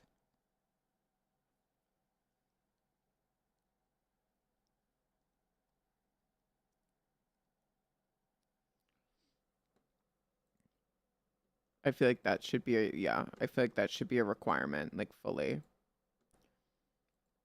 Because when you adopt, you have to. So now, what's interesting is Christy was very, very close to Gina, and she would later say that Gina kind of denied everything and held it all in, which I do believe. But also, she had a pattern of just like outright lying to Christy about stuff, which will come up again later. But Christy always kind of reframes it as like, oh, she was in denial. Oh, it was this. But the core factor is Gina wasn't telling people about her mother's alcoholism. Whether she was trying to protect her image, maybe she didn't want to talk about it, maybe she felt guilty and didn't want to throw her mom under the bus. She just wanted to get out of the house, do her schoolwork, and if anybody asks, that didn't happen, don't know what you're talking about. So you kind of also see these patterns in Gina of bottling everything in, covering it up with a lie, and then moving on. And like I said, the lying is going to come up a little bit more in the future, but I just think it's such an interesting personality type because she's this like straight A honor roll student, in really good with the student body, just very picture perfect, but she's also like a very conscious liar. I wouldn't normally put those two traits together, but like that's what she is. But also, children Well, alcoholics. okay, but I don't think it's fair to like she has this picture perfect, like she doesn't want people to know. So like why would she, I don't know. They end up learning to lie for safety. Some people Yeah. disassociate, some people lie. That's who Gina was. But I just think that these two parts of her personality are really interesting. As you probably noticed. Well, she's protecting that image. She's created an image for herself of being like picture perfect. Of course she's going to protect that. Again, not defending because this Gina might end up becoming a fucking murderer, so I don't know. No big lies yet. We'll get there. Now, eventually, one day, Gina comes over to Christy's house and she can't take it anymore. She tells Christy that her mom is a raging alcoholic and she gets angry all the time. And it's really, really stressful. She claimed that her mom got mad at her one time for finishing a carton of milk and she was afraid that she was going to kill her. That is what Gina said to Christy. She thought that her mother was going to kill her. Now, most of the things that I read about Dot painted her as a very emotionally repressed and depressed person. So the anger is really interesting to me. I do believe it happened. I do believe that she and her mom would get into these all-out brawls. But I also think it's interesting because anger is a little bit more socially acceptable for some reason to us. Like there's a limit to how sad we're allowed to be. But if that sadness is big, if it's raging, sometimes people just flip that sadness into anger. They look for something to get mad about, and that sadness turns into a big expression of anger that doesn't make any sense. I do believe that they were getting into these really, really, really bad fights that were taking a toll on Gina. But something really interesting happens. One day after a fight, she goes into her mom's room and takes the gun that was, to protect the house from under her mom's bed, and she hides it in her room. Now, Gina is about to kill her mother, but the moment that she took this handgun, was she planning to protect herself if anything happened, or was this the moment that she decided to kill? 10 days later, we find out the answer to that question when Dot goes on another bender. On September 13th, 1990, police get a call from Dana, the sister I mentioned earlier that was 9 years older than Gina. She found her mother dead inside of the home. Police head over to the residence at 12:40 in the morning, and they are met with the bloodiest crime scene they had ever seen. There was blood everywhere. It was on the kitchen table. It was on the refrigerator. It was on the wall. It was everywhere. There were spatter patterns all over the place. And when the police got the call, they just knew that somebody was dead at the home. A confirmed death. But they didn't know how bad it was going to be. And that's just what the scene of the crime looked like. The body was even more gruesome. The detective on the scene, John Phillips, he said that it was one of the top 3 most brutal homicides he had ever seen. But Dorothy hadn't been shot. Somebody had beat Dorothy to death with a crystal candlestick. Like a large, heavy, it kind of looks like glass, but it's a lot stronger than glass. They had taken this and hit her over 13 times in the head until she died. An object like this used can signify that it was an impulse murder, like the killer just grabbed one of the nearest, bluntest, or sharpest items they could find and just had a moment where they snapped. It wasn't an organized, planned crime where they brought like rope or a knife or something like this. This person had just grabbed the nearest object and gone into a rage. But there's another detail that's very strange. As if the body wasn't gruesome enough, there was a knife deeply plunged in Dot's neck, and her hand was wrapped around the knife.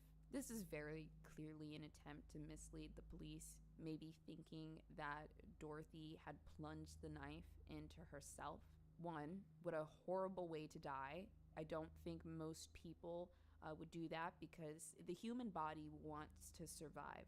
And just plunging a knife like straight into your neck, that's a terrible way to go. Oof. But also, elephant in the room, Dorothy could not have like bludgeoned herself to death like this. The knife was such a strange and grim detail. But now it's time to get to the bottom of this.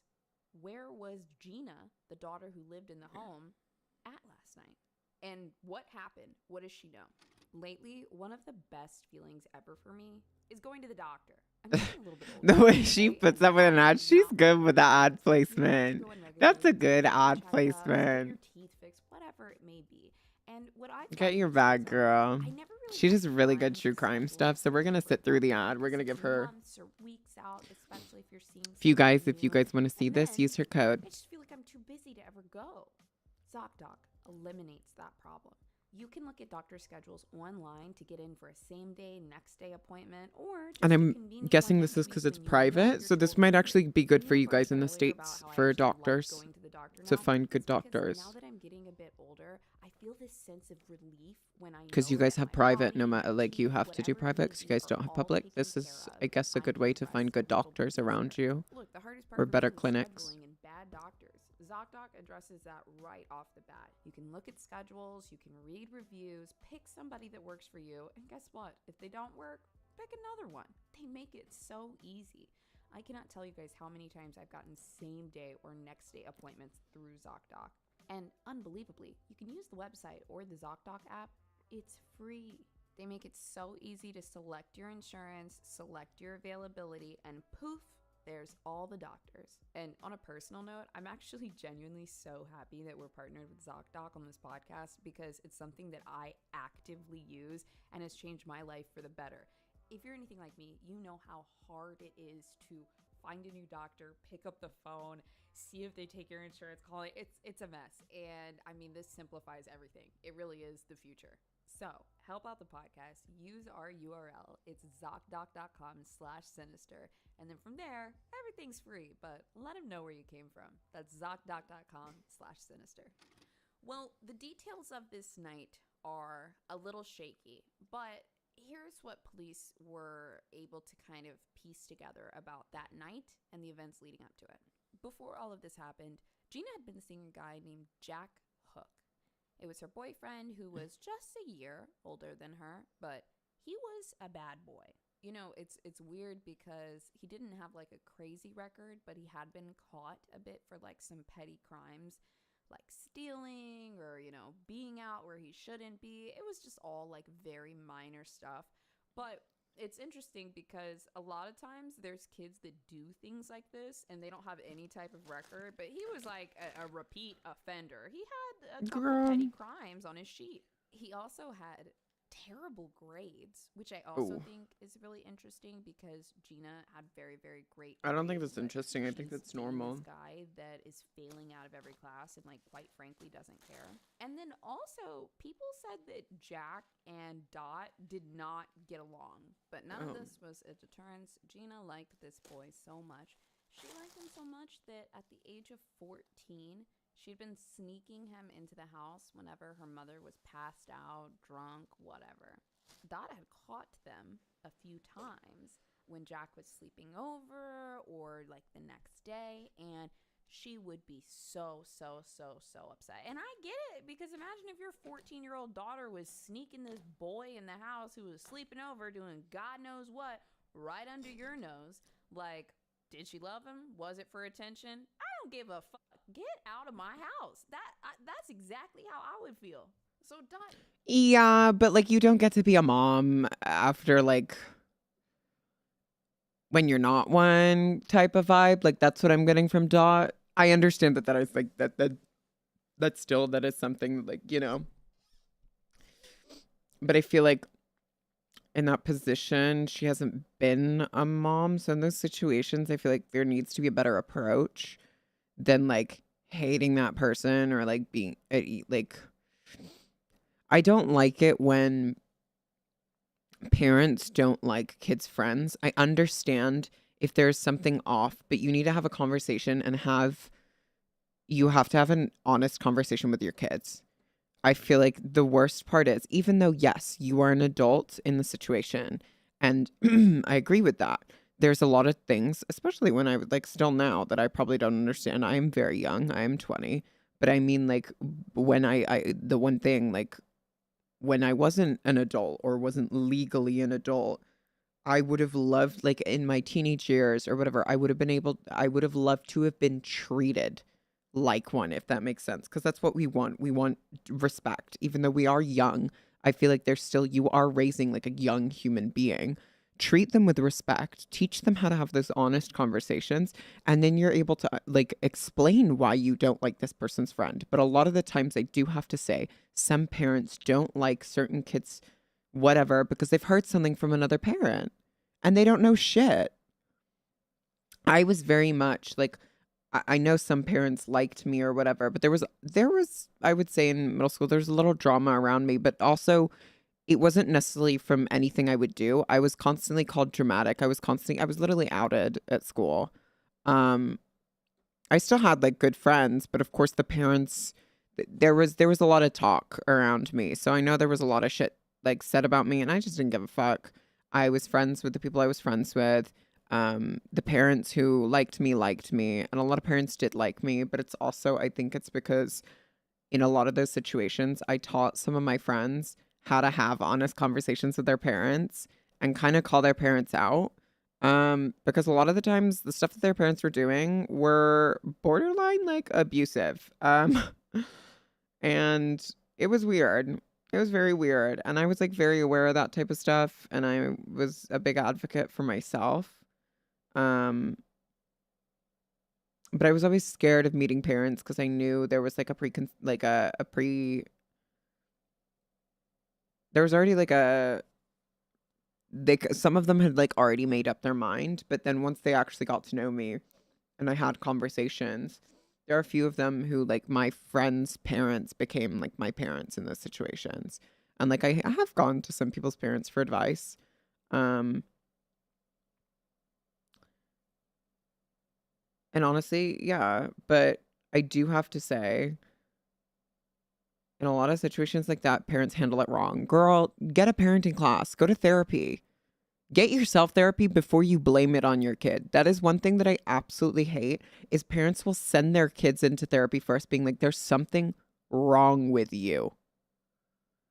I hate that.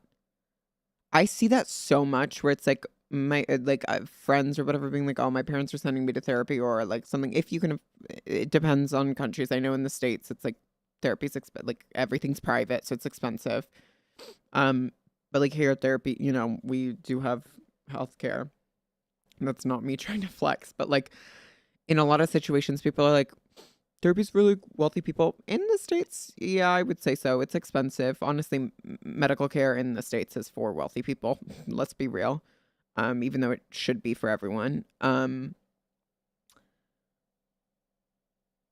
think it's interesting how parents will send their kids to therapy, yet they won't go to therapy. Girl, go figure out your fucking marriage, because your marriage is the one on the rocks. That's affecting your kid. When you get your shit fixed, then your kid might not even fucking need therapy. I do encourage therapy either way. But sometimes therapy does not work for certain people. It just doesn't. It's not bound to work for everyone. Sometimes medication is needed. But I think it's interesting how adults are the first ones to kind of blame kids or not treat kids. I understand we can't necessarily treat them as full grown and fully developed adults. You still can't treat me like a fully developed adult. I'm 20. I'm not, our brains keep fucking developing till we're what, 25, right? So I still got time, but I also still have experiences to go through and everything. But you are raising a human being, treating them with like no respect and acting as if you have authority over them. You don't have authority over them. You as a parent should be there for your kid. You are there to explain. You are there to teach. You are not there to you are not supposed to be like an authority figure. You shouldn't be you're not their boss. You are raising a human being, and you are teaching them morals and ethics, and you are helping them form their own beliefs. You are helping them learn deductive skills. You are sending them to school. You are supporting the growth of a human being who is going to turn into a full-blown adult. You are there to help that. That is your responsibility. You chose to have a kid. They are not your, I don't know. It's so strange. Your kid is not like your employee. They're your family. Family shouldn't be like, oh, this is the, you're there to guide them. Not to force them to be your little puppet. That's not why people like, that's not, I find that so strange that also, like, a lot of the times people think their kid, I understand, like, the whole talking back thing. I understand to an extent, like, kids talking back, I guess, can be frustrating, but your kid is allowed to, like, challenge and question certain things. They're going to, because they're not going to understand. And treating them with respect and like teaching them how to have those honest conversations where they are confused, to express their emotions, to express their feelings, and to express different thoughts that they have and questions is the best way to like raise a kid. I know I haven't had a kid and I know it's not that easy, but if you teach them to express those things, I'm pretty sure you're going to have an easier time and you're going to have a more honest relationship with your kid. And you're not going to be like an estranged parent. Your kids are going to continue to talk to you once they grow out of it. Because the second they turn 18, if they're able to, a lot of kids will never talk to their parents again. Think about that. Like, I don't know. Sorry. Little rant. Treat your kids with respect. I don't know. Is so upset about this. She's getting in fights with Jack. She's getting in fights with Gina. She doesn't know what to do. It's also a reminder that she's not a very emotionally mature woman. Like, these skills were not handed to her. And so I just, as I get older too, I kind of give some grace to my parents that also were not taught how to deal with certain emotions. And, you kind of just got to like grow up and get out of there. And I don't mean this for extreme cases of abuse. By all accounts, and even by Gina's own recounts of everything, Dot was never hitting her or physically abusing her or putting her in really dangerous situations. It was neglectful. She didn't have hot meals. She was Okay, but living in a neglect dirty is house. still... It was sad. And it was tragic. And now That's still this abuse. petty criminal is sneaking around the house. Like, now all of this is building tremendous tension in the house. And Dot is still drinking. I don't even know if I should throw this part in, but I just want to throw it in for anybody that's wondering, like, how would you know? Why are you giving so much grace to this? Da, da, da, da. First of all, Dot was murdered, so I am going to extend her grace and try to understand what was happening. She's no longer here. And second of all, I've said this before, I grew up in an alcoholic home. I know how it can be. I know how I managed. I remember one day coming home and being like, why is my dad's jaw wired shut? And it was because he can't shut the fuck up at the bar. Like, I've seen this before. I've lived it, and you guys get it. A lot of us, we carry a lot of pain with us, but we get out when we can. And we do our best, and maybe you understand later what your parents went through. Yeah. Maybe you don't forgive them. Either road is okay. But I just wanted to explain a little bit of where I'm coming from and why I see it this way. Now, Okay. That I like. She understands that other people are going to feel a certain way. To an extent, I agree. Yeah, give her a little bit of grace. Well,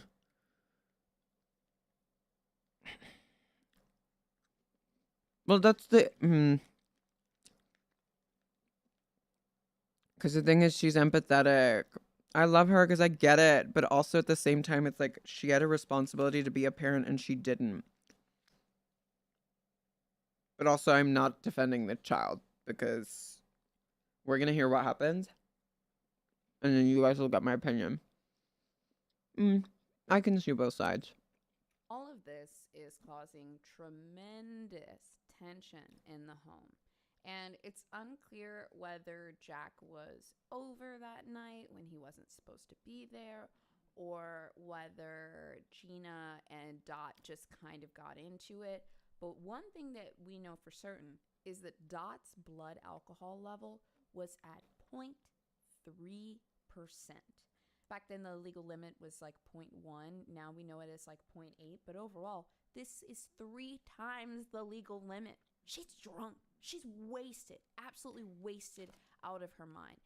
And your inhibitions are lowered when you're drunk. You can be violent. You can say things you don't mean. You can just stumble and fall over. You can be aggressive. You can be a lot of different things. But Dot was wasted. It is suspected that at some point in the night, Gina and her mother got into another argument. Out of nowhere, it escalated, and Gina grabbed the crystal candlestick and beat her mother over the head 13 times. The autopsy report showed that there were injuries to Dot's hand and her forearms on the left and right side, Which means she protected herself. She was holding her arms up, trying to defend herself. And I'm sure she was talking. I'm sure she was screaming. But Gina Grant kept going. She kept beating her own mother until she was dead. Now, fast forward a bit to 12:40 in the morning when the cops arrive, and they find Gina curled up with blood all over her. Her mother's blood all over her. Hands, feet, clothes, dried up a little bit. She didn't do much to try to clean herself, and they arrested her that night. Jack, who they did find out at some point was there that night, whether it be earlier in the day or during the times of the murder, he had been there, so they arrested him for accessory to murder. And this is where Gina's lying comes into play. Some people, they get into the interrogation room and they immediately ask for an attorney. Some of them act confused, like they don't know what's going on. Some of them stay completely silent. There's a lot of different ways that people react, but of course... This is where I'm interested, because what I just saw, that made me, really sad. I'm not saying that, I necessarily feel bad, but...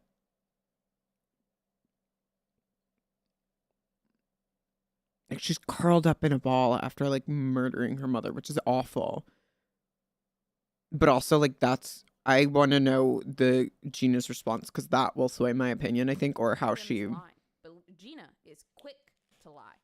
And she gives them the age-old lie. You know what it is. You watch a lot of true crime. Intruders. Random people broke into the house, didn't steal anything. They beat my mother to death, and then they left. It's the oldest story ever told in true crime. And the investigators let her tell that lie. They want to see how far she'll go with it. And she really tries. And then they say, Gina, that's not what happened. Tell us what actually happened. She says, okay, you're right. There were no intruders. Actually, my mom stabbed herself in the neck and then she fell down the stairs. That's what she told them. That is what her exact second lie is. It's interesting because it's such a far cry from the previous one. She's like, how about this? How about this one? How about this one? And that doesn't work. And she tries to concoct another adjacent lie, once again, implying that her mom had hurt herself. That doesn't work either. And when that doesn't work, we move to option 4, which is Jack did it. My boyfriend, Jack Hook, he's the one that did it. And her story was that she was minding her business in the home, and Jack hated her mom so much that when she walked out in the hallway, she saw Jack in the hallway with the candlestick, and he raised his hand up and he struck her mother, and then she turned and she screamed and ran off, and that's all she saw.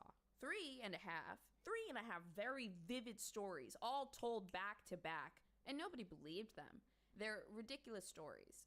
Now, on top of that, of course, they're going to do some forensics on the scene. There's blood evidence everywhere. So they can actually look at those blood spatter patterns and figure out roughly where somebody was standing where it happened. They can do this by, using different angles to figure out like the force, where like, the point of impact was, all of that. And it was very obvious that the murder happened in the dining room, but somehow somebody dragged Dot into the kitchen. That's where her body was found. Now, with all of the evidence, all of the blood on Gina, and all of the lies not matching up to what they found at the scene of the crime, obviously they decided to detain her. Now, Gina doesn't know what happened. This is wild. But they go into her bedroom and they end up finding a plastic trash bag in her closet with the weapon and towels that she had used to try to clean up the blood. I think that originally they were going to try to dispose of the body. And when it proved too difficult, she and Jack probably came up with a plan to stab her mother in the neck and try to stage it as a suicide. So she's been arrested. They run some psychological tests on her to make sure that she was completely of sound mind, passes everything with flying colors. But she is allowed to leave jail to go to her mother's funeral. And when she's there, she runs into her grandfather, who asked her how she was doing. And she told him she was fine. She said that she felt calm. She felt a lot calmer than she did the night that everything happened, and she was working through it. This is interesting to me because it seems like she felt like jail was more peaceful than living in the home with her mother. And I mean, that kind of makes sense if everything was really as bad as it seemed, probably for the early days. But then, of course, we have to get to the trial. So That's really sad too. Because like that.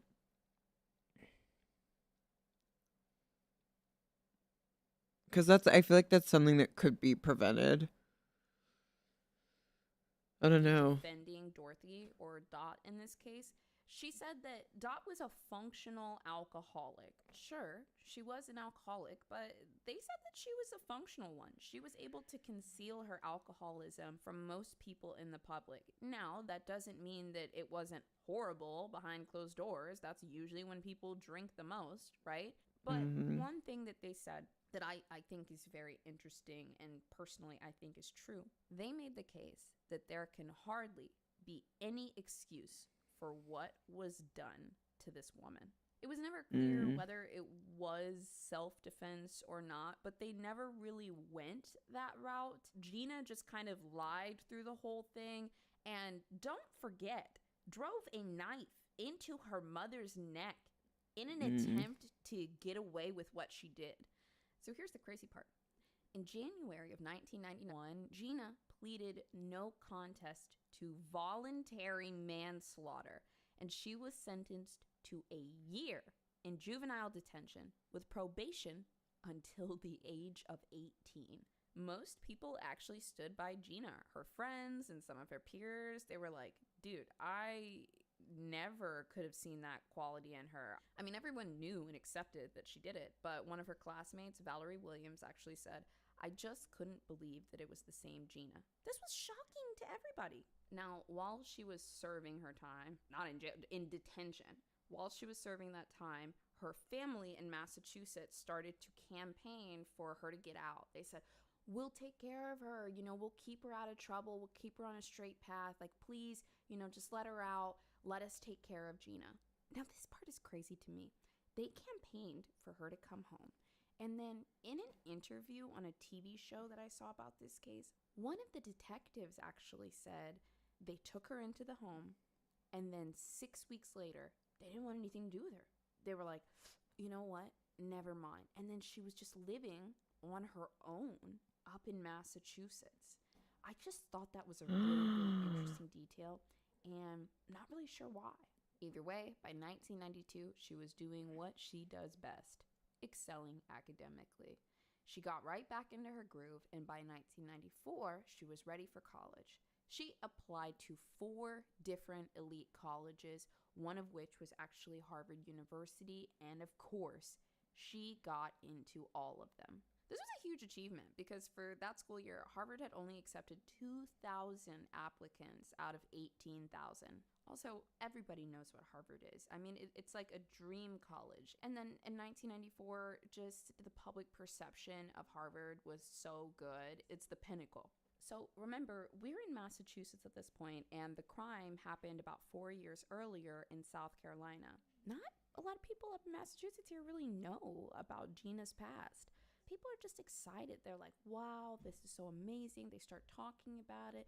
Then somebody at the Boston Globe hears about this woman who was basically an orphan who, against it all, ended up making it into one of the top colleges. What will she do next? Gina was on a high. Of course, she had reinvented her life and she was on her way to success. Everything is looking up for Gina until one day when the Harvard staff has to have an emergency meeting. After the Boston Globe's article, someone anonymously had taken a whole bunch of newspaper clippings from the murders earlier in South Carolina, and they sent them to Harvard, delivered anonymously, possibly in response to the Boston Globe article. Now, I have a little question for you guys surrounding this, but I'm going to add it to the end of the episode.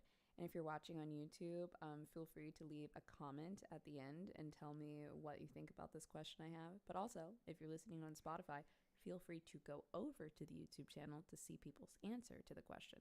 Also, while I'm breaking the third wall right now, if you're listening on Spotify, feel free to leave the podcast 5 stars. It helps us out a lot. It's called Sinister. If you guys want to know what the podcast is called, it's Sinister on Spotify. And it's all of these articles detailing what Gina It's a really did. good. And there's also photos of her. It's undeniable that it's her. So they go back into her application to see if she had disclosed any of this information. So in order to get into Harvard, she had to do an application as well as an interview. And in the interview, she very somberly described herself in detail as an orphan who lost both of her parents. She said that she lost her mother in an accident and fabricated all of these other things about her life. Like, there wasn't just one lie in here. There was like 20 lies. It was kind of like a what the fuck moment. And she really painted this really sad story around all of it, not mentioning her mother's alcoholism, not mentioning, what the home was really like. She just made up a completely other story and then said, my mom died in an accident. When they're looking through all of this, they're like, oh, okay, we got her. And they decided to rescind their offer. Because, look, I don't know if legally they can just be like, oh my God, wait, you killed somebody. We can't let you in here. Sorry, bye. They had to have a little bit more of a reason. So their reasoning was that she lied on her application. But they kind of covered it up by saying, well, actually her application was incomplete. So even though she was accepted, they took it back. There was also a question in the interview that said, have you ever incurred serious or repeated disciplinary action, or have you ever been suspended? Gina Grant responded no, because there was a little asterisk next to it that says, the question applies to disciplinary actions in the last 3 years. Gina had gone to jail 4 years ago. So this technically was not a lie. And when they actually turned this into a case, that's what her attorney said. She was like, hey, Gina served it 4 years ago and you guys said 3 years. She answered properly. Now, this part's also interesting. One of Gina's attorneys also argued that by not reporting her juvenile record, she was following Massachusetts law that prohibits educational institutions from asking applicants about any criminal behavior that does not result in a conviction. So, because juveniles are found delinquent rather than convicted, her lawyer said that she didn't misrepresent anything from her past. Now, it's unclear whether they were trying to get acceptance back into the college, money, or whatever, but they were fighting really hard for it. But ultimately, Harvard still said, we're not doing it. And then this got so much press that other universities also withdrew their offers. Columbia University, take back. Bernard College also took it back. None of these colleges wanted to deal with this situation. It was getting a lot of press. So people were trying to reach out to friends and family members, and everyone was defending Gina. Her maternal uncle, so Dot's brother, his name was Curtis Dixon, said, she was like the children of all alcoholics. She learned to become a good liar. They have to be liars to keep a secret. He also said Gina was smart, so she may have believed that she could lie her way out of it like she had pretended about so many things. It was just her defense mechanism. People were defending her a lot, but still, I think back to the Massachusetts situation where they were like, you know what? Never mind. Like, you're on your own here. It makes me wonder, was she able to present a certain face to the public, but then behind the scenes, something else was going on? The Gina Grant case is just so strange. Now, with all 3 college offers officially rescinded, she was left with one school. It was a place called Tufts University. They showed her quite a bit of compassion. Not only did they welcome her with open arms to enroll at the age of 19, but the president of the school went out and made a press statement. He said she paid her penalty. That's supposed to be enough under our system. I like to think that the university is caring and forgiving. Any other choice would have been anti-ethical to our beliefs, so I don't even think we had a choice about what to do. And they let her in. Now, since all of this, it seems like Gina has truly been given a second chance. And luckily, unlike some others, she doesn't appear to be a repeat offender. She's gotten older, stayed out of the public eye, and she even volunteers at a local program for disadvantaged kids. I mean, she's been through a lot. She definitely has a story to tell. But the debate of her character still stands. Was she a psychologically manipulative person that just wanted to get away with this? Or was she a victim of abuse that was pushed to a point? But was Gina actually pushed to a breaking point? Or did she willfully commit a crime and then drag her boyfriend into it and try to lie her way out of it? I don't know. But I mean, She was other than the bad she was a press, kid. it really seems like Gina Grant got away with killing her mother. Now, I want to ask you, this is my little question. She was a here, fucking little kid. morality question here. Do you remember the part where somebody anonymously sent over the newspaper articles about what Gina Grant did? If you had seen her article in the Boston Globe and you knew what happened in South Carolina years earlier, would you have sent those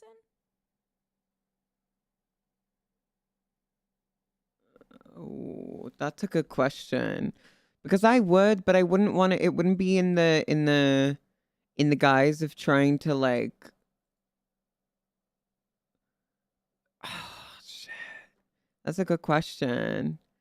I would want them to be aware, but I wouldn't want them to, because that, but I feel like she did kind of, no offense, I feel like she did deserve a second chance. I don't think it's good that she murdered her mother or anything, but she was a child whose mother wasn't there for her, dad was dead. The one thing I don't like is the lying, but also the family that took her in and then wanted nothing to do with her. I feel like that's on them. I feel like that's fully on them. And that's like disgusting that they did that. I feel like they knew what they were getting into when, everybody knew that she killed her mother. That to me is a little, I feel like that's on them. Oh my god, estranged parents. That's what she says. Or bad mom? You decide. Hi, I'm Dawn. I'm an estranged mom, and I just say it like I see it here on TikTok. I have a feeling that this one is gonna sting. You like jazz? I want to present this as a try not to get triggered challenge because I'm gonna fail. I feel like I need to be strapped to the seat for this one. I need to explain.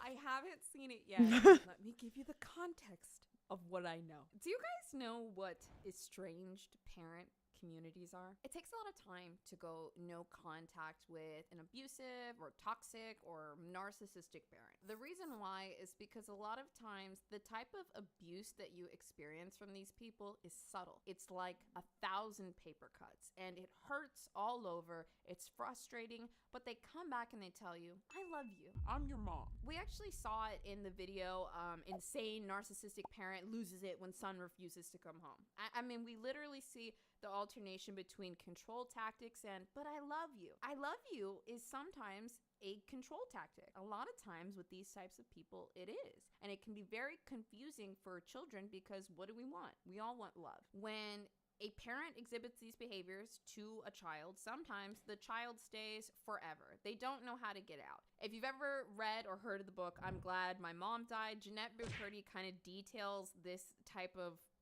weird abuse where she felt attached to her parent for her whole life and like she couldn't separate, okay? It's a very difficult bond to break because this child from an early age is taught that this kind of abuse is love. So it takes a lot for these kids to finally break away and stop talking to their parents.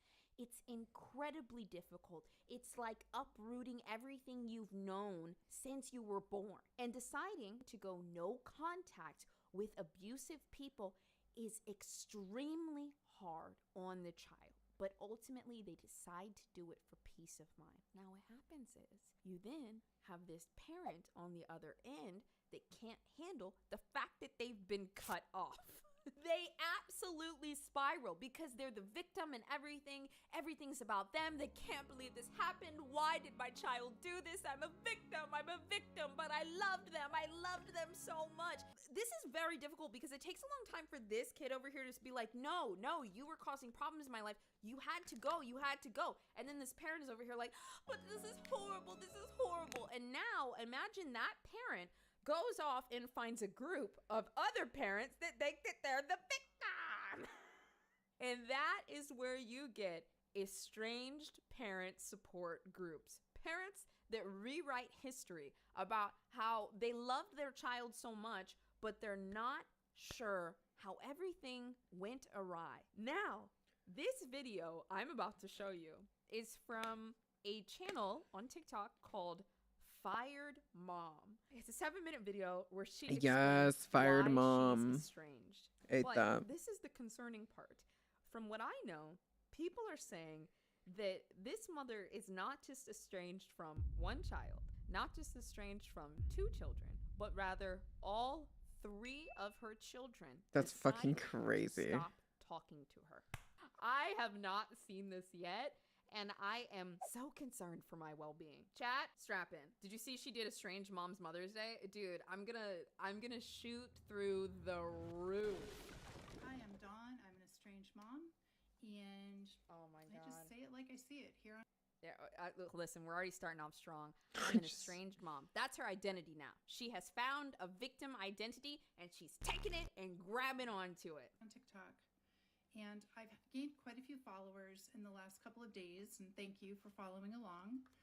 Estrangement is not something that I'm proud of, and it's not something that mothers enjoy being a part of, but it does help other parents when they find that they are not alone, because being estranged is very isolating and very excluding. It's not including, it's excluding from everything. Okay, there are some parents that I believe there's a small subset of parents that are estranged from their children, and it's probably not fair to the parent, but we're just focusing on this type of person right here. What's annoying about this is a lot of time these are people that are closeted victims in a sense, and they need everybody to tend to them. They need everybody to tend to their ego. I've got 3 sons. I'm getting supply left and right. Oh, this, triangulating the kids. Oh, this, so much energy, so much attention. And when they get cut off from the kids, they need that energy. They need that attention. So when they find these groups of people that will stroke their victim ego, I'm a victim too. You're a victim. Oh, can you imagine the drama that's in these? But either way, when they first come into it, they feel good. There's a sense of community, and there's people that will stroke their victimhood. Family members do not want to be accused of being flying monkeys, because then they're worried they're going to be estranged from the child. So, okay, so she's directly been called a narcissist before. A flying monkey is kind of a term that it runs in the explanation of narcissism, where a victim narcissist in particular, they will recruit other people to do their dirty work for them. So, for example, here's an interesting one. This is just gonna be a very small demographic of people, but the people that it hits, oh, you're gonna hate this one. Let's say you have an extremely narcissistic dad or mom that's like very victim-y, and their spouse ultimately ends up getting out of the marriage, and then that parent ends up marrying another person, right? They are going to marry a person that has probably been abused or is okay with their abuse and their toxicity. So now they have a partner that they're manipulating like a puppet. And now if you're in the home home, you're gonna get ganged up on by that parent and then their spouse, their new spouse. So stepmom or stepdad and victim parent are gonna gang up on you, and they're gonna make the stepdad or stepmom basically defend them. Like I said, a really good example of this is the insane narcissistic mom loses it video, right? So we have the extremely controlling narcissistic mom. She has recruited and trained the stepdad to defend her at all times. So now you have these two parents in your face that are constantly telling you, you're the problem, okay? So that's an example of like what the flying monkeys look like, and the fact that she says that exact phrase means that she's been accused of being a narcissist before. And also, I want to mention this too. I know that a lot of people online throw around the term narcissism or narc da-da-da-da. Remember this, I am not diagnosing anybody. I do not have a patient in front of me. We just call out certain signs around things that might be very triggering for others that other people have experienced before. And at the end of the day, if people go around saying, well, you can't call somebody a narcissist or you can't see somebody's being narcissistic, then these people get to get away with the behavior under the guise of, well, you can't call that out. You can't say that. The people that have experienced it know exactly what that is. And you got to let them call it out. Otherwise, these people get to walk the earth with absolutely no accountability. Oh my God, I told you I'm going to lose it. I'm 41 seconds in. And my nose is so itchy. I'm having an allergic reaction to something. So it's just not a good place. I will share that I was estranged for close to 2 years, a better part of 2 years before I started doing anything on TikTok. And I've had a lot of people asking, well, what is your estrangement story? Give me.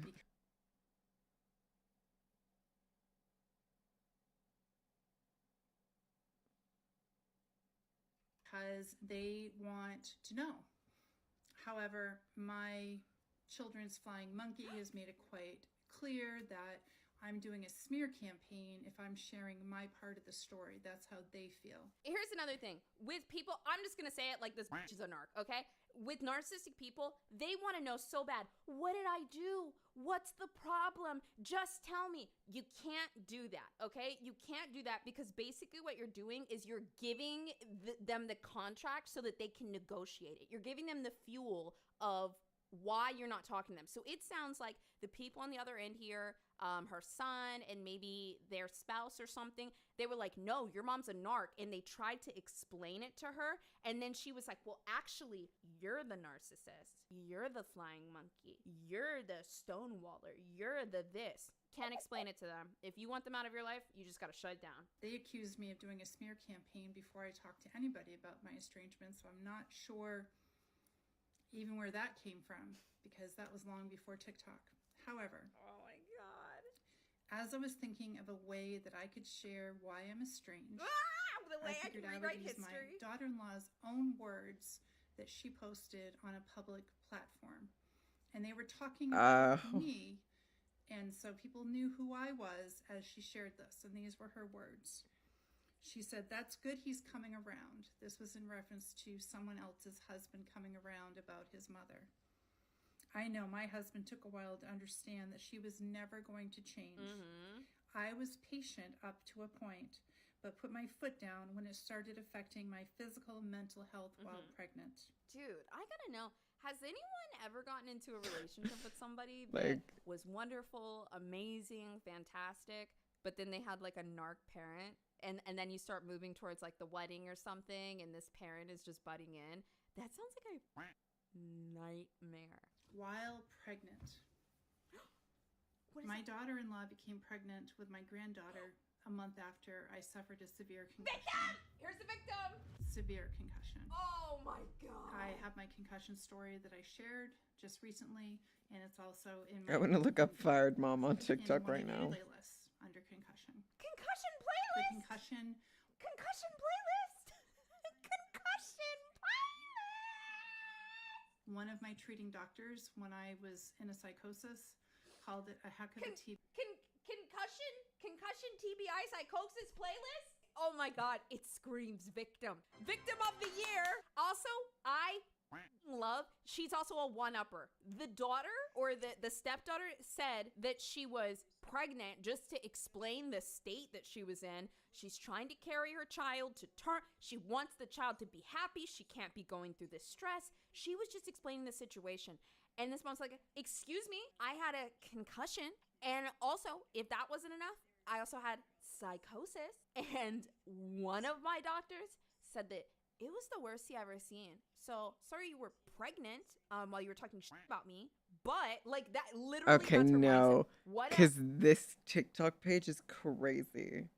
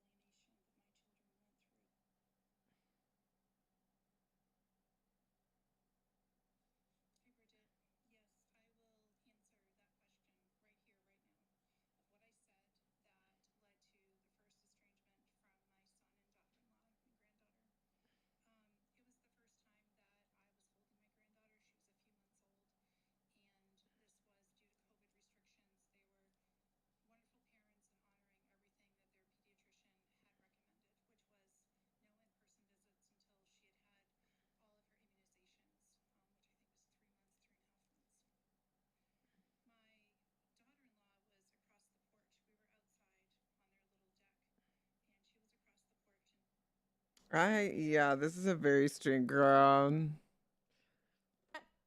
Okay. Let's see. I had a concussion. The a year victimhood back. is crazy. Ultra rare disease that affects acetylcholine in my body. Oh, And the is one of acetylcholine. the chemicals in my brain. Okay. Well, in your brain and everyone's brains. Yep. So my doctors don't know if that's why my reaction to my concussion and prolonged recovery was a part of it.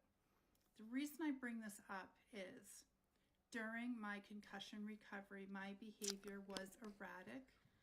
My behavior was dramatic. Oh, it was dramatic. So she's claiming that this was a one-time event. That's not how she normally is. This was a one-time event. And I'm not going to be like that anymore if you just let me back in. And if I do it again, it's probably because something really bad happened to me that you should feel bad for me for. And I need you to forgive me again then. And then, after you forgive me then, if I do it again and something really bad happens, I'm gonna need you to forgive me again. Like, that's literally the My behavior was uncontrollable by me. When you're in a mania, you can't control what you're doing. When you're in a PTSD episode and you've never had one before, you don't know what's going on. Is it a concussion? Is it psychosis? Is it bipolar? Or is it PTSD? Or did we just suddenly have all of these ailments at once? Now, is it possible to have all of those at once? Sure. Do I believe that she had all of those things at once and that's why she was acting erratic? No, I don't believe that. I personally do not believe this. Real. This is an attempt to take very real mental health things that happen to people and attribute it to herself so she can escape accountability for her own behavior. Real. That is very difficult when you almost die. Oh my that's very difficult. That's what brought on the PTSD episode. And prior to my concussion, I had been working with my therapist for years. So she has all those things that she almost died to. And he said to me two things. He said, I think that your ex-husband has done a number on your children. Everybody else's fault. And he said to me, I don't think your daughter-in-law is on your side. My man was trying to keep clients, okay? She was paying $200 an appointment out of pocket, no insurance, and he said, I'll tell you whatever you want to hear if you just keep coming back and swiping that card. Either that or he ain't say that. I'm not buying that. Also, this is another thing too. People that like legitimately have like narcissism, a lot of times therapists won't say it. Some will. Some people legitimately get diagnosed with it. But sometimes therapists don't want to say it because they think a person that has like legitimate NPD is like, not saying that's necessarily her, but just in this situation, they think that if they say that to a patient, they may not come back. You know, they really think they may not come back unless they are ready and prepared to deal with that. They're probably just going to be like, oh my God, that's crazy. Especially if you go to somebody that like just does general like CBT. They don't know how to respond to that. My behaviors once I had my brain injury were horrible. And I wish that they hadn't happened. I really do. And I've apologized. People say, have you apologized? Well, yes, I've apologized. Now, my brain injury took me well over 2 years to get to the point that I was not dealing with symptoms on a daily basis. Well over 2 years. Emotional overload happened incredibly easily. And it was the most difficult time in my life. I feel horrible that my behaviors affected their pregnancy. And again, I've apologized to them a million times. It's my understanding that all three of her kids are not talking to her. Okay, that's my understanding. So we're focused on this one and this one moment in time. People, when they've gone over the deep end and they've done something super, super bad, they'll focus on this one moment. But when we make the choice to cut somebody off, we're not only looking at this one moment, we're looking at an entire history of how you made us feel. And we're not choosing to hurt you. We're not choosing to just let go of you. What we're doing is we're choosing peace, and we're choosing to move on to another era in our life that is healthy. It's super difficult. And so her boiling everything down to this one moment, if anything, it means that she no longer cares about fixing this relationship with her kids, but rather she's concerned with how the public sees her and how she can siphon victimhood from other people. Because you know damn well it wasn't just one situation. But she said it right there. She put her foot down when she was pregnant. And my behaviors, while I was recovering from a brain injury, were more than she could handle emotionally or physically. So it's right there. At the point when I finally was not having daily symptoms and actually could start to live my life again, I was estranged from 2 of my children. And when they got through to them, that's what it was. They got through to them. And like, look, if she didn't do anything wrong ever, they wouldn't have cut her off. Third went no contact. He had said to me beforehand, he had said, you know, that his childhood experience was not the same as his brothers. But they are all each other's best friends. Ooh. All of them. And the things that he said to me when he went no contact, he had never said to me before. Said I was emotionally abusive. Yep. I will admit to being emotionally neglectful because I was raising 3 children by myself with no help from anyone. Bitch, that ain't an excuse. From the time they were in lower elementary school, 2 of them weren't even in school. Yeah, I knew that I was letting them down. I've done lots of deep dives into where I could have improved my behavior as a mother. All I ever wanted to be was a mom. Dude, I'm Not gonna make it. If this video is triggering to you or you recognize this human being in someone you may know, if you just needed to hear it, I'm not giving advice on anything. I'm just gonna tell you to Google something, okay? I want you to Google the phrase covert victim narcissist. Okay? Girl. Just Google it, okay? That's all I'm gonna say. Just open your eyes real wide and just start reading that, okay? And I knew I was falling short. I went to therapy and would cry to my therapist about falling short. And my therapist looked at me and said, you know, you're giving your kids something you never had. I'm like, well, what are you talking about? And he said, well, you're giving them a mom. However, as she said in that post, she put her foot down when she was pregnant. And that's why I'm estranged. I love how all 3 of her kids stopped talking to her, all 3 of her sons, but somehow it's her son's spouse. That's the reason why. God bless that woman. Whoever she is, God bless her. Okay, you know what? I need to wash my hands a little bit on this. We need to look at the comments. Okay. Can anyone help us? Can anyone in the comments give us some clarity?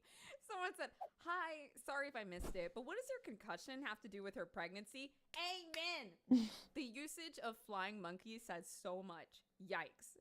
Hi, my partner was hit by a car and has severe TBI. Not once have they used this as an excuse to not apologize for their behavior. Next one. This is the longest non-apologetic, non-regretful storytelling I have ever heard. It has been 4 years without speaking to my birth giver. Oh, they're gone. Someone else said, this video told me everything I needed to know about you. I wish your children nothing but happiness and healing. I'm proud of them for setting boundaries. Somebody said, as a boundary holding daughter, this comment section is so validating. Yes. Oh wait, this is my favorite one. One person said, this seems like a super good way to rebuild the relationship.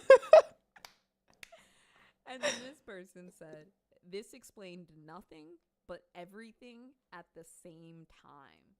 Oh my God, dude, that's so good. Oh.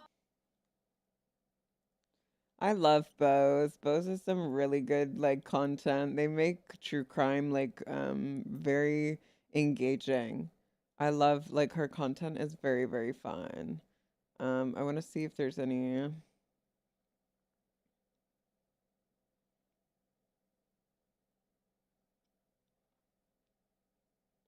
Because I've watched a lot of these. I think I fell asleep while watching one of her videos and it just kept, I like had a playlist of hers. Ooh, I love her Karen videos. I have a lot of fun with her Karen videos. I love her reactions. She's great. Woman nearly runs over victim with U-Haul truck, bites her, and steals phone. No, not the biters. So all we were doing was taking pictures of it. Okay, I can't do anything. She's biting me. She was trying to record it as well. She's gonna take off with my phone in her hand. She started to call her white trash. 3 o'clock, you out here just banging up on people's cars? What?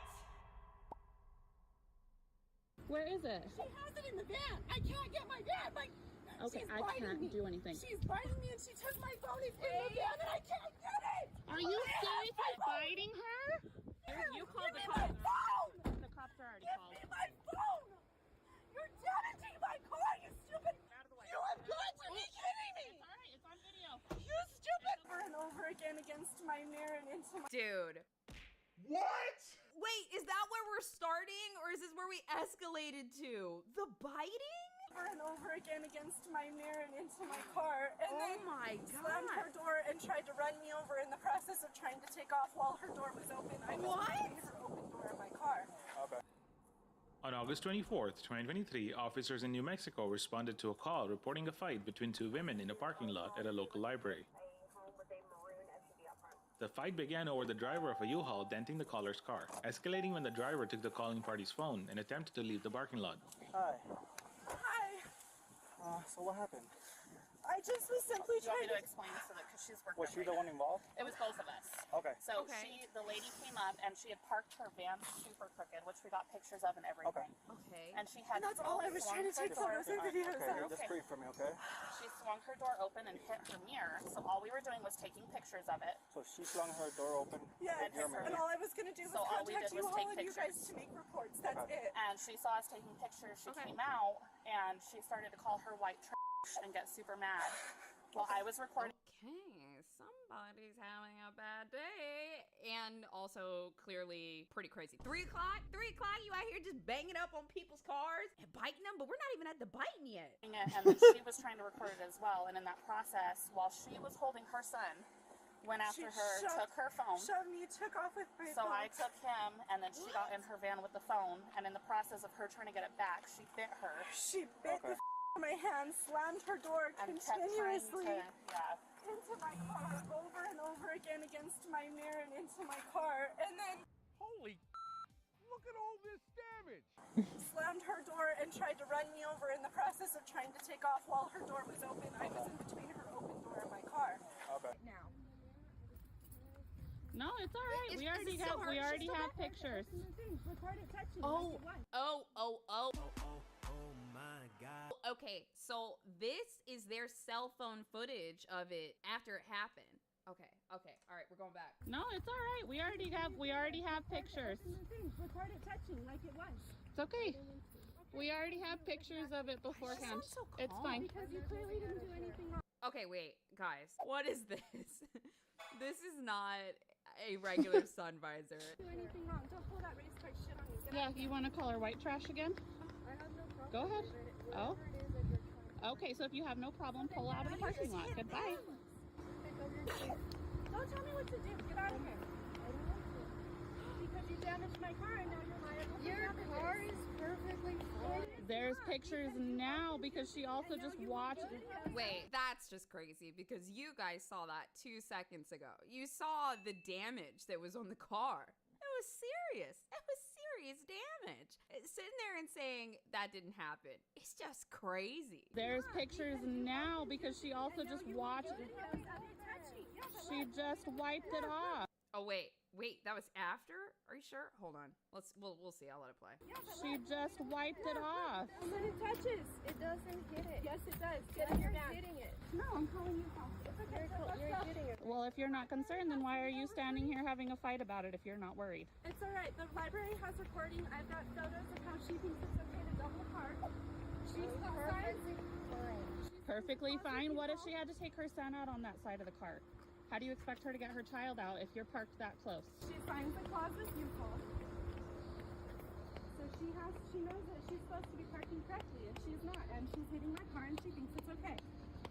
So I will be contacting U-Haul, and she'll be liable for damages. It's fine. Dude, sorry, this lady's going through a rough time. I would not have my child out here while this lady's being wild. I would not have my child arm in arm right now, okay? Like, what? Strap him in the back seat. I'm like, hello? Maybe that's just because I know how it's going to escalate, but... I will be contacting U-Haul, and she'll be liable. Yeah, I feel like there's nothing. They're just kind of standing there, so I have a feeling. On that side of the car. How do you expect people to take their kids out of the car when you're parking like that? I have 3 children. What if I had to get my daughters out on that side? I can't because you're just parking like a dumbass. She doesn't care. She's too busy standing here calling she people didn't like that. I got all day. It's fine. I got nowhere to be right now. Take me home. Guys, I'm scared. Huh. Yeah, put you in the shade. Call me white trash. Let's figure out what you are. Mm-hmm. That's the second we do it. That's not. That's not. Oh, that's. I'm not on anybody's side. I will now proceed That's to simply not. watch the video. Dude, you know what's so funny?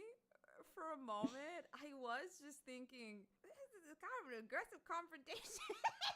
Funny how other races can pull the race card, but the second we do it. But she thinks this is okay. It's fine. All I have to do is tell you how she's not. Oh, that's. And there are 2 women Oh yeah, we're harassing you for defending the fact that you hit a car. We're not. You can more than welcome leave. I want you to leave. And they're like threatening that I hit their car, which is totally Threatening. crap. How is that threatening? So no, we're making a you can statement send that an you hit the officer car. To just double check on the situation. It's alright. It's gonna be like 4 hours. That's okay. I'm standing here recording. The whole thing was from the beginning. Pretty sure about white in the video too. So if we want to talk about harassment.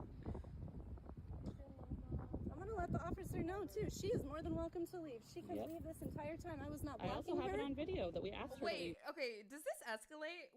Did she get back in the car and do more damage or something? Because I do think it's interesting they haven't shown it yet. What is that? Nobody's harassing anybody. Manipulate the situation, but you're gonna sit here and say that we're harassing you. But you're sitting here calling names, calling people white but we're harassing. So funny how people want to twist the situation the second they get on the phone with the cops. Either. Because I damaged her mirror, which is not true, and I want to have an officer too. They're getting inside my vehicle. She's not getting inside of it. Quit crying wolf. Are you kidding me? Don't hit her. She has a kid in her hand. And threw it. Give me my. I don't know why I don't have commentary right now. All I can do is laugh. She has a kid in her hand. Give me You don't my- do like that. And she shoved me. Give That's me my okay. phone. I got a video. It's giving Karen on Karen. Oh, Give me my phone. she wants to go She's get her. over here attacking my sister with her kid in her hands. God, not me thinking, is this bite about to be warranted?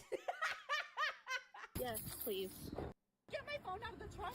Where is it? She has it in the van. I can't get my van. Okay, She's I biting can't me. do anything. She's biting me and she took my phone. It's in the van and I can't get it. Are you She has seriously my biting her? Give me my phone. Did you seriously bite her? She bit my hand right here. She bit my hand. You called Give the me my cops. phone. The cops are already Give called. me my phone. You're Look, it appears to me as though she put her hand in the enclosure. They tell you not to do that. Call Give the me my cops. phone. The cops are already Give called. me my phone. You're damaging my car, you stupid. Give me my Can you get phone. in there and help her, please? Give me my phone and you can go. Give me my phone and you can go. My phone is in your van. My phone is in your van. And you just bit me. You bit me. The editor notes are really funny. Sir, do you see this? She has my phone in her van. All I want is my phone. This dude over here is like, what did I walk up to? Sir, you're gonna have to see the full footage because we were wrong too for a minute. Give me my phone. You already called the cops. Give me my phone and you can go. You can get out of this parking lot. Give me my phone. It's on the floor. It's okay, baby. Put You're the okay. voice in the car and go get my phone. It's on the other side of the van on the floor. It's in the middle. She bit me. Here. This is Okay, finish recording. You're Here. damaging my car. Continue pulling this. Let me pay for more damages. Give me my phone. It's on the floor. But you're fine. Finish recording her so we have proof from the cops. Give me my phone. This took my phone. She bit me. My phone is on the floor of her U-Haul and she's continuing to hit my proud. phone. Damaging it. Give me my phone. And you can get out of here. It is right there on the floor. I'm not going to touch you. Give me my phone. It's on the floor right there by your hand. Give me my phone. Give me my Okay, something else that's crazy about this scenario is like the lady in the car, she has moments where she comes off as quite calm, like almost weirdly calm, right? But the moment that she stole the phone was so abrupt and just ran off. Like she's trying here, but she's giving these flashes that are really intense. The stealing the phone and running off, that was crazy. The pulling up and calling her white trash, that was crazy. The biting, oh my god, dude, I'm sticking to it. Everyone's the asshole here. I can't. But was the bite unwarranted? The correct answer is you never put your hands on anybody. Okay. Give me my phone. You're hitting my car. Give me my phone. Give me my phone and you can get out of this parking lot quicker than quick. Give me my phone. It's right there on the floor by your stupid hand. Give me my phone. She bit me. Yeah, you were pulling my hair. I'm gonna have the cops. Give me my phone because you stole my phone. You're trying to take off with my phone. You shoved me with my son in my hands and you took off with my phone. Oh my God, I pull your hate hands them after all. you bit me. Give me my phone. I hate all of these people. Give me my phone. You're just getting yourself into more trouble. Give me my phone. Till the police comes. I can't. She has my phone. Hey, the truth is, when the police come, she's probably gonna be the one in trouble because she has assaulted somebody. But God, I legitimately hate everyone here. Even the other friend that was kind of like calm for a minute, she's the one that made the comment about like, you guys get to pull the race car. What the? Oh This my woman God. right here bit me. She thinks it's okay. Don't know where she's going. Got some bucks. Thinks it's okay to park right next to my car, damage my vehicle, and bite me. I know she's gonna get in trouble. That's right.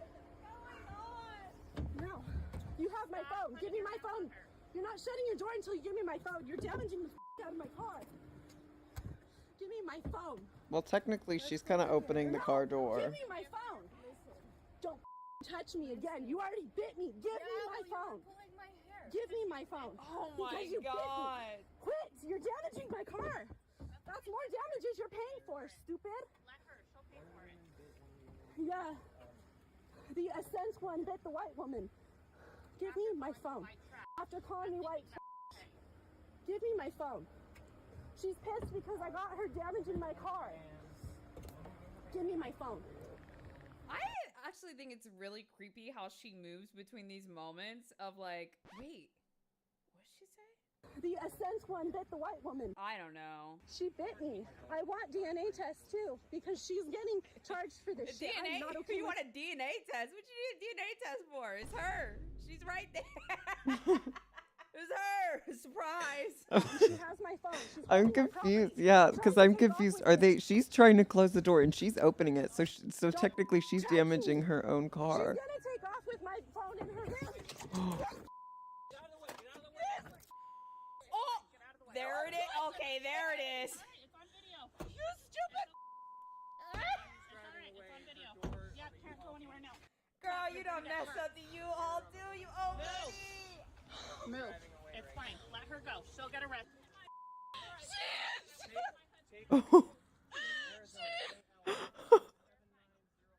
You're fine. It's fine. Oh my God, dude. You're fine. What the fuck? Can we please get an officer? Can we please? Oh, this is the U-Haul. How's it going? Do you mind stepping out real quick? That's not good. 130 PD, all there is. You can code 1, contaminate the PD. Oh. So what's going on? Do you have your ID on you? Ask me questions first, then I'll answer. Are you fucking dumb? She said, ask me a question first, and then I'll answer. Oh my God. Questions first, then I will answer. Okay. Well, I need to identify who you're talking to. Right now, we're in Vic investigating a possible crime. Okay. And so you fit the description. I'll be 1995. It's a U-Haul van, so that's why we get called out here. Yeah. So I'll be more than happy to answer You your also questions. just the editor I now. don't know what happened. That's why why are you guys are here talking to me? Why we're here? Because we got a call from our dispatch saying that there is some sort of interaction between there. Yeah. Yes, I was parked. What the hell did she just do with that phone? Did she just unfold her phone? Yes, I was parked. Okay. Samsung? She says, I'm making sure there's no one in there. That's why I'm opening the door. It's not your property, it's U-Haul's. Well, I rented, so it's fine. See what I was Good. saying. So, I was parked over here. no, because the Samsung phones are kind of cunty. I'm not gonna lie. Parked over here, I need and iPhone to they're, make like, one. Making a really big deal out of my parking job. I need someone to come out with a software I don't think it that's was bad, as but they satisfying said I was as. hitting their mirror. Okay. Wait, there's a video. Hey, I'm talking to you. Fine, and then she said I was hitting her mirror.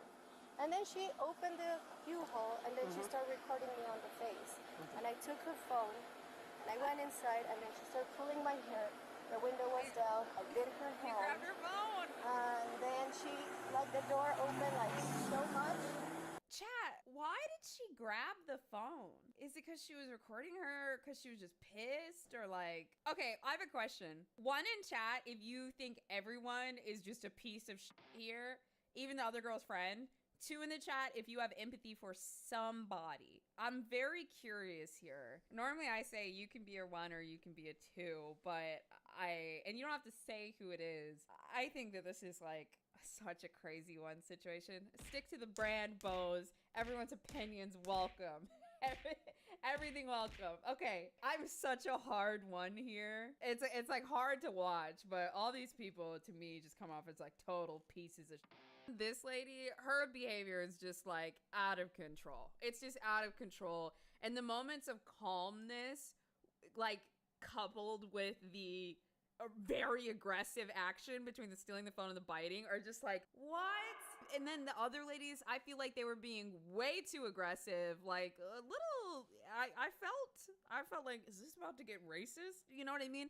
And also, this lady in the U-Haul has f***ed up so bad. She's assaulted the other woman. She's f***ed up the car. She's f***ed up the U-Haul, and she's assaulted the other woman. Yeah. That she is 100% going down. But the other ladies, like, ganging up on her and antagonizing at first was really weird. You know what I mean? So I just, like, I hate this all so much. And the other ladies, they're gonna go away from this feeling like they're completely in the right when, like, the way that they were, you know, like, it was just, it's just so much. So much, dude. Like, so much that at this point, like, the mirror was, like, in between It was making the contact door. with it? Yeah. Because she opened the door? Yeah, because she opened, like, fully opened the door. Okay. That, yeah, I did call her, like, and then, they kept recording me, and another person came out, a man from the library, and I just pulled back, and now the door wasn't closed, and that's when the guys came. Okay. So the initial confrontation started because she thought you were over the line too much? She said that I was hitting her mirror, and I had to take a video. And I told her, that's not true, and I'm gonna show how it isn't true. Then there was like 2 women with kids, and one was standing behind the car. Then the one was here, started recording me, and I took the phone away, and the window was down, and all units are on the floor. And I did it. So when she opened the door, you were already sitting inside the vehicle? I was inside. Okay. But right before, when I was trying to, you know, capture the way I was parked, she opened the wheel hole. Okay. She And got then inside as the far car. as taking the phone, you weren't taking the phone in the sense of using it for your own property? No, It's because she was pulling my hair, and she started recording me, so I bit her. Okay. And that's what I was wondering when that was gonna come up. Her version of events is a little... Okay. But I do have, like, someone definitely pulled my hair. Okay. So she pulled your hair, and... Like, she was outside when she pulled my hair. She was standing here, right? She was here, on the outside, and I was inside. Because the window was open, correct? Quiet Blonde in chat said she just casually slipped that in. Bro, she really did. This lady really went, yep, and then I bit her. Like hands clasped together after saying that she assaulted her. She was here, on the outside, and I was inside. Because the window was open, correct? The window was open. Okay. And then from that point, you guys were arguing. Did she pull your hair before you took her phone or after you took her phone? No, she started pulling my hair because I took the phone. Okay. So she started recording me. Because I was ready to go. I was like, I'm not doing anything to your car. I have videos. My car job is good. There was this other woman who did shit like it. As far as her pulling your hair, do you want to press charges for that? I'm leaving tomorrow. This is related. You don't. So you don't live here? No, I don't live here. Okay. But I Oh would love my. to press charges if this is what's. Okay. I don't even know. I'm happy to do so. I have a question. What do you guys think? Should she press charges for her pulling her hair? And again, I can't speak for the court, so they might say you a fair person if you do want to press charges for her pulling your hair. She started attacking me. Okay. And I'll get her side of the story as well, just so it's fair from there. Yeah, right on it. So, and that's what we needed to see, because they are having conflicting stories about who that's where. Because in that video, she's the one that's closing distance. Yeah. That's when she takes the phone from her. She first said that she said she was in the car, and the lady had the phone in her face while she was still seated in the car. Which in the video, she's standing here. She's standing out. Closes distance, grabs her from her by force, and then gets in the vehicle. You want to step down really quick? You want to put your phone over? Yeah, let's go ahead and place your phone over here. What's your phone? Want to turn around real quick? Let's wind it back. Yeah, you had to go. Yup. You had to go, girl. Do you have anything on you? No, but why is this happening? So you're being arrested for robbery, okay? Robbery? What? And assault? She said she bit her. So based off the video and other statements, witness statements, stuff like that, it's not. Because you initially told me that you were sitting in the vehicle, right? When you took the... Yeah, when I took the... Okay, well the video that's on the phone or the video we have, you're standing there, you close distance on the female and then take the She ran away.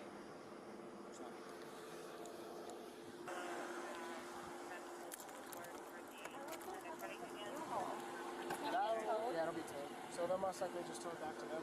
Can someone drive it for me? I'm gonna open some windows for you, get your AC going, and then we'll be headed out there soon.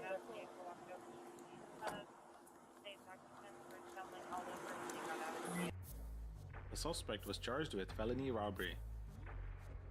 In the state of New Mexico, robbery is a third-degree felony. If found guilty, individuals convicted of third-degree felonies, such as robbery. Is anyone else shocked that she didn't get charged with assault? Yeah. Yeah. She's gonna hate that up. She bit her and didn't get charged. But she got robbery.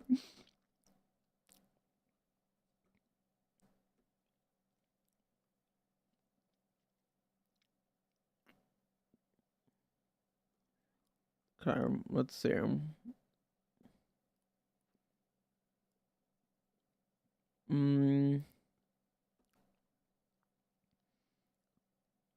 I actually have. Clogging up the toilet. Everything she's doing is bothering me. Diabolical. Who signs up for that? It's time for return of the Karens. I gotta tell you guys, we've been watching Karens on my channel for how long, guys? 2 years? 3 years? It's been 84 years. Isn't that from that boat movie? But for the longest time, Karens came from the depths of Facebook and sometimes Twitter. The Karen epidemic that like swept the late 2010s, they were all over Facebook, they were all over Twitter. But now we have TikTok Karens. These beings, they overtake worlds. They just consume them and then they move on to the next. It's like a different breed of Karen. I don't know how to explain it. New issues, new people recording, two people that are wrong in the same video. The TikTok Karens are out of control. I got a bunch of them. Karen attacks me and wants me to prove that I live in my neighborhood. Yeah, I do. No, right. I need you to remove yourself from the vehicle. Call the police. I'm ready to talk to them. What? Call the police. I'm ready to talk. What? But you will then prove to them that you're supposed to be to here. them, not to you. Not to you. So move. Call them. Why would I call the police on myself? You need to move. No, I don't. You're causing an unsafe situation and you're entrapping me from leaving. I cannot leave because You of cannot prove to me that you belong here. Dude, I'm sorry. Are we not allowed to be in neighborhoods, public neighborhoods, in broad daylight while sitting in our vehicles? Lady's having a bad day. She's got to be having a bad day. That is nonsensical. That's absolutely insane. You already know that Care of comes in these little vitamin packs that make it easy for you to keep up with your routine every day. But now they have all of their favorite products in bottles. It's perfect for anyone that's been considering using Care of and their high quality vitamins, but you don't want to commit to a subscription. So this month I've got ashwagandha. Heard it calms you down a little bit. I've tried it before. I've got a focus blend. It's vitamin B12, ginseng, and ginkgo I can't pronounce that, but I've got it and I'm gonna take it. And of course, sleep. Now I've already cracked into this one and thank God for this. You know why? Because I don't sleep, or at least I didn't. Now I do, thanks to Care of. No, seriously, this has got a little blend of melatonin, ashwagandha, valerian.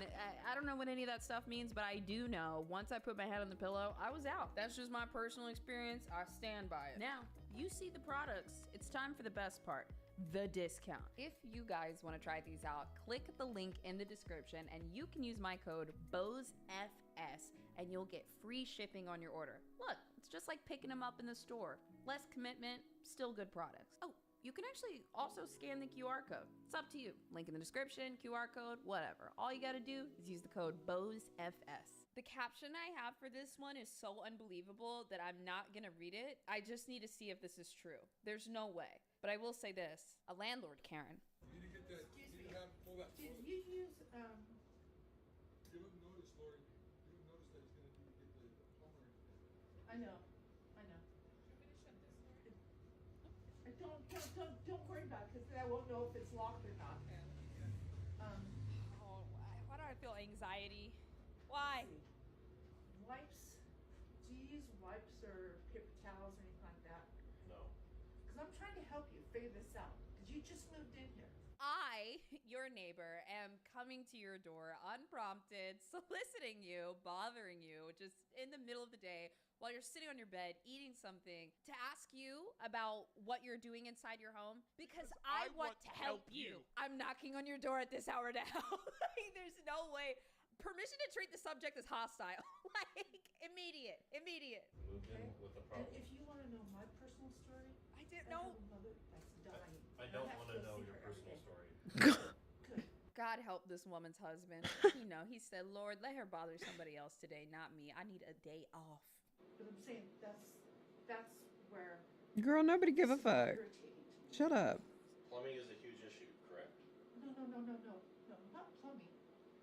All of this, everything. The whole building is major pain in my butt. Okay, well, don't take it out on me. I say if you have no wipes, no paper towels in the toilet. No. Okay, because it is a clog. It's not, and I believe my. Somebody like this, you just can't respond. You just can't engage. They're looking for somebody that they can bother, that they can rile up and feel something. This lady's like bored and just has to create chaos to feel something, which I relate to in my younger years. But hey, I'm healed. Completely. He's very honest. He's a very good person. It's not like a clog or something stuck in beneath like cement like I thought. It's not. It's Whose semen is clogging up the toilet? Welcome. No! Sorry, what? I have to hear it again. Wait, cement? Roll it back. It's not like a clog or something stuck in beneath like cement like I thought. I don't know. Chat, did you say cement or semen? In my defense, it says semen on the screen. Man, bazooka juice! And also, that's way funnier. You might have to be placed in another apartment. What? What is going on? She doesn't own the building. I mean, I would completely understand if that's the case. Yeah. You have your renter's insurance, and that'll pay for your hotel. She's moving him out. The neighbor's moving him out. Listen, Doug, I found semen in the toilet again. I know it's yours. It's not my husband's, and it's not my brother's. He's a very honest man. So let's just get straight to the point here. Tomorrow morning, you'll have your bags packed. Get straight to the point. Tomorrow morning, it's not my brother's. He's a. I found, Pay for your hotel. Yeah. You have your renter's insurance, and that'll pay for your hotel. She's moving him out. The neighbor's moving him out. Listen, Doug, I found semen in the toilet again. I know it's yours. It's not my husband's, and it's not my brother's. He's a very honest man. So let's just get straight to the point here. Tomorrow morning, you'll have your bags packed. Your girlfriend, ideally, she'll be out by the end of the day. I can't really stand you at all, so I prefer you to be out first. She can stay a little bit longer and clean up the rest of your things. You'll call your renters and let them know that you clogged the toilet again with your semen, and they'll have you out and take care of everything. In the interim, my brother will send you a couple of apartment postings, ideally over 100 miles away. If you're less than 50 miles nearby, I'll still be able to smell you. I'll know you're nearby, and that would cause me difficulty sleeping at night. That's it. And if you need more money, why don't you go ahead and call your father? I'll see you in the morning. On that note, I'm I'm gonna run an ad real quick, and then I'll continue after we're done with the ad.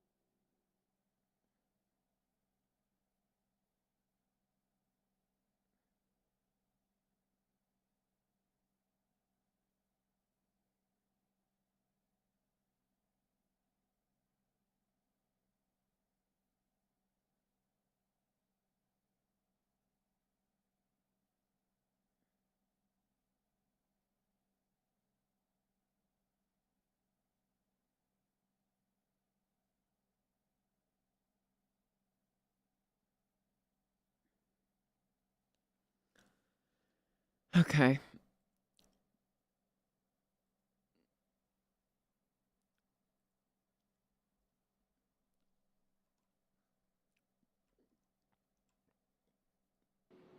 So it really doesn't leave you any place to move in here because the place right there is already rented. Wait. Is this a neighbor or the landlord? It might be a landlord, but still, the way she's speaking is absolutely insane. And listen, I prefer to live in the world where she said semen because that's funnier to me. And I feel like the world where she said cement and semen are not that different. It's just the semen world is way funnier. So I'm going to pick that one. That's going to be the Delulu land that I go into. I reject your reality and substitute my own. But I will accept that she is the landlord. And technically, I guess, she can't just ask him to leave. This is crazy. This is crazy. Not being nasty or anything, I'm being realistic. Okay, well, I don't know. If they can't get this fixed soon, then obviously it's not inhabitable. agreed on that point. I've been doing this for over 20 years. Over 20 years. I have seen many people come and go. Oh, I bet. Whether we like each other or not, it doesn't interfere. Well, I don't I don't know why. No. I don't appreciate it. I was just going to say, I don't know why it got heated, other than you asked for your key back, which is a refusal to let me inspect. And that's my God-given right. That's my point of view.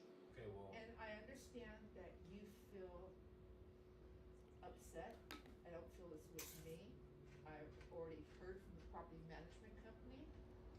I was trying to tiptoe around you.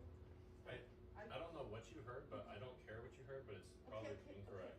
You didn't ask me anything, and in fact, you're just basically just harassing me. True! I don't know what you want. I'm on his side. That was God-given Karen. That was... I don't have any clarity on what she actually said. Because I don't know why, but cement... Does it make maybe. I don't know anything about pipes, but I do know it would be very difficult to clog a toilet just with semen.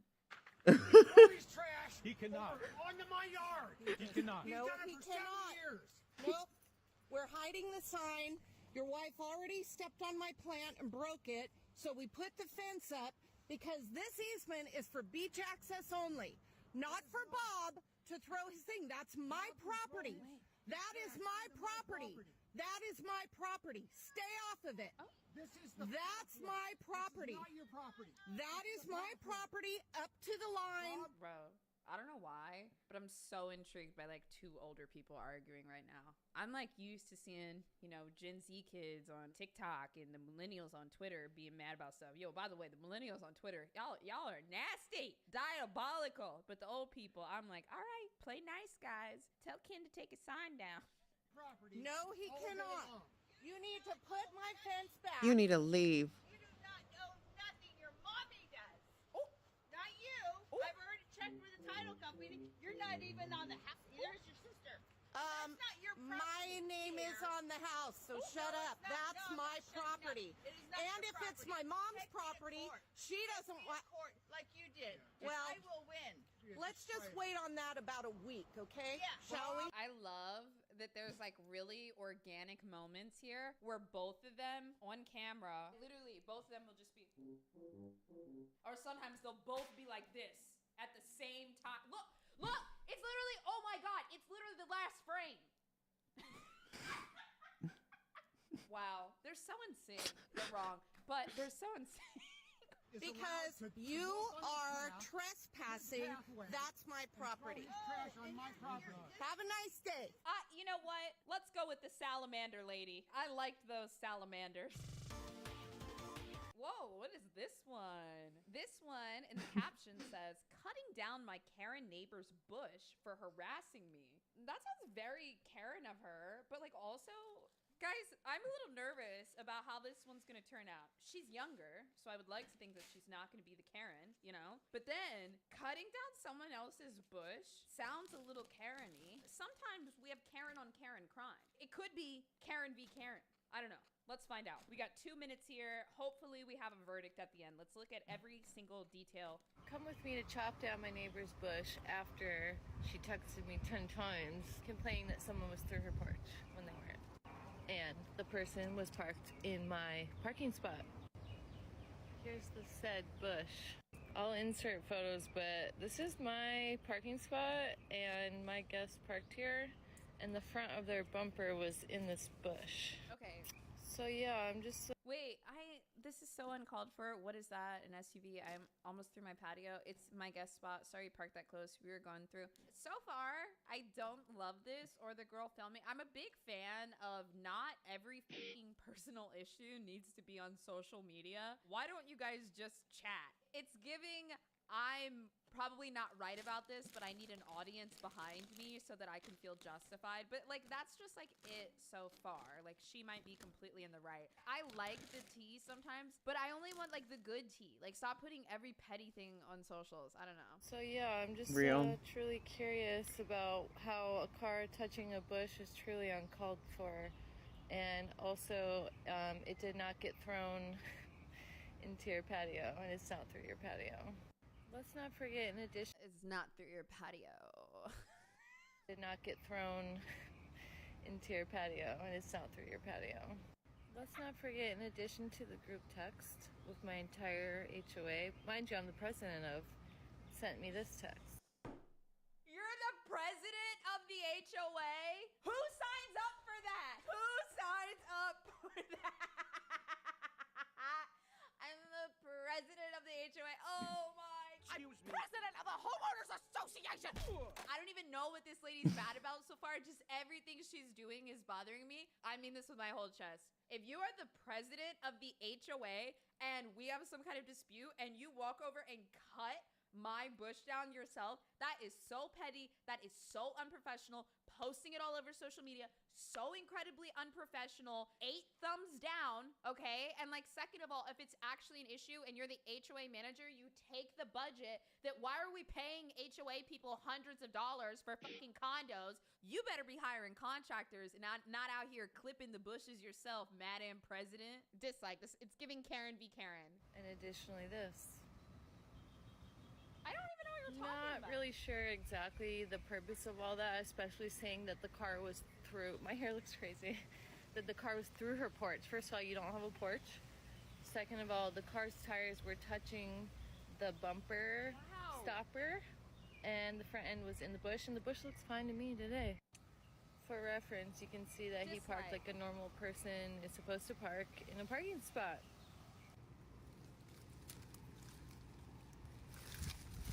Oh my God. You know she was out here with the camera in one hand and the scissors in another. She was out here like, I'm gonna show her. I'm gonna show her. I'm so professional. Dude, I would be so pissed if I bought a home, my forever home. I just took out a 30-year mortgage, and this is the HOA president that also has a 30-year mortgage. Oh my God, who do we complain to? I'm Karening. Barefoot? Barefoot? You're such a I just loser. want to end this with, I'm the You're such a I just loser. want to end this with, I'm the HOA president, and people should not be disrespecting me and talking to me that way. So,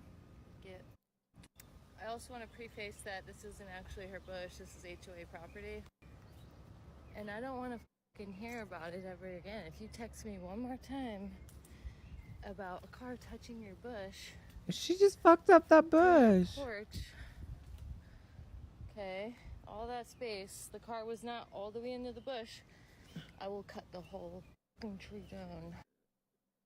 This has to be in the top 10 most embarrassing things that I've ever seen somebody. That's crazy. What else we got? We're on like on a Bose kick. I love Bose. I love her true crime stuff. She's like, I think she's like the consistent creator who's kept me into true crime because her stuff's really engaging. It's really fun. And the way she reacts to it, I don't know. She's very entertaining. I enjoy her content a lot. And her Sinister podcast is pretty good. I'm glad she has a podcast because she would just, she had videos, and she also had but she would do live streams, and I would always miss her lives. And then she'd do like 20 to 40 30-minute videos, but I feel like it wasn't as her Sinister, like they were organized. I'm not saying it's not, it was great content, but it felt more like, you know, it was for YouTube. The Sinister feels more like I'm getting all the information that she usually gives, and it's just kind of like I don't know, I really like it. It's a good podcast. I kind of want to watch an episode.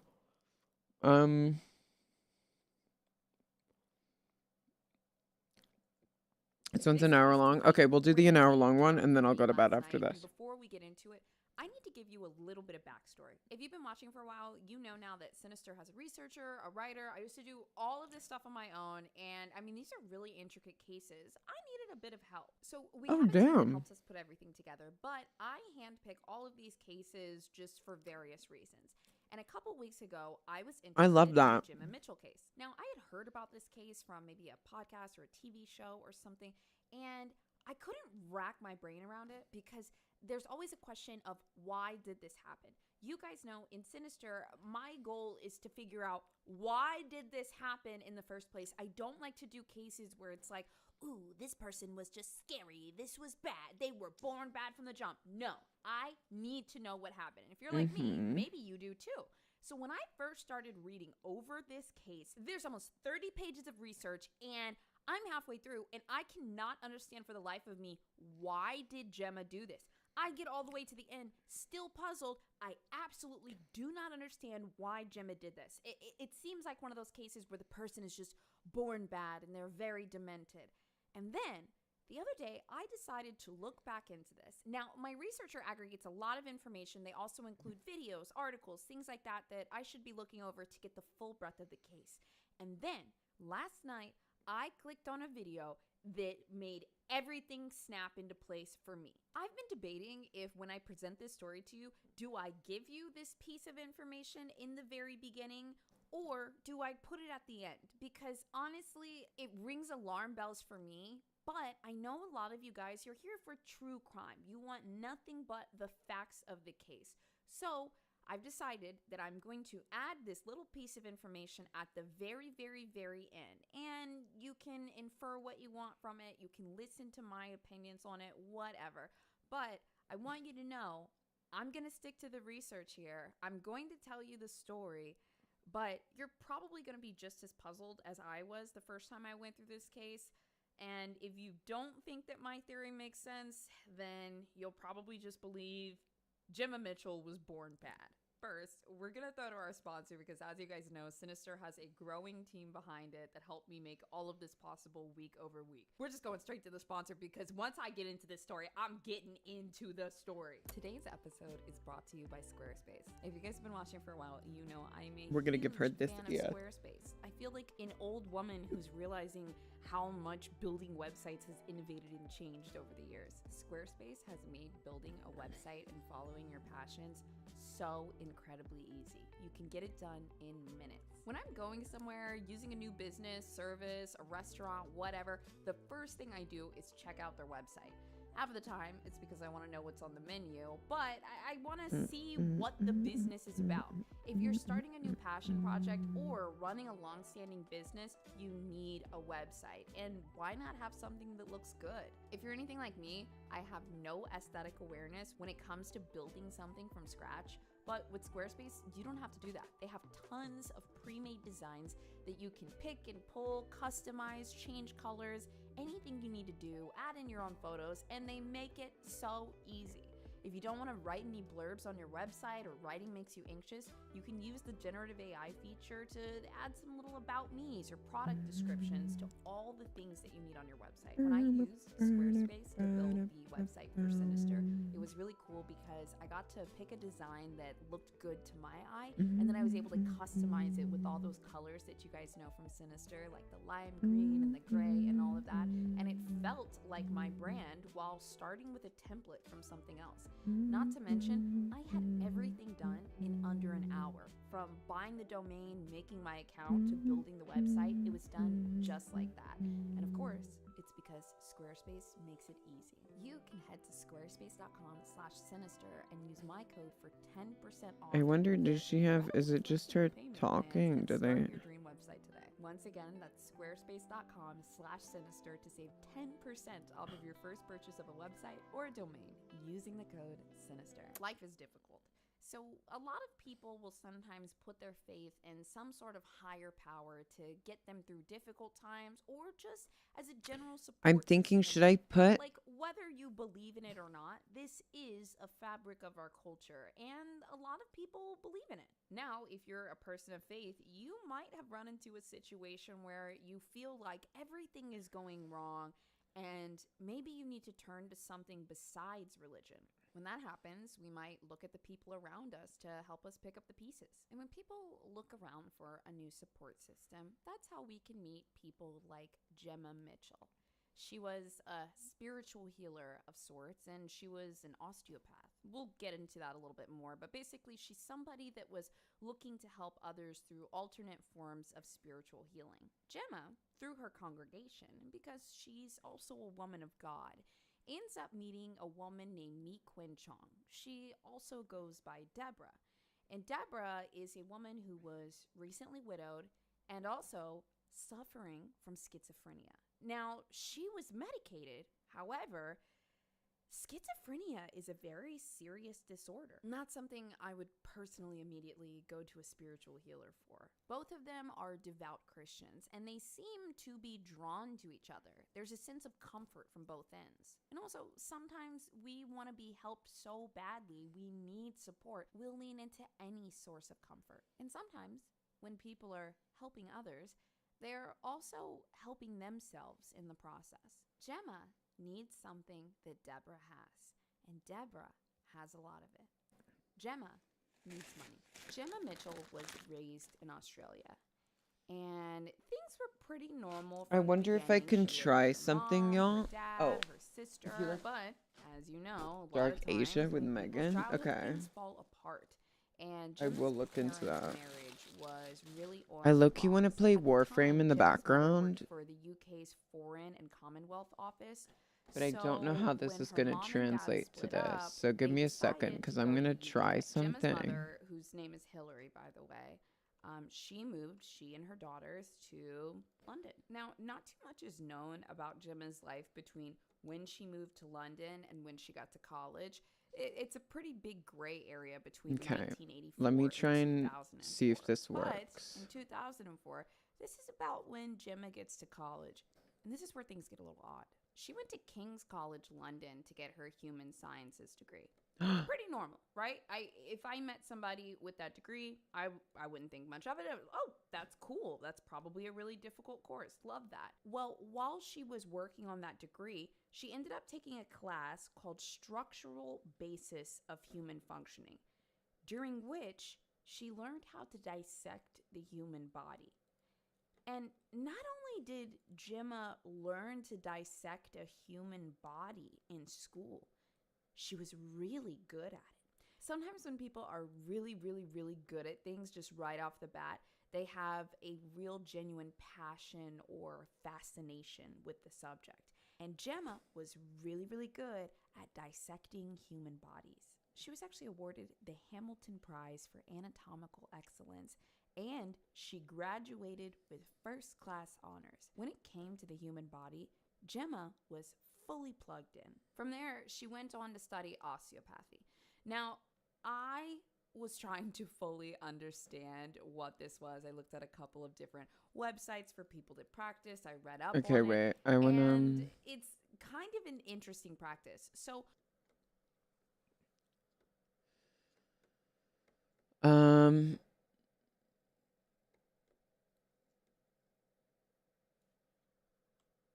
I want to do something real quick. So we're gonna, because I'm gonna put it on, like,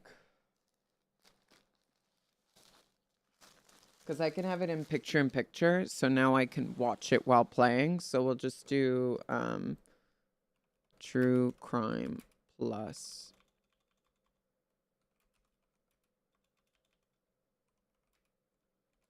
And also, I'm gonna need your help with figuring out the, like, if the volume's right, Robbie, if that's all right with you. Just I want to see if the volume and everything works.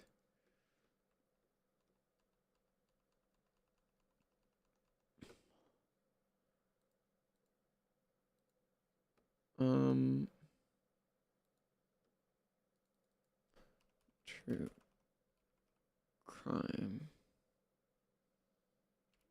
Plus Warzone.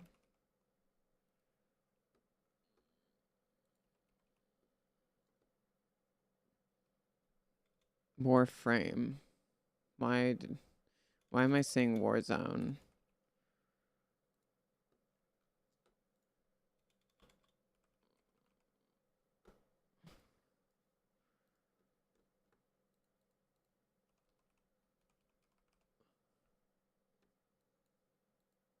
Okay. what I am gonna do is we'll switch to random.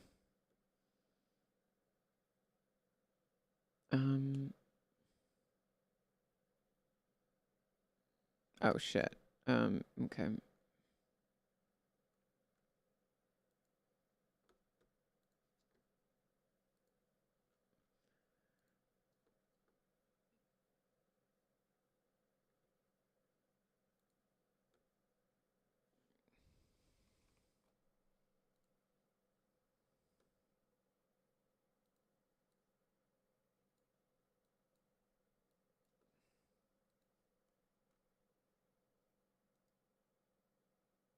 Okay.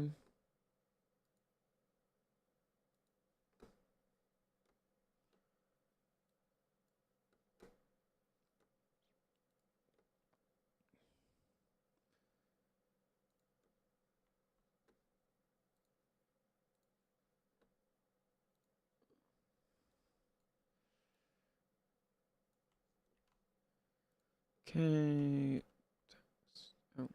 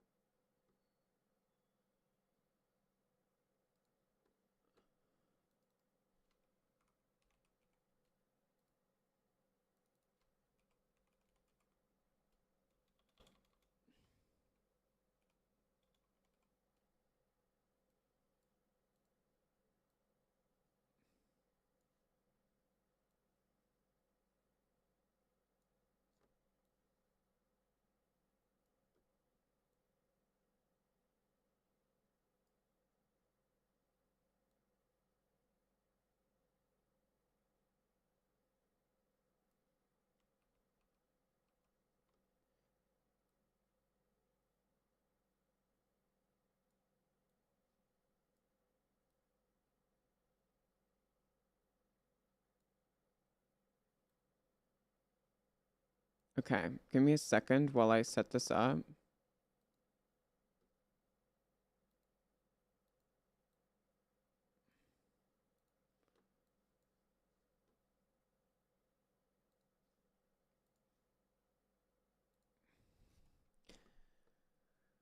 We're just setting this up. Okay, we'll put it here, I think.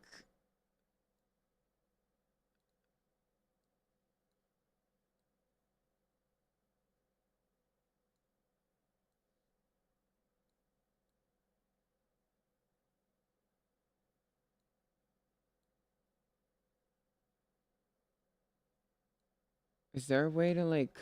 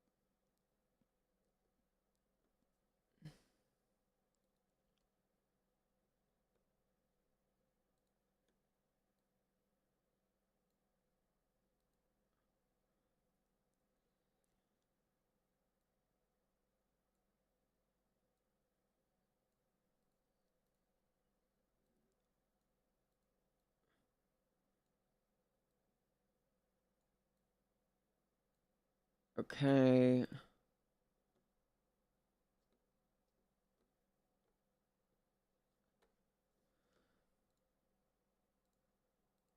On one hand, the majority of people that practice osteopathy are some form of licensed physician, but there are some people that are a little bit more of the holistic route. The concept of it is it's basically like a physician that tries to treat the overall health of the human body by, like, you know, working with the muscles, you know, twisting, just doing a lot of like body work. They're like stretching, they're massaging, they're trying to like get circulation going in certain places. Maybe you guys in the comments will know a little bit more about this practice, but it kind of seems like a combination of real science, but also like a lot of holistic beliefs. One website that I found of a practicing physician, they were licensed, but also like very, very holistic. And they said that they can treat stress and trauma. And the way that they treat it is by performing massages and a little bit of acupuncture and, you know, a little bit of like circulation work. And this is interesting because I do think that stuff works and it's very, very important. Acupuncture can really help relieve tension in the body where we carry stress. It kind of creates new pathways for things.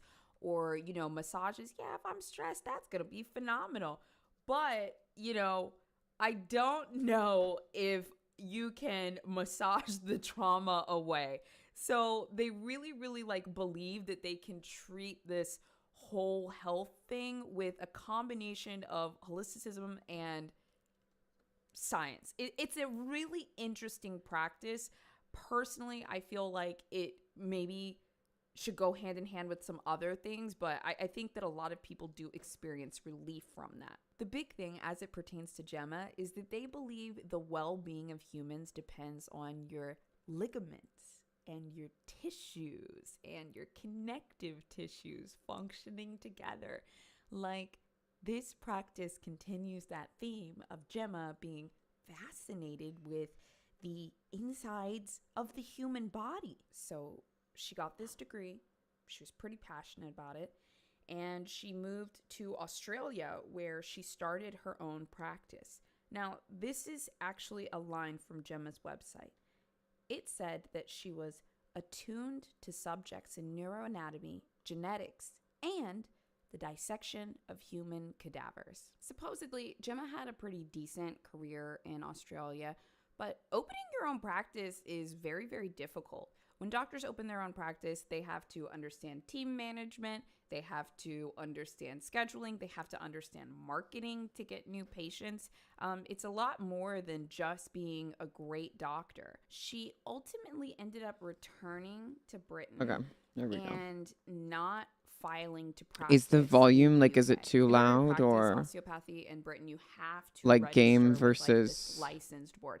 And for some reason, she came home, moved back in with her mom, who was also living with her sister. are at the you time, able to, yeah, can you hear and the game she and didn't re-register. It's hard. or do I when you're need dealing something with further everything up? that life throws at you to prioritize getting a good night's sleep.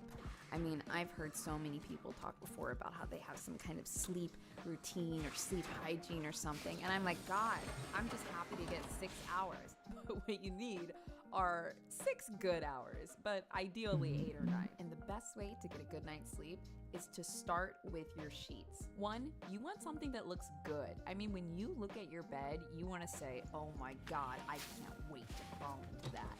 2, you want something soft and comfortable. And 3, you want something that's going to regulate your temperature. I mean, I could keep Like, going, in but let me terms of, stop like, there is for a my, second. Miracle Made makes are you able to hear, temperature-regulating plus, bedding like, to help you sleep cool all night long. You don't want to be too hot, you don't want to be too cold, you want it to be just right. Have you ever had a really, really good night's sleep before at a hotel? It's not just the mattress, it's not just the hotel or the fact you're on vacation. I'm telling you, it's the bedding. Getting comfortable is one of the fastest ways to make I sure just want to see you if, get like, night's the rest. volume and Another everything thing I is love about Miracle Made balanced. is the sheets are So we'll be antibacterial. I checking know that real some quick. of you are a little depressed and you Double might need to wash checking your it. bed sheets more. You don't want to wake up with acne all over your face. And that's exactly what happens when we're not able to take care of that stuff. Okay, on a wait, that's regular actually pretty basis. good. Listen, I'll But cut can you we some hear the slack. game I is the know you're probably question. going way too much right now, okay? Let Miracle Made take care of it for you. The sheets, antibacterial. They are able to prevent up to 99.7% of bacterial growth. Now, I'm going to tell you my absolute favorite Okay, you kind of part about can. all of this. If you use my I feel like code, the game's a you get little free loud, towels. though. I'm supposed to like tell you where to go to use the code and all that and mention the towels. Compared I have to say that to- first. You okay, get 3 like free towels. this. Bo, you can't beat We that. can- But yeah, let me tell that's you right now, good. whether you're buying them for yourself or buying them for someone you know, you can go to Slightly, and then the trymiracle.com/sinister to game, try Miracle Sheets I today. think, If you order under. now, there's always discounts going on the website. You might save And I up to think it should be pretty 40%, but balanced. If you use Okay. my code Sinister, you actually get an extra 20% off and the towels. The towels, okay? If I email them, will they send me the towels, or do I have to go put in my own code? I need this 3-piece towel set. This is not a bit. Go to trymiracle.com/sinister. I'm going there too. Instead, she starts to fill her time with going to church. So just to give you a snapshot of Gemma's life right now, she's gone to college, she's gotten her degree with accolades, she's gone to Australia, worked at her own practice for about 7 years, Mm-hmm.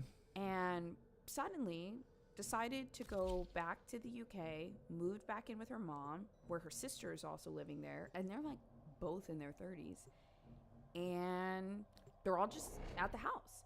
And also, something else to point out, this was about a $4 or $5 million home.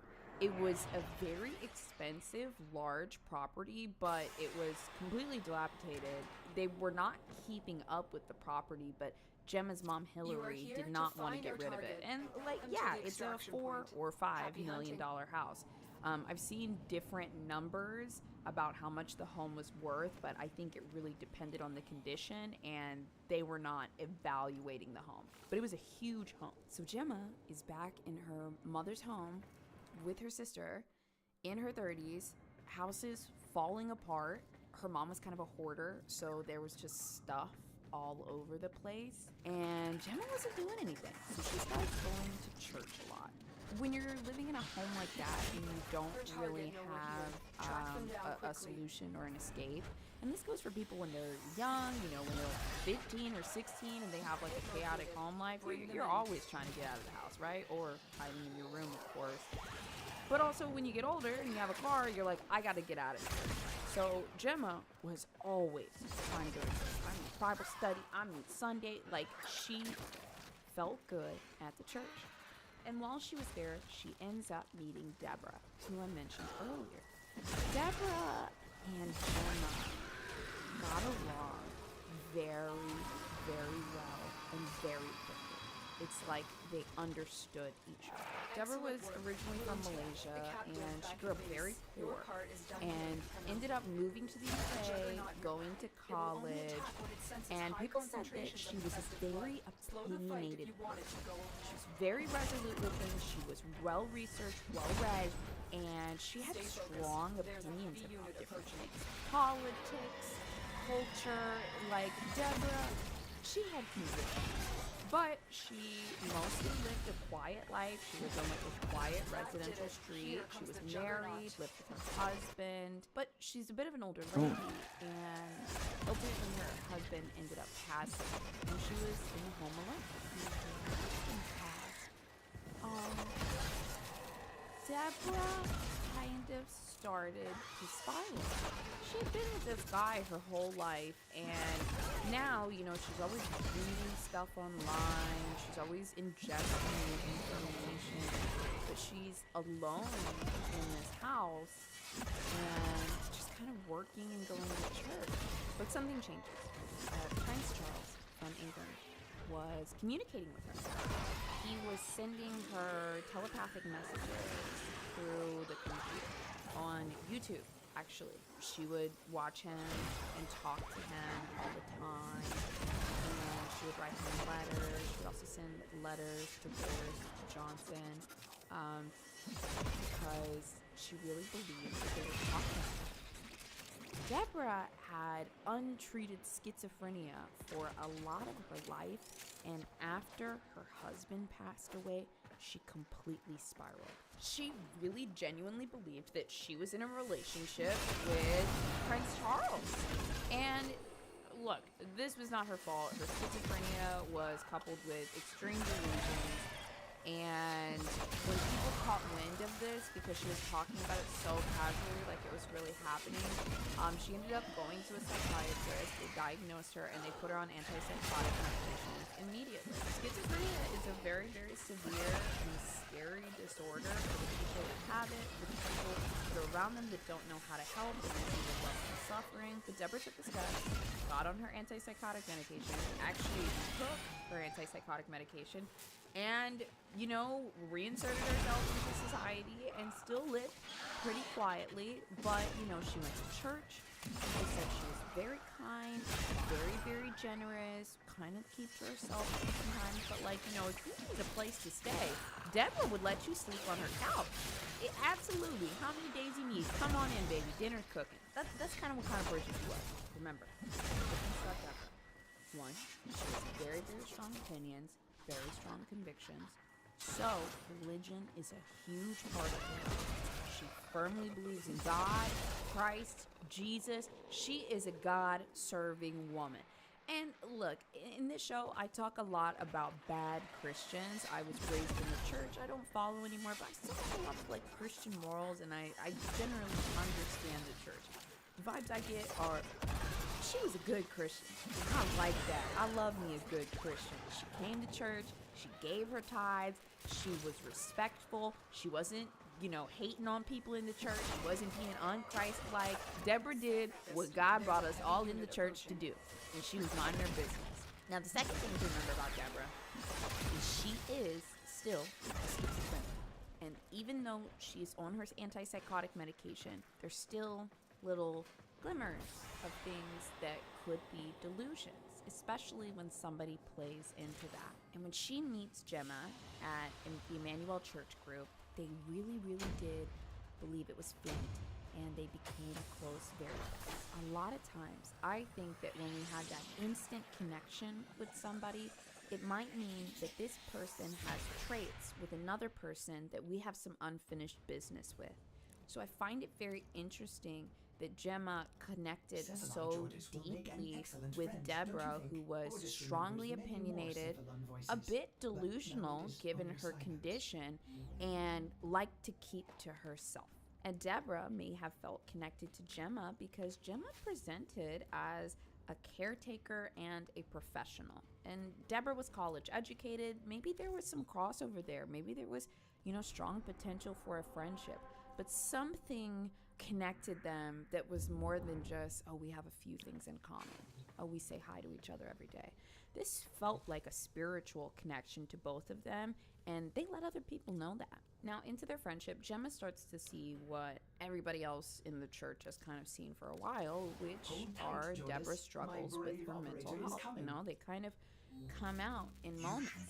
Remember, Gemma is a practicing holistic osteopathic healer. She is firmly of the opinion that her craft works and she can heal most things. She believed that through stretching and pulling the ligaments and massaging and increasing circulation that she could heal Deborah's schizophrenia. And the type of language that she used made Deborah also believe that she could heal her too.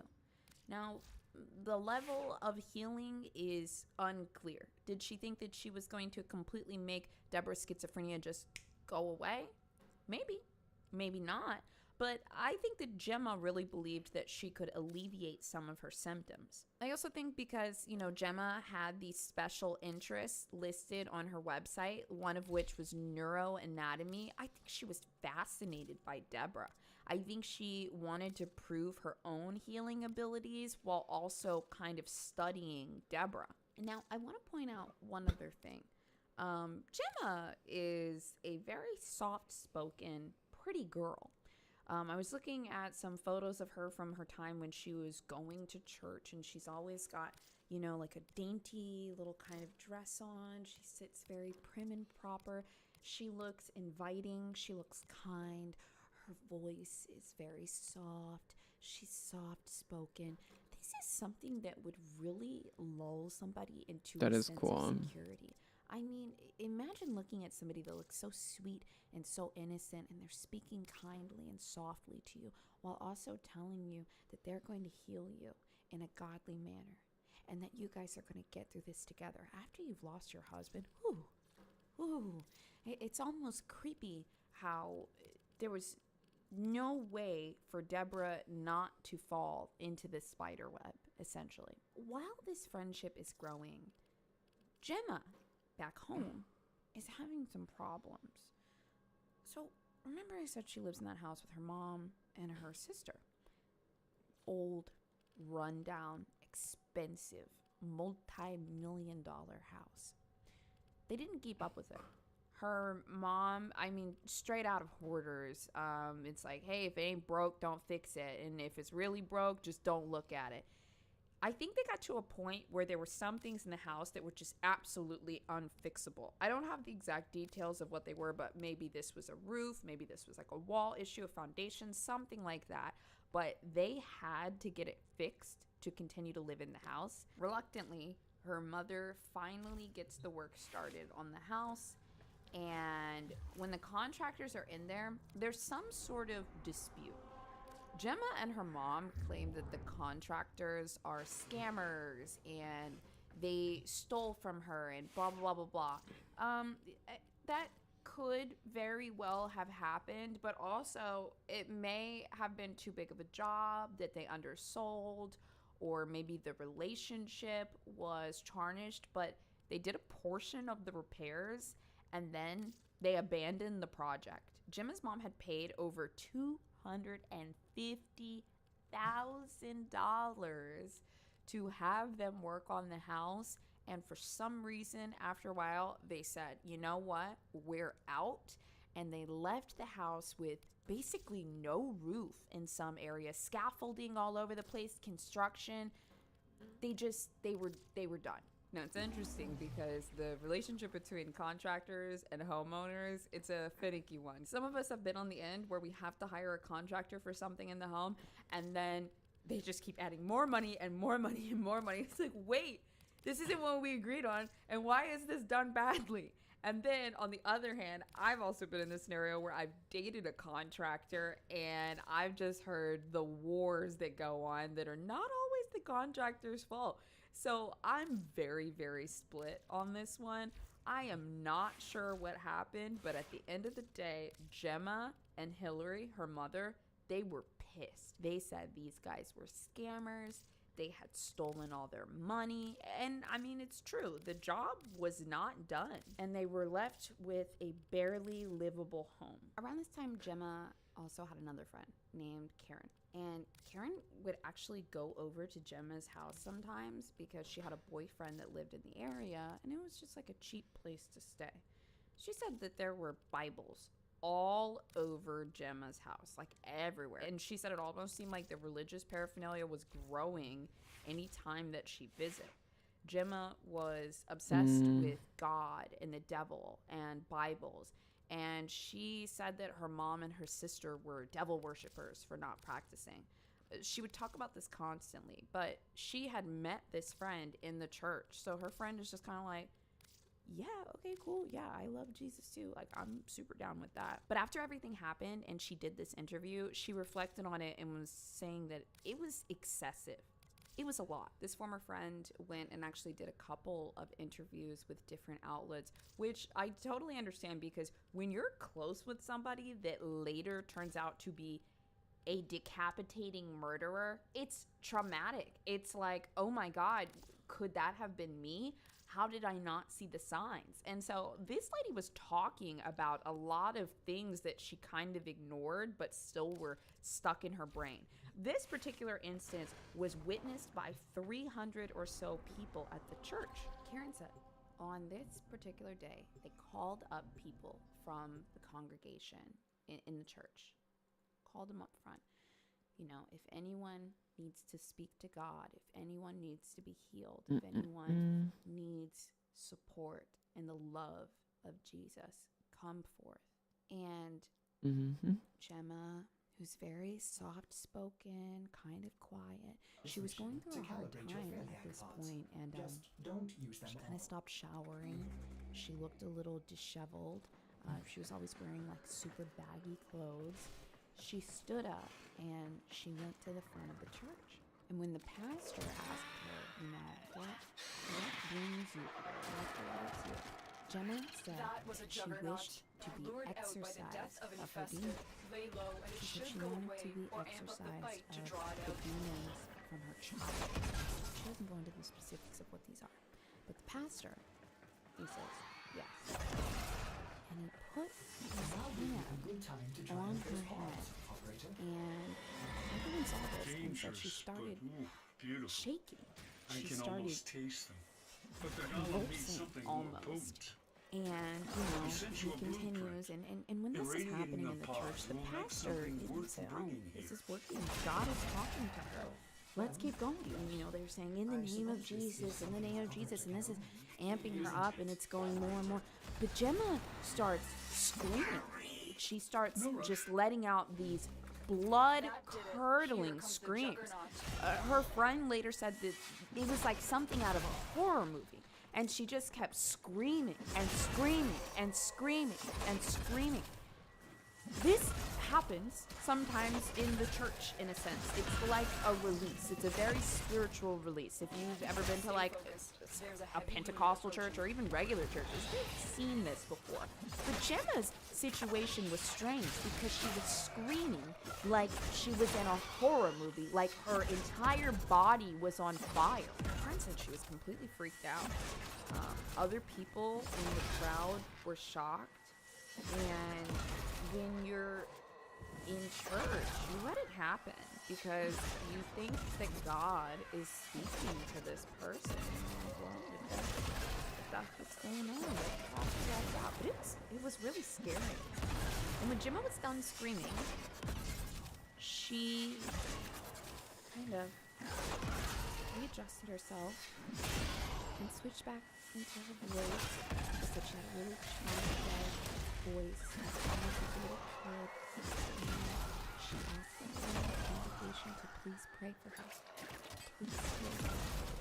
Thank you. That is one of the weirdest things that I've heard in a case. Like, it makes sense,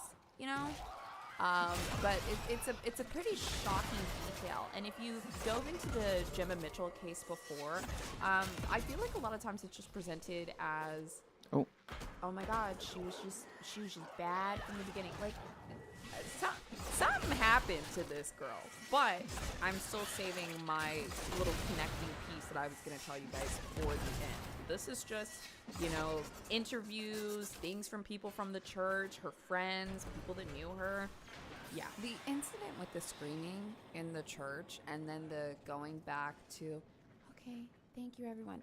To me, it makes me feel like Gemma is somebody that bottles a lot of emotions up, and she's probably been bottling up a lot of things for her entire life. Now, I don't think that Deborah saw this particular incident, but she did know that Gemma was really, really going through it. And she expresses to Deborah how the contractors had stolen all of this money from she and her mother.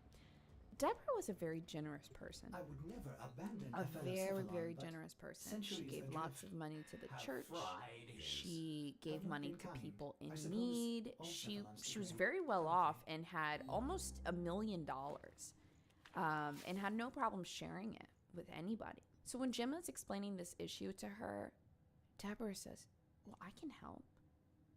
I can help with that. What do you need? How much do you need?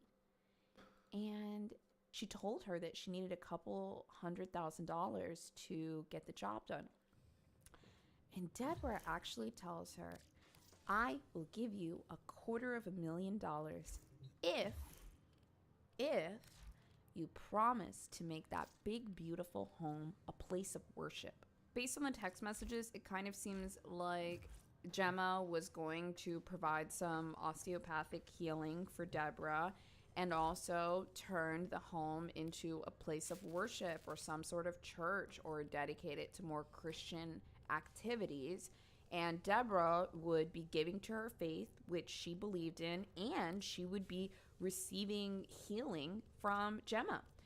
Some of the messages that Deborah sent her said things like, you know, you're truly a person of God, your healing, your kindness, like it really speaks to me. And this is all great news. This is fantastic. The kingdom is saved. Until a couple days later, Deborah retracts her offer. Now, her retracting the offer is a very interesting detail that I really, really tried to dig into. I mean, you know, maybe she spoke too soon and realized she didn't want to part ways with $250,000, or, you know, maybe she just felt like something was off with Gemma. One documentary that I saw said that Deborah had actually come to the house and saw what state it was in, which I really couldn't confirm through any articles. It's very possible that before she put down $250,000, she needed to see the home. But there's also the detail that people had come to Gemma's house before, like her friend Karen. So because the congregation all talked and they were pretty tight-knit, I also wouldn't be surprised if somehow it got out that Deborah was going to give Gemma this money to fix her house. You know, in the church, they'd be like, oh, holy day, Deborah's been such a good person. You know, people talk in the congregation. Somebody might have told Deborah, like, dude, do not do it. That house is falling apart. That thing is a piece of shit. Keep your money, Deborah. And for whatever reason, Deborah decided to retract. And that was a good move because, one, Deborah did not need to give her $250,000 to this lady that she barely knows but is taking advantage of her. And two, that house was going to cost so much more than $250,000 to make it what she wanted it to be.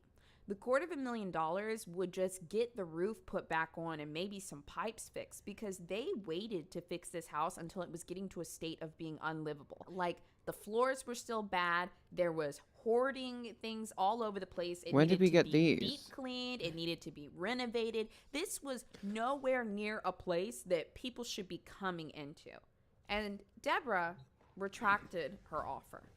This hit Gemma like a ton of bricks, because she really genuinely felt like she'd been scammed by these contractors, and now a person that she thought she trusted is also pulling the rug from under her, even though she wasn't entitled to that money anyways. And that was just crazy generous of Deborah. She felt wronged. She felt incredibly upset, even angry.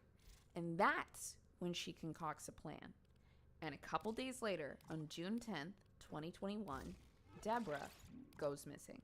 A couple days before Deborah went missing, her neighbor, a lady named Hirakan, said that she wasn't acting like herself.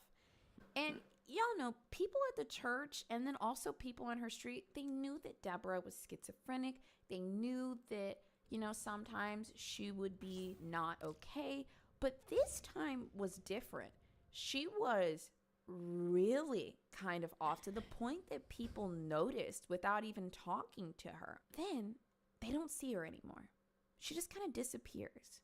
The last time they saw her was on June 11th, 2021.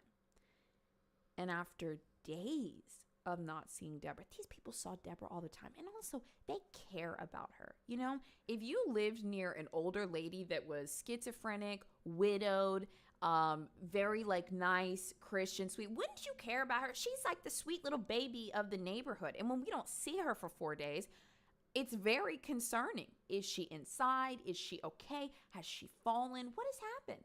So on June 15th, they end up getting the police involved. When the police start questioning the neighbors, they described her as quiet, reserved, but eccentric. And she had lived there for 20 years. Everybody knew Deborah. She did not go away on vacations.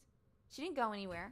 She's always outside of the house. Like, they see her coming and going to church, work, whatever. This was very strange. And for 2 weeks, Blind rage and Deborah is transient gone, fortitude. and nobody can find her until June 27th, when they get a phone What bill call does from this somebody on for? vacation. A lady named Charlotte Rawlings was on vacation in a place called Salcombe in Devon. It's kind of like a coastal resort town. And she calls 911 and she says, very, very matter-of-factly, like, I think I found a body. And the 911 caller is like, sorry, what? Repeat that? And she's like, I think I found a body. And they say, oh, are they alive? And she said, no, this body looks like it has been here for a while. And this person is very much not alive. Finding a body in Salcombe was very, very shocking, especially the state that it was in. Charlotte said that it had been decomposing for quite a while and there was a smell coming from it, very, very strong odor. Think about the closest resort town or little beach getaway that, you know, people in your hometown go away to. Like, finding a body there is crazy. So the police get on the scene. What they find is much more gruesome than they expected. The head had been decapitated from the body with the neck cut at a very strange angle. They found the head a couple feet away from the body, just discarded out on the land. The police start to search the CCTV footage of everything in the area nearby, just looking for some clues. Deborah had been missing for almost 2 weeks now, and even though they didn't have anybody to ID the body, this was kind of a match, and they suspected it might be her. So they started to look for all of the CCTV footage in the area from Salcombe to where Deborah lived. And on June 11th, they see something very, very strange on the camera. They see who they now know is Gemma Mitchell, just a woman with a large blue suitcase, and she's headed over to Chaplin Road, which is very close to where Deborah lived. And she's just strolling with this suitcase at 8 o'clock in the morning. And then at 1:13 p.m., 5 hours later, that same lady is seen with that same blue suitcase. 10K is and crazy. This time, the suitcase looks full. It is bulging out, okay? It's fully zipped up, but the suitcase is completely full. And same demeanor, just walking right by the CCTV footage with this suitcase. She ends up calling a taxi driver just a couple houses down from Deborah's, and she's grabbing her suitcase, trying to get in the car, and it's so heavy that the cab driver is like, oh, let me help you with that. And Jim is a little reluctant at first, but, you know, that's his job. That's what he does. He's insistent. He's like, please, let me help you with that. And he tries to lift it up, and he's like, oh, my God, this is a heavy bag. What is in here? Gemma says, books, just books, a lot of books. He's not trying to ask questions. He, you know, helps her lift it up, and they put it in the back of the car. Gemma gets in the car with the taxi driver, and he kind of tries to make small talk with her. He's a cab driver. That's what they do, right? But she just has this book. Remember, she's a book girl. Lots of books in the back. She's got a book with her, too. She just has this book kind of in front of her, and she's not really engaging with him, not really talking, and she's just reading this book. It's a quiet drive. And he would say later that, you know, she wasn't acting strangely. She was quite calm, just seemed like she didn't want to talk. But he did also notice that there was a bandage around her hand while she was holding the book. Police are searching and searching, and they cannot find any more footage of Gemma after the 11th. But then something turns up on June 26th. And you're not going to believe this. She's en route to Salcombe in a Volvo. She had rented a Volvo, and she's headed to this little resort town. The way they end up seeing this is so strange. She's caught on camera stopping at a gas station or service station, and something was really weird about it. It was raining outside, and the windows were open, and she had the front car door open. One of the attendants said that the car was just really weird, and it had this musty smell. And look, why would somebody be sitting at a gas station with all of their windows down while it's raining, front door open, and the car smells? I don't know. You go figure. But now all eyes are on Gemma. So the police start to dig into their relationship, and they find everything that I've caught you up on so far. And on July 6th, 2021, they finally apprehend Gemma Mitchell. So there's actually a video of Gemma being arrested, and there's not too much you get from this, but a couple things I'll extract for you. One, sorry, I'm looking at Neja builds right now. And the repairs being done on the home when the police knock on the door.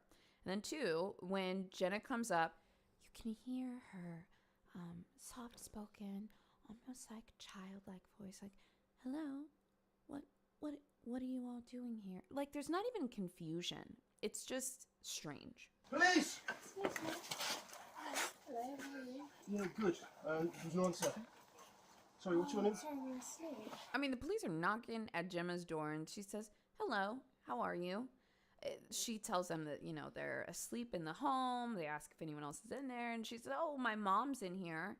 And she's under a fucking arrest, okay? I cannot get over Deborah being the neighborhood baby. Like, I know some of you guys, you would be, hi, Deborah, every fucking morning, okay? And Gemma's just sitting here acting like nothing happened. They bring Gemma in for questioning, and she's just in complete denial about everything. They question her about the CCTV footage where she has the doors open and the windows open, and they're like, "Why would somebody have that open while it's raining, Gemma?" And she's just like, no comment. Yeah, it's because she had a body in the car that had been decomposing for like 12 days. She was driving around with all the windows down because she could still smell it. Like, "Oh, I was just gonna go visit family and have a little vacation." She's just, dude, her demeanor is so strange. She's like a creepy little kid, The strange demeanor, the history of their relationship, the timeline, the literal security camera footage. I mean, we can't get any clearer here, folks. Really just seals the deal for me, but it gets a little bit worse. You're not going to believe what they find in Gemma's home. You are going to believe it. They found a forged will from Deborah, quote unquote Deborah, written by Gemma. Like, I'm not even doing any story building notes. Gemma wrote it. She made a fake will of Deborah's after she killed her. It says that Gemma would get 95% of the deceased estate to be applied to the benefit of Miss Mitchell's home address projects. And the other 5% of Deborah's money would go to Gemma's mother. That's what she wrote. And Deborah had somewhere in the ballpark of $700,000 to $1 million or so. Why would Deborah leave Hillary 5%? Gemma's mom, why would she leave her 5%? Like, really, riddle me this. I can't believe that. Wait till I get to the end of this.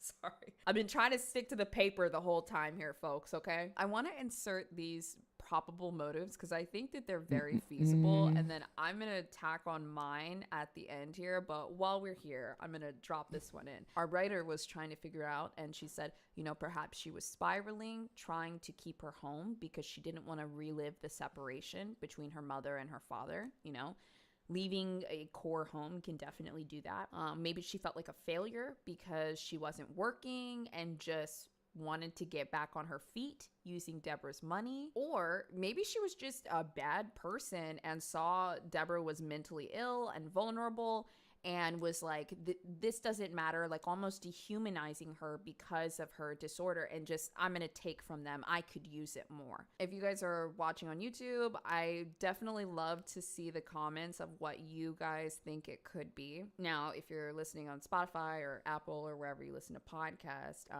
thanks for listening. And I'm curious what you guys think. But if you're on YouTube and you can leave a comment, you don't have to do it now. You can wait till the last little theory at the end here. But some of you guys, sometimes I know when I'm telling these stories, you're like, I know what that is. And if I haven't been through it, I probably won't recognize it. So always love to hear what you have to say. Now, to make things worse, and I know, how does it get worse past the will? They start to look more at the text message they were sending. So after they find the will, like, we need to know more about this relationship.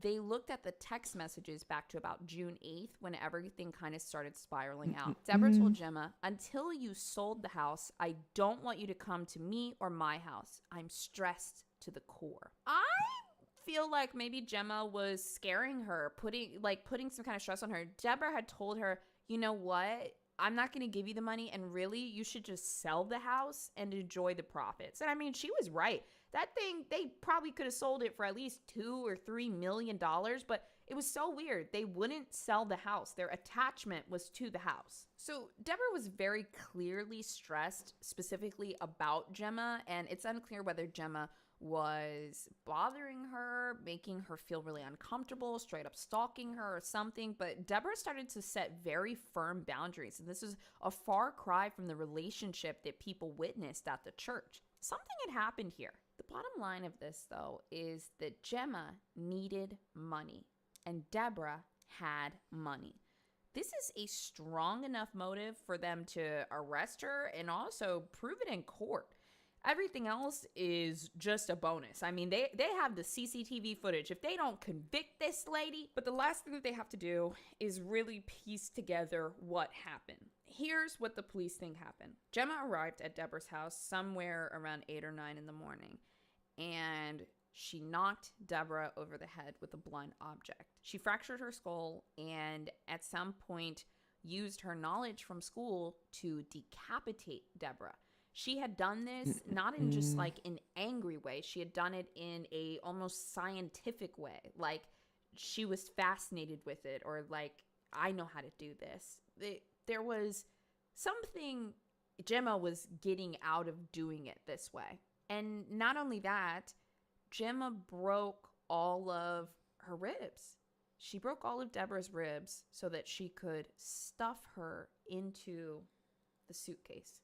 The weapon was never found, and Deborah's DNA was found on a towel that was stuffed in the side of the suitcase, and then everything else we saw on the CCTV footage. She actually took the suitcase back to her neighborhood and put it in a neighbor's garden until it got to the point where she had to dispose of it and take it somewhere else. I think that the fact that Gemma did something so horrible and then put it in the back garden and just kind of shut it off in her mind kind of speaks to her character, that she's able to bottle up things and just disassociate and like, I don't see that. That didn't happen, until it gets to a point where she has to deal with it. After all of this, Gemma was finally charged with murder on July 9th, 2021. The trial was a fiasco. I mean, this was a sweet, quiet, kind lady that was being charged with murder that involved decapitation. Also, it was a televised trial. Of course, the defense team has to come up with some raggedy excuse. The defense tried to paint a picture that Gemma didn't need the money because her house was worth so much money. They said, Gemma's house is worth $5 million. She didn't need money. Why would she do this? And they tried to eradicate the motive. But it was so obvious that she needed the money to fix the house. I mean, the jury wasn't stupid. That was information that they could let into the trial. But throughout the entire trial, there were so many details that were damning for Gemma. You know, a radiologist came in and said that, oh, she absolutely could have fit her into that suitcase. And Deborah's sister, a lady named Amy Chong, she testified how she couldn't even have a proper funeral for her sister because she had been decapitated. Oh my God. Through all of this, Gemma showed no emotion. She was just calm. At the sentencing, the judge came down and said that she showed no remorse and extreme denial. The judge was shocked at her complete lack of humanity, from defiling the body afterwards to taking advantage of a vulnerable person like Deborah.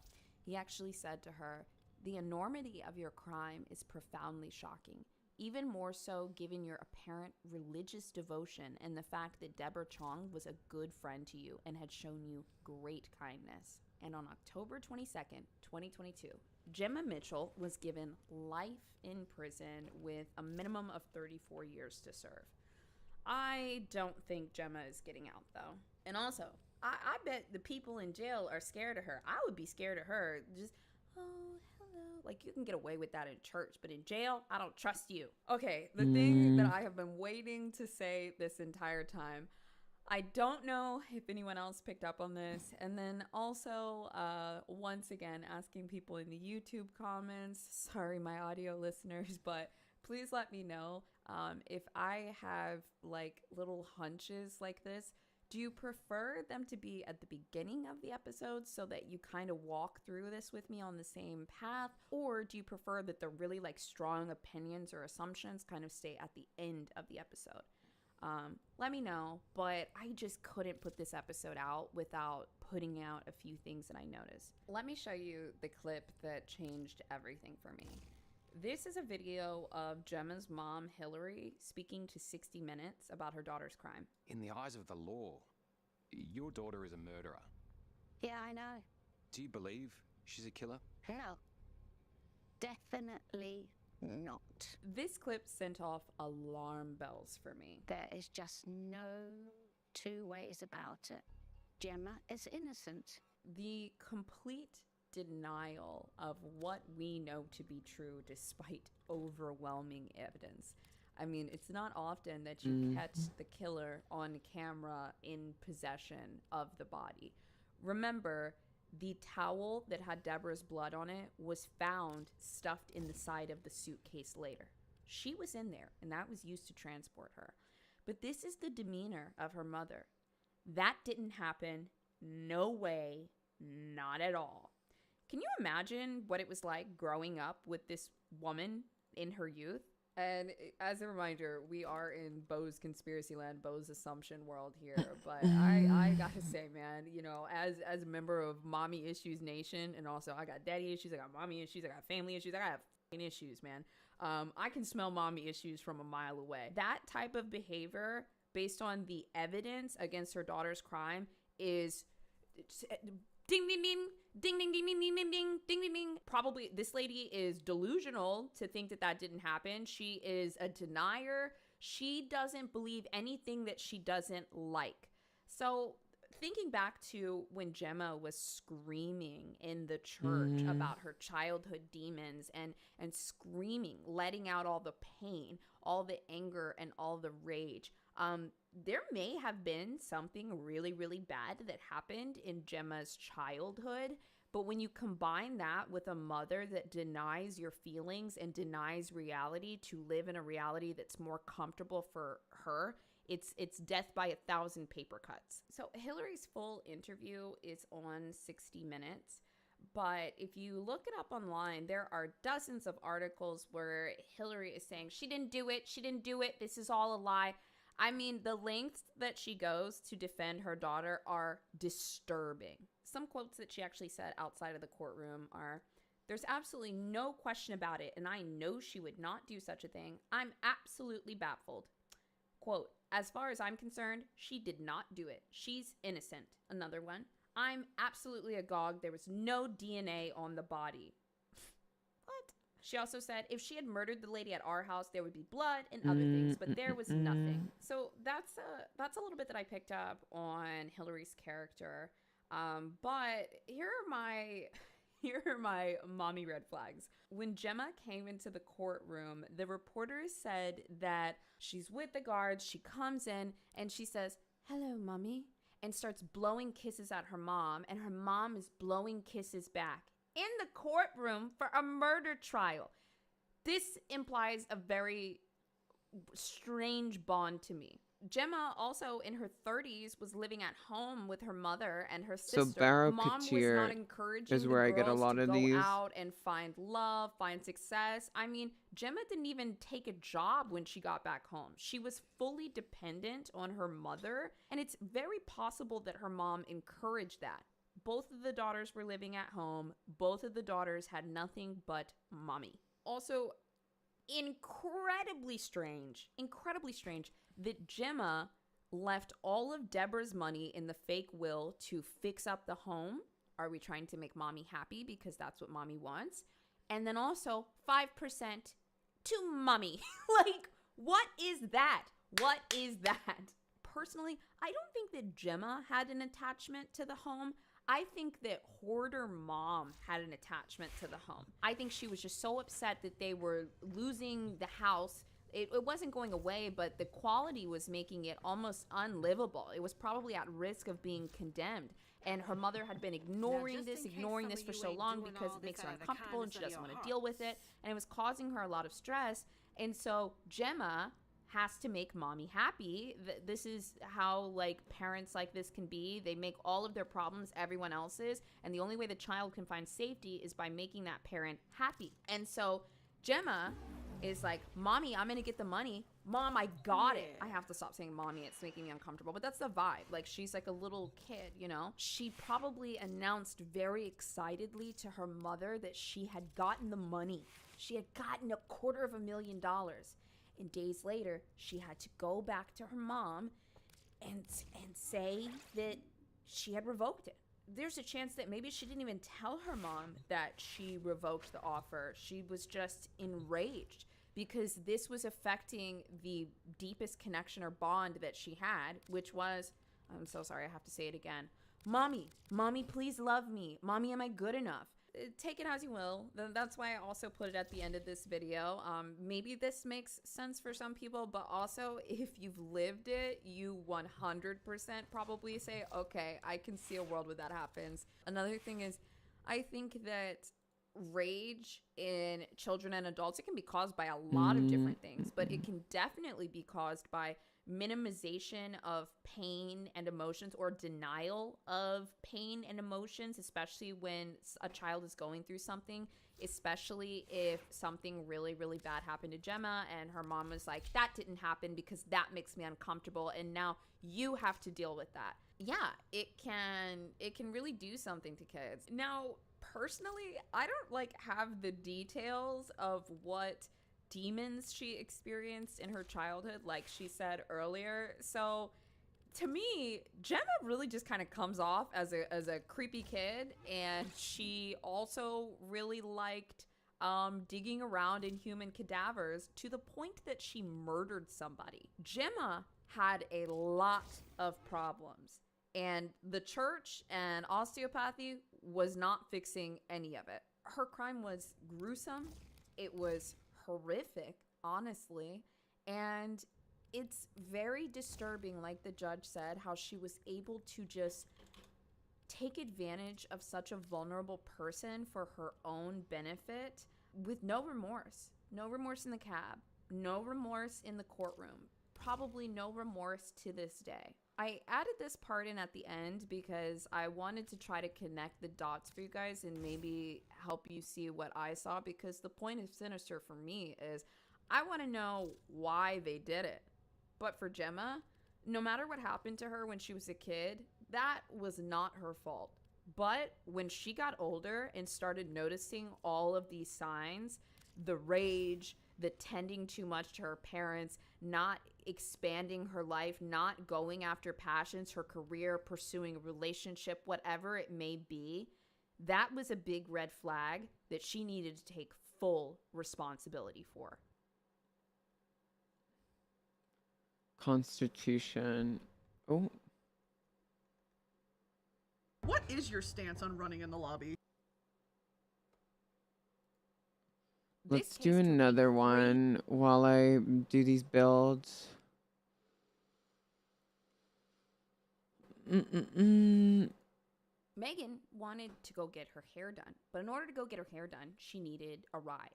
And her father couldn't or wouldn't take her because he was drunk. So she killed him. But let me tell you exactly what Megan did. Have you guys ever seen the movie Fight Club before? There's a scene in that movie that's extremely memorable to me, and it's where Brad Pitt takes Edward Norton's character's hand, and very, very quickly he puts lye on his hand. And in this movie scene, the lye very quickly eats away at his skin. You can see it bubbling, you can see the chemical burn developing, and it's very, very quick. And not only that, but you can see how much pain he is in. Of course, it's a movie, but this is a very real thing that happens with that product. And Megan was so upset that she didn't get her way that she dumped lye on his body, and that lye ate away at his skin all over, causing slow, festering chemical burns all over his body, while the man was passed out drunk and couldn't do anything to help himself. Eventually, he does get medical help hours later, but it took 5 months for them to try to treat him and for him to ultimately pass away. Megan, who throws chemicals on people that don't give her what she wants is free. I don't even know if I should be talking about this. Narrow-minded? I need Where she begs for narrow-minded. mercy at her sentencing, and somehow, some way, it was given to her. I want to see what she says. 19 years ago, I was placed into the arms of the first man to ever love me. The man I'm lucky enough to call my dad. Growing up, he became so much more. He was a storyteller, a tooth fairy, a friend and hero. But through it all, the one thing that never changed was that he was mine. One of the biggest things overlooked in this case is that me and my siblings lost our dad too. Bang! You did it! My little brother was diagnosed with severe depression, and at his age, that will probably take over most of his life. Cetus Bounty. Say goodbye to my dad. He's 15 and not only has to live with that scar, but at the same time has to watch his big sister fight to come home. My little sister is still traumatized from having her car surrounded and her sister taken away. And worst of all, until the police blurted out our dad was gone, we had no idea. She too was kept from saying goodbye and is also struggling as she watches me go through this. I have some thoughts. We'll continue. And then there's me. It's almost been 2 years and I haven't been able to mourn. I refuse to think he's gone because no part of me can handle losing him. Those first few days when I moved back in with my mom. These people, to me, are some of the most dangerous people. People that say, I can't believe I did that. Those are some of the most dangerous people, because whatever was in you that took that action and let the chemicals sit on the man, that's not gone just because you're crying now. I do believe that there is a sense of remorse here, but I do believe that there's like a split. Not saying that's like this is like a clinical like personality disorder split. People that don't have disorders or anything like that, they split all the time. They split between the bad behavior that they don't want to recognize that they do and who they believe that they want to be. It happens all the time, and you don't have to have a diagnosis or anything for that. There's a disconnect. And the fact that she says, I haven't even been able to mourn for the past 2 years because I don't want to believe that he's gone. To me, that says, I don't want to believe that I did what I did. That's a big fucking red flag for me, my dude. That's like the top type of person that needs to sit in a jail cell and think about what they did. Crying on the bathroom floor. And every night I slept with a picture of him and I. Has taken Where is Cetus? of love, hope, and happiness and destroyed it. I am the best parts of him. No! But without him, I don't know who I am anymore. Hey, don't you fucking kill me and then say that you're the best parts of me. What? I don't hate. He was my reason, and now every day I battle with self-harm. My dad has always been the one constant in my life. Without him home. And that created an unbreakable bond between us, and no one, not especially Mr. DeSantis, can take that away from me. I never got to say goodbye, and that's a scar I'll never be able to lose. I guess this is crazy. Who bought this? Who was eating this up? Who was eating this up, bro? Scared that he thinks I didn't love him because I wasn't allowed to be there. Yo, you didn't see this. I'm about to move my head, and a hero is about to appear. I want you to watch this lady over here, this blonde lady on the right side. Watch her look around the courtroom and try to figure out who's buying this shit, and then watch her say, And that's a scar I'll never be able to lose. I get so scared that he thinks I didn't love him because I wasn't allowed to be there and hold his hand. Okay, Miss Jean Jacket. Okay. Thank you. I needed somebody to like validate this because I'm like, this is wild. Some people may not agree with me on this. I do believe that Megan feels a little bit of remorse and regret for what she did, but she needed to serve time to let the reality of the pain that she caused set in, man. This is exactly the type of person that's going to be a repeat offender. Exactly the type of person. Exactly. I feel like if a judge releases somebody that ends up being a repeat offender, especially for a violent crime, they need to get a little notification. They need to know who they let out into the world, so at least they can look out for those traits later or something. Cause this don't smell right to me. Nobody even wants to talk about him. Like we're just supposed to move on, but I can't. That's my dad. He's gone, and no matter how much I beg God, he's not gone. I need to, guys, excuse me. Let me move my camera here for my co-host. Augur reach. Let me move, girl.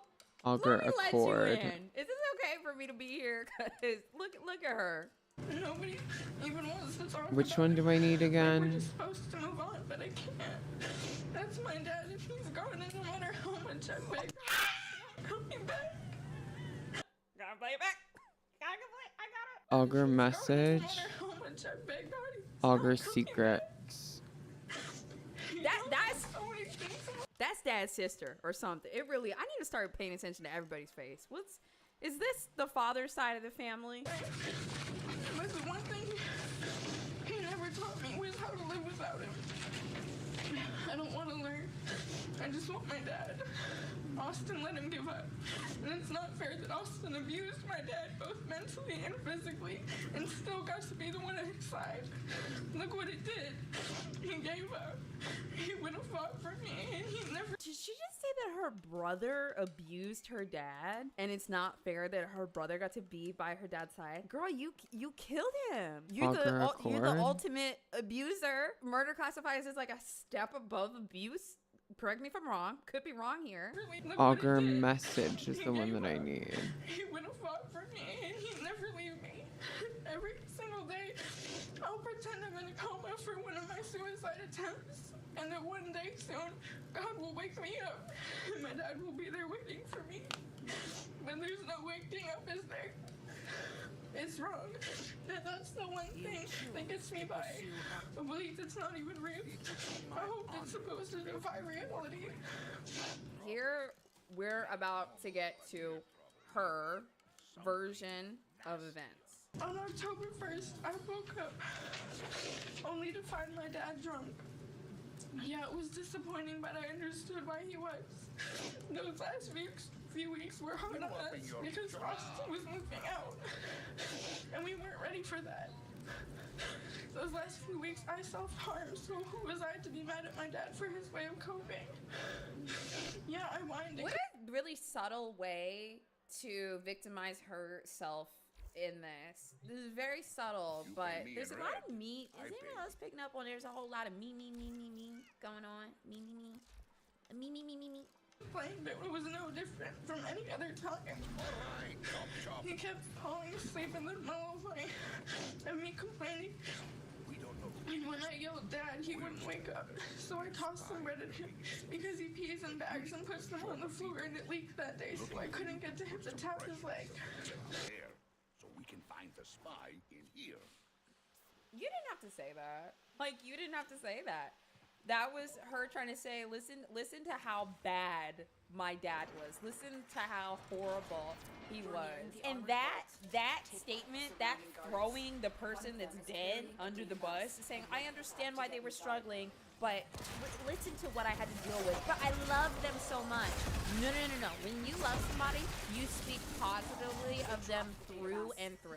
She very, very well, I don't give a shit if that happened or not. She could have left that out of the statement, right? Are you trying to preserve who your father was and talk about how much you loved him and how close you were? Or are you trying to justify your actions? When he didn't wake up, I tossed some lightweight things at the end of the couch. Oh! Sorry. Just want to say this. I don't know if she's about to say it in here, but I read it in the interview. She told the police that she threw bread at her dad. She didn't know how this happened.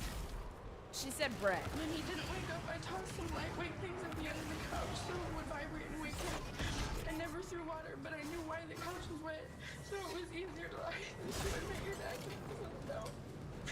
He did wake up though, and we talked it out. And although Mr. DeSantis would like to theorize on his consciousness, my dad and I both have said that we talked it out, and we don't leave angry. I would never in heaven ever hurt my dad. That little line that she says, about my dad and I.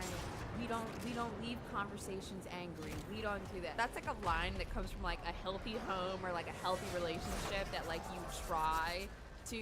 try to make happen in the home. When you're in an alcoholic home, anything goes. We don't have no home training. We don't have no skills. I think that's bullshit too. My dad and I had such a great relationship, and we never like to leave the conversation angry. Well, how did you get so angry to the point that you dumped chemicals on it? Like, that's just like a lie. So when there's little things like that, how am I supposed to believe anything else that you're saying? I would never hurt my dad. I'm not my brother. And I'd like to point that out. That my party wasn't a big deal. I'd already celebrated, and if the hotel didn't work out, me and my friends would have still hung out. The only thing that excited me about turning 18 was that I was finally old enough to hold the puppies at the 12-month small. And you wanna know? The only thing that excited me about turning 18 was that I was finally old enough to hold the puppies at the 12-month small. And you wanna know how I spent my birthday? My dad woke me up with cake and my favorite fruits. You know why? Because he's a good dad. Yeah, he had his problems, but he's human. And just like humans who felt pain and cope with it, he was going to get better one day. I believe in him. And now I don't even get to see that day. One major thing I'd like to point out is that my dad told the police and my brother, I didn't do it. And only that change after being alone with Austin, who admitted he told my dad that's not how it went. But how would he know? So when Austin is like the truth, he changed it. But he can't change my truth. Wow, You fucking hate Austin, huh? Damn. The evil are ensnared by the transgressions of their lips, for the righteous escape from trouble. Oh, she a Christian now. 12:13. Although my attorney didn't provide an alternate theory while defending me, it's clear that in the discovery where there... Judge Batty, I cannot believe you bought this. I also cannot believe that she's been holding the same facial expression for 7 minutes. Unbelievable, quite frankly. To me, there is no reason why Megan should not have served at least like 10 years. At least time to sit in the cell and think about what she did. She was facing a life sentence and she served 1 year. There were other people who were being truthful and should have been questioned as well. And you'd think because one of my brother's hobbies is hurting my dad, he would have been questioned. But all it took was for my brother, who at this point changed the truth to the finger at me. In the police video, if you pay close attention, you will find that I only agreed to the things they said first. Just like my brother, I'd do anything to protect my dad and the possibility of self-harm. Even lie. And I apologize for those lies. If I knew it, that simple lie would ruin my life. I wouldn't close my mouth. We all learn at some point. I wish more than anything I would have testified. I tried, but I can't go back. And I can only fight my butt off right now. This whole time the prosecution has tried to make me look like a monster. And that's not me, and it never was. The real me is the girl who laughs a little too loudly. You need to watch the opening statement. I know the prosecution did their job, Lord willing. Opening statements and the brother testifies. Right there on the front. We got... We're gonna watch some of this trial after this. We're gonna watch a couple more minutes of this and then I'm going to the trial. The real me is the girl who laughs a little too loudly and lives a little too far. The kind of girl who sees the best in everyone. I babysit kids for moms that can't afford much and volunteer for getting by in school. I was on a soccer team who performed in the choir and musicals. And my favorite thing is when my dad would wake me up when the crack was gone to show me the deer in our yard. I'm a good student and sister, but most importantly, I'm a good daughter. I was the only one who took care of my dad, even though it was hard. It made me feel loved and needed. My dad was proud of the girl I was becoming, and even now I know he's looking up from heaven, proud that I've been strong enough to get here. He's strong enough to still fight. I didn't just lose my dad, but I lost my big brother. And this whole time I've tried to hate him for what he... Dude, you've been talking shit about your brother this whole time. time. Oh my god, I have to see his testimony. I did, but I can only forgive him. And I hope he knows that I'll always love him, no matter what. One of my biggest fears moving forward is that when people will think that I'm some monster, something I'm far from. Mr. DeSantis so badly wants to take away my future without hearing me for the past 17 months. I sat and faced some of the hardest punishments. My great uncle died, and again, it's to say goodbye. My brother needs me, and You got 1 year in prison for murder, and you just gonna have the audacity to say you faced some of the hardest battles because you didn't get to say goodbye to your uncle? Help! Help! I can't do this! greatest of all, I have to live in a world where my dad is not it. I have to live with the fact that I didn't even get to say goodbye or I love you. I don't know. I am in so much pain. Is the nurse, the judge, the nurse, please help us. This is another video from Law and Crime. She's a baby. She's a baby with a temper, bro. Whose victim impact statement is this that she's sitting over here? No, it's not real. Fine demeanor continued with his kids and everyone who encountered him. He was a scout leader and continued to offer help and mentorships to every kid that needed it. Even during tough times, he never lost his generosity. Throughout her life, Megan Amirowitz had numerous behavioral issues and got into multiple troubles. My brother was always there and never gave up. When Megan and her mother, Julie Conrad, had issues, he was there to welcome her with open arms. He even fought for her custody to remedy issues. When Megan stole his car and crashed it, my brother was there to support her. He did not... Miss, I just want to pet the puppies? Stole the car and crashed it? Miss, I just want to pet the puppies? He's having fights with mom? Let me let it play. When Megan stole his car and crashed it, my brother was there to support her. He did not tell us exactly what happened. It was unusual for him not to visit my parents, and we had no idea that he did not have a car because he protected Megan from any negative comment and encounter. Wow. After some time, we got to learn about it from others. He would take my parents' car to continue driving her around. When Megan pulled a knife in school and threatened to She teach... knows how. Oh, when Megan pulled the knife in school, you fucking piece of shit. You know exactly how to escape accountability. She knows exactly how to do it. This is a completely different picture of a person painted by another family member. This is how did the judge? Oh, kill me, Jesus! When Megan pulled a knife in school and threatened to teach her, he was there to pick her up and enroll her in homeschool. He always had an open arm for her, always wanted her to be happy, and continuously tried to work around her behavioral issues. As always, with his calm nature, he never lost his temper and unconditionally loved her. Then, on the morning of October 1, 2021, Megan poured live powder on her dad, Conrad Amirowitz, and left him to die because he could not drive her to the appointment. Megan left my brother with horrendous suffering, dreadful pain, and a horrific condition. That is the bodily response she has when presented with her own actions. This person should be in jail. I can't, honestly, what a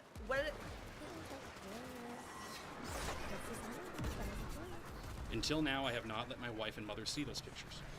Every time I'm reminded of a great memory with my brother, I also remember the dreadful pictures. I cannot think or remember my brother without horrible recollection of how he died. All that got worse when we found out Megan proceeded to go to a hotel for her birthday party and had the audacity to ask for Conrad's credit card info to pay for her party. At times, I think this senseless act was the only reason that Conrad was found alive and taken to the hospital.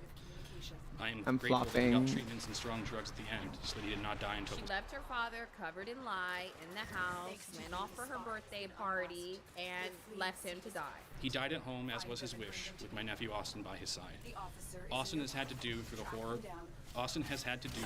of seeing his father suffering from his injuries and dying in front of him, all with the knowledge that his sister Megan did this to their father. The suffering to my parents, myself, my nephew, and family is unspeakable. My parents not only lost a child, but they also need to deal with the trauma of knowing that their grandchild took the life of their son in a way unimaginable, with no remorse. Knowing that she never took responsibility for her act, and always blamed others for her horrific act. Megan took away a father, a son, a brother, and an uncle without remorse and in a cruel way. She gave us all a life sentence of dealing with our loss. Megan deserves a life sentence. Respectfully yours, Thomas Amirowitz, brother of Conrad Amirowitz, on behalf of the Amirowitz family. Anything further? I can't believe that she just listened to that incredibly powerful letter and just anything else. Anyone got anything else? So I mean, it sounds like the judge has already made up her mind. The circumstances that you have endured during your adolescent life are somewhat detailed in the PSR. The report indicates physical abuse and attempted sexual assault by a friend of a sibling, which was not addressed by your parents. Your adoptive parents separated when you were 8.5 years old. You endured both physical abuse, and while you indicate that you were raised by both of your parents, the court does recognize that your father was a severe alcoholic. So, like, shocked by this. I'm really like disappointed and really bummed too. Like a sheet of somebody's trauma doesn't justify like what happened here and what was happening over all this time. Disease could not make him a fit parent, and he always put you in harm's way. Your childhood was lined with abuse, the inability to grow mentally as a child. Your only criminal history was driving offense that your father was unable to drive you. The PSI indicates that he would pick you up while intoxicated and that you had to quit your job to care for your father. Your father described you as an angel, making it clear that you do not have malice. It is clear that your father's addiction and the denial of his... How are we blaming the guy that died? Oh my God, I cannot believe they let her out. This is insane. Chat, we absolutely must. We must go to the opening statements from the prosecution. We must go into them. Right now, we want to take you into court to listen to the opening statements from today. Criminal cases are always about choices and consequences. Okay. A person will make a choice to do something, and the consequences ensue. Amen. In our society, we hold people accountable for the choices and the consequences of their choices, and that is why we are here today. Because on October... Point blank period. Done. I don't care about the rap sheet of trauma and how bad her life story is. Raise your hand if you have a bad life story. Now keep that hand up if you didn't kill anybody. Like, he's so right. Bad actions should have consequences. Megan Amirowitz made a choice to act, and the action led to the death of her father, Conrad Amirowitz. Megan turned 18 on September 29th, 2021. She was supposed to have a birthday party on the night of October 1st, 2021.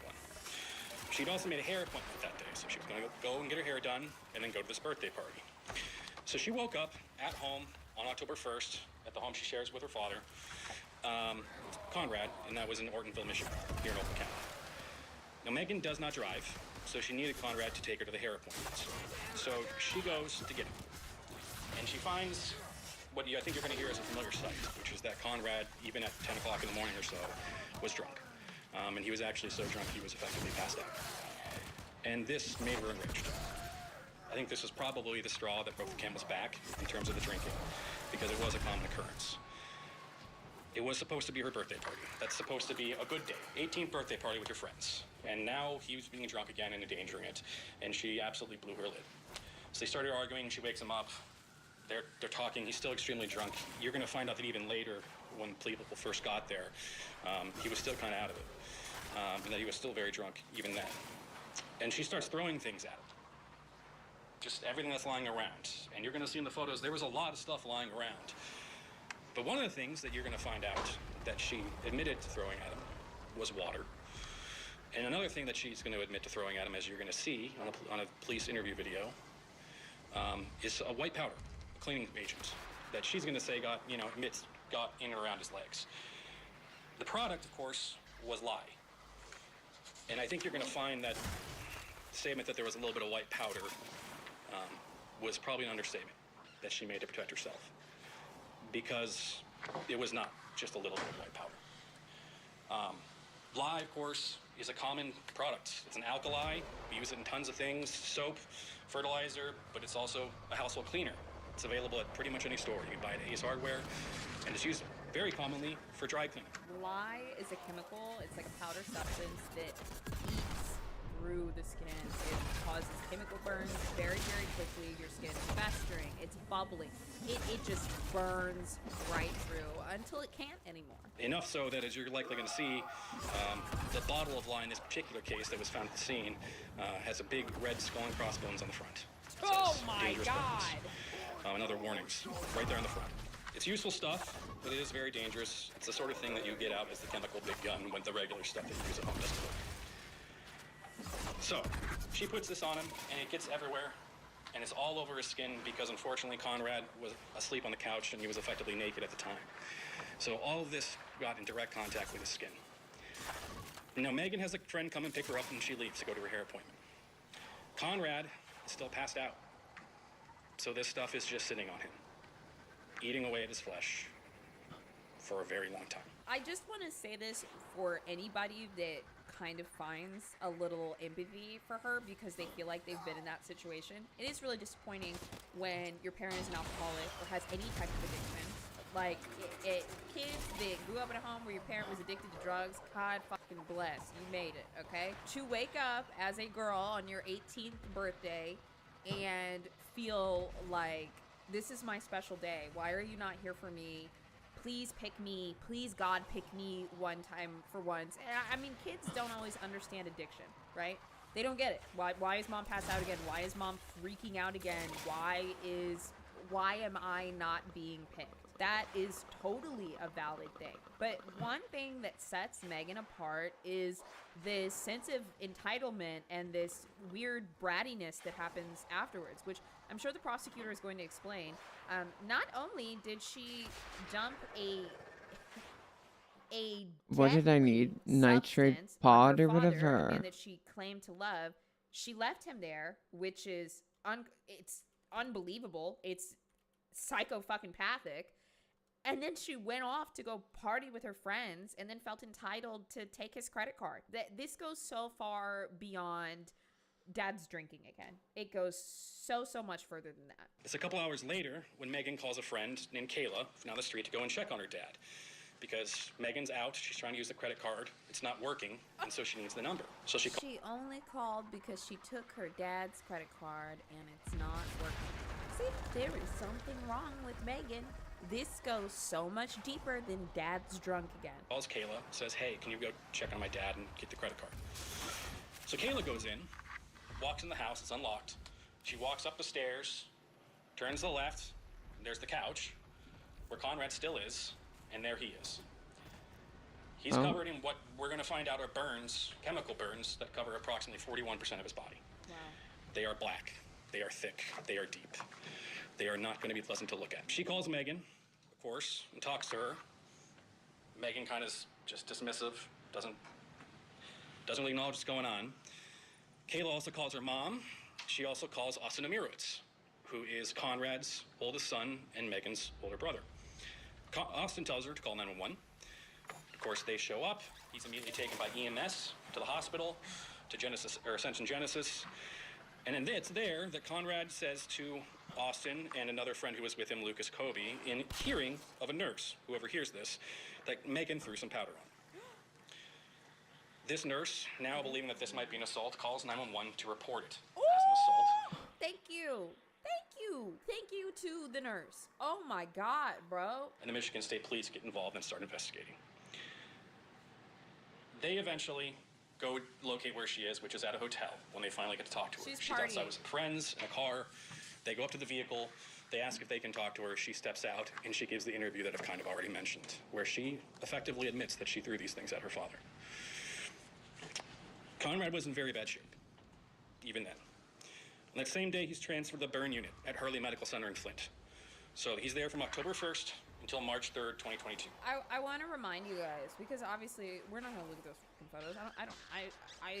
I personally don't want to see the photos of Conrad, but I want to point out that in this trial, it's actually very important for the prosecutor to show these to the jury and the judge. The judge saw those photos. Those photos were a man, I believe Conrad was 64 years old. He was an older man. A man that 40% of his skin is covered in black burns, holes, crevices in his body where a powder has eaten away at his flesh all the way through the tissue, probably through the muscle, as far as it could possibly go until those wounds turned black. Those chemicals festered on his body while his daughter was out partying because she felt like she deserved to. It's very troubling to me that the judge saw the severity of those photos and the burns that Conrad lived with for 5 months and let this girl out. You can only imagine what they look like. You can only imagine. And he has to show those to the jury. He has to show them to the judge. And they still let her go. It's 153 days that they are trying to save his life. In that time, he has repeated infections from the wounds. He goes on dialysis because his kidneys are shot. Yep. He has both of his legs amputated. He has tracheotomy and lots of other things go on while he's there. At the end of the 153 days, he goes home on hospice because he's decided to take himself off life support. He dies 3 days later at home on March 6, 2022.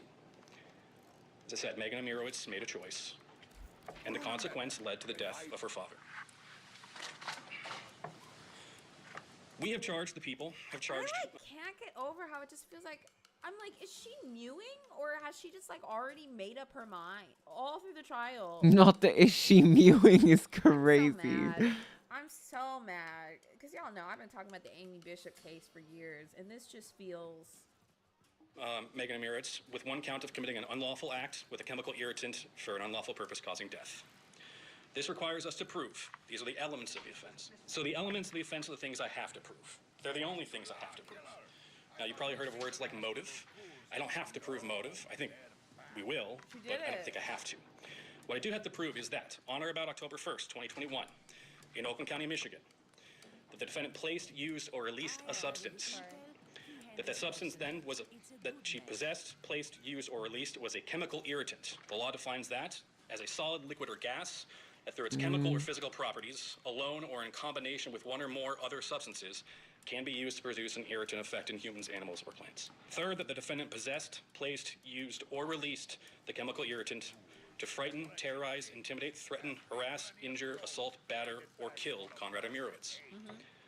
Fourth, the possession, place, and reuse or release of the chemical irritant resulted in the death of Conrad Amirowitz. Ladies and gentlemen, I want to thank you for your patience and your patience and consideration to come. I believe when the proofs in this case are complete, you're going to be able to kind of answer the question that I had told you in jury selection a case is about. What happened, and did what happened break the law? What happened, and did it break the law? You decide. You tell me if anybody broke the law here today. Because I personally feel like somebody did. And I feel like they may or may not have broken the law. We're in the worst ways that you can possibly do it. Murder. Killing somebody. Taking the life of another. Determine the truth. Okay, y'all. After this video ends, What happened to Conrad Amirowitz, why he died, how he died. so in like 30 minutes, I will end. I think the evidence is going to show that Megan Amirowitz made that choice. Yep. And it killed her father. So at the end of this trial, I ask you for a verdict that holds her responsible for her choices, and that will be a verdict of guilty as charged. Thank you. Amen. Amen. I don't know why I'm in an amen. Wait. What do you say that's not religious when you agree? Yes, Lord. No. Don't help me, chat. Hold on. Agree. Hell yeah. Okay. Yes, sir. Yeah, I like that. I concur. Absolute. Yeah. Oh, I got one. That's right. Wait, I want to see what this lady has to say. Fairly short opening by the state. Let me know what you think at Ashley Court TV. Up next, we're going to have the defense's opening statement. Ashley. Stay tuned. Already know that you still haven't heard any evidence. Dude, what? That's the defense's opening statement. I want everyone to know that you still haven't heard any evidence. She said she did it. I love getting gaslit by defense attorneys. It's early in this case. Now, what happened on that day was tragic. No question. But there's some more facts you need to know. His son, when he went to the hospital, talked to him. When he went to the hospital, his statements were, I don't remember what happened. Mr. Amirowitz said that. When the young lady who was checking on him comes in, she walks in and says hello, and he responds. He didn't feel anything at that point in time. This is several hours later. I want to remind you that you and I, we're not going to see the photos, okay, of what his body looked like before he got into the burn unit. But you can imagine, right? I need you I'm so sorry, but I need you to imagine that for a moment, to understand the severity of Conrad's wounds and how that doesn't match up to this like story of, oh, the nurse walked in and, hey, how you doing? Yeah, I don't remember what happened, you know? When he paints the story in this just kind of like everything was normal kind of way, you picture a man in a hospital bed talking to a nurse. But when you think about the images that the prosecution had to show in court later of his body, you think about a man with 40% of his body burned off with black wounds all over him, and that doesn't match up to the fucking conversation that this defense attorney is trying to paint. They had to amputate both of his legs. His blood alcohol level was very high. And his son said, look what he told me, him and Megan had a fight. Okay. They had a fight, they had an argument. She admitted she threw some bread at him and a couple other things. But that doesn't mean that she threw this stuff at him. Okay? Now, if you look at his blood alcohol level when he goes into the hospital, it's extremely high. So that means And that he... several hours earlier, frankly, he would have been dead if he had that blood alcohol level and hadn't been drinking. But he admitted to the son that after the argument, he was drinking again. Now, this stuff is all over his body. He went to take a nap. It was all over his body. The only one hands who have any damage are his. He's been rubbing this in. He's been sitting there, but he didn't feel anything. I want to propose just a little something here. This is a personal anecdote, but for somebody that might be wondering, how could his body be burning off and he's not getting up, he's not doing anything? Throwing out a personal anecdote here. I'm somebody that when I'm in pain, and it's so weird, whether it's mental or physical pain, like for example, if I'm super fucking hungover and I have a terrible headache, I don't move. I freeze up. I literally, my personal response to pain, and I don't know if anyone else relates to this, is I basically like freeze until the pain goes away. And a lot of times, you know, it doesn't always go away. And so some people, I know somebody else relates to this. Even if something like that is happening, you just almost don't do anything sometimes. It's very possible. And this was a slow burn. At the end of the day, the effects of this burn killed him. It was serious. It was a slow death over 5 months that resulted in his kidneys failing, him having to have a tracheotomy, both of his legs were amputated, and ultimately he died. So if you're wondering why he didn't do anything, well, he was drunk, and maybe he just froze out of the pain, not understanding it. He probably was so drunk that he didn't know what was all over him. There could be a complete other reason why, but I want to lob that theory your way just in case you're having trouble connecting that piece. Throughout all the medical records, and I think we're going to admit the medical records, there's total probably 20,000 pages. Never once does he say, I remember what happened. Never once does he say Megan did it. Never once does he say... Oh, that's a good point, too. Chloe said, at a certain point, I don't even think he felt anything. Yeah, wait, and I have another question, too, because I actually don't know this, and I know somebody in chat's gonna know. Don't you have to remove lye with, like, something in particular? Like, don't you have to... Certain chemicals actually activate lye and make it worse. Don't you have to do something specific? If you put water on it, will it go away, or does it so water makes it worse? That's another thing too. If he was so drunk that he didn't know what was on him, because the last thing I would assume is my daughter dumped lye on me. There also is a world where maybe he tried to get it off with water and it just got worse and he didn't know what to do, thus once again just freezing. So I don't know exactly why it happened that way, but for me personally it kind of makes sense. And I know some people might be like, how is this possible? Just trying to connect the dots here. Never once does he say or blame anyone for this. Stay focused. Now, There's a heavy unit he went through a horrific experience, but he was also an extreme alcoholic. So, He died, but he was an alcoholic. Oh, me. This is a bad situation. You're gonna have to look at all the facts, all the situation, listen to all the testimony, and make up your mind. Now it's early, you haven't heard anything. Please listen to everything and make up your mind. Shut up. I don't know if her brother Austin ultimately defends up defending Megan, which he very well might, because in the hospital he didn't say what she did. His father told him that Megan did it, but he's not the one that called the police. The nurse is the one that called 911. So I'm not sure if Austin is gonna defend her or not, but I am very curious, what is his demeanor and why does Megan hate him so much? Mr. Amirowitz, do you know a Conrad Amirowitz? I do. That was my father, yes. That was your father. And your father is deceased now? Yes, sir. Okay. Did you know a Megan Amirowitz? I do have a terminal. Okay. Do you see her in court today? Yep, she's to the right, yes. I'm sorry, can you say that again? She's to the right, yes. My bad. To your right? Yeah, to your right. Or my right. This is my left. Your left, sorry. It's okay. You're a little nervous. Yeah. Just so you guys know, as you saw in the opening statements, this is the prosecution that's asking Austin questions right now. Where were you living around October 1st, 2021? I was living around October. I was living out in Pontiac off of Stanley. Okay, so you weren't living with your father at that time? In October, no. Okay. Who was living with you? In October, it was still my father and mother. I was still visiting her. You still had a room at the house? I given my room to him, but I was mostly like visiting for the day, and then he was taking me home or to work. But yeah. Right. Where was Megan's room? Megan's room in the house was, so if you walked up the stairs and you went right, it'd be right across the hall, so it was on the second floor to the right. All right, so like when you walk in your house, it's a split level, right? Yes. So you walk in the landing, there's the stairs. Is that a yes? Yes. Yep. You go up the stairs, to the left is the living room and the couch. Yep.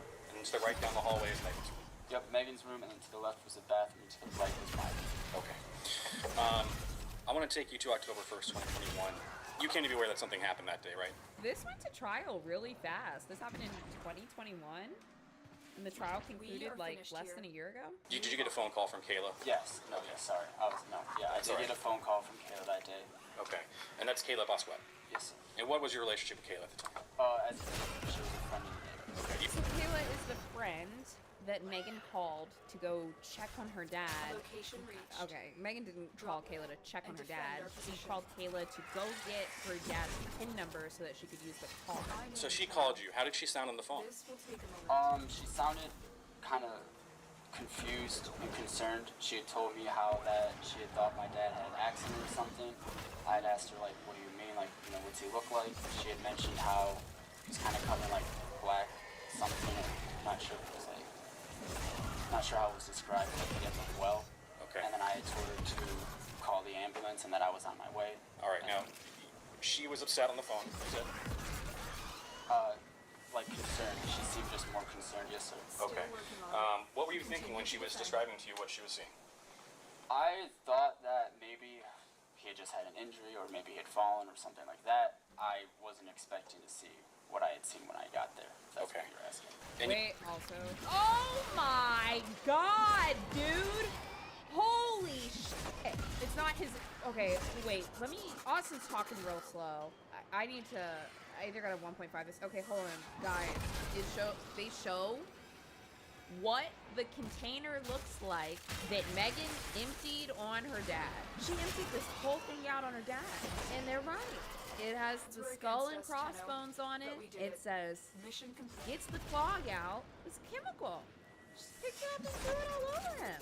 Oh my god. And this is a huge container. Okay, I'm gonna skip ahead to when he asked him about these photos. When you were talking to your dad there, how did he seem? Scared. I'm gonna be honest. Scared. Were you scared? Yeah.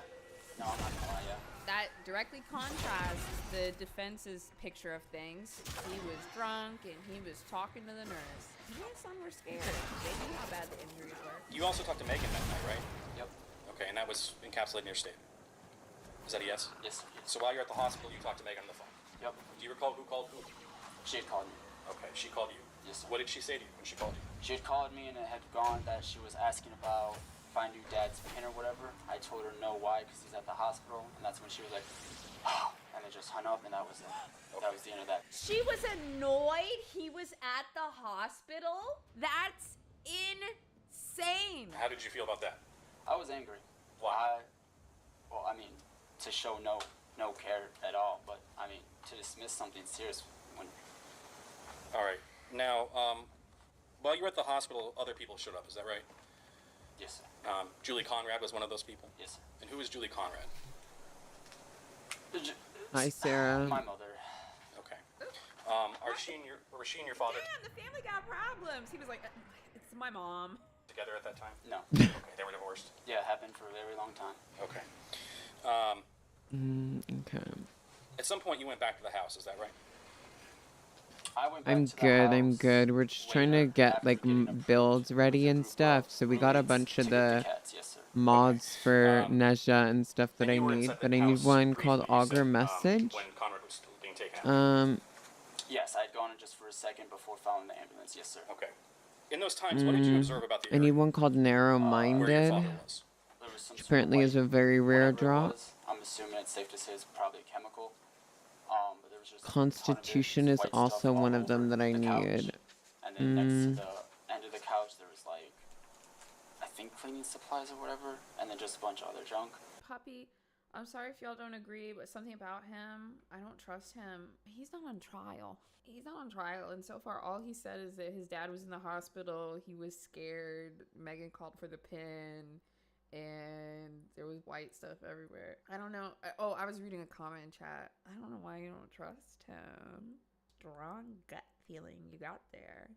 And also, you're right. We don't have to be on the same page about something, but I'm so curious. I'm like, what is the gut reading? Garage said, do you think he did it? I'm like, yeah. I'm so curious. Sometimes I see like TikTok comments like this, and I'm like, they're here. Explain. I need to understand. I'm not saying I trust her. I just don't think I trust him. Okay. Not the burns, but you should show the audio of the father being interrogated at the hospital.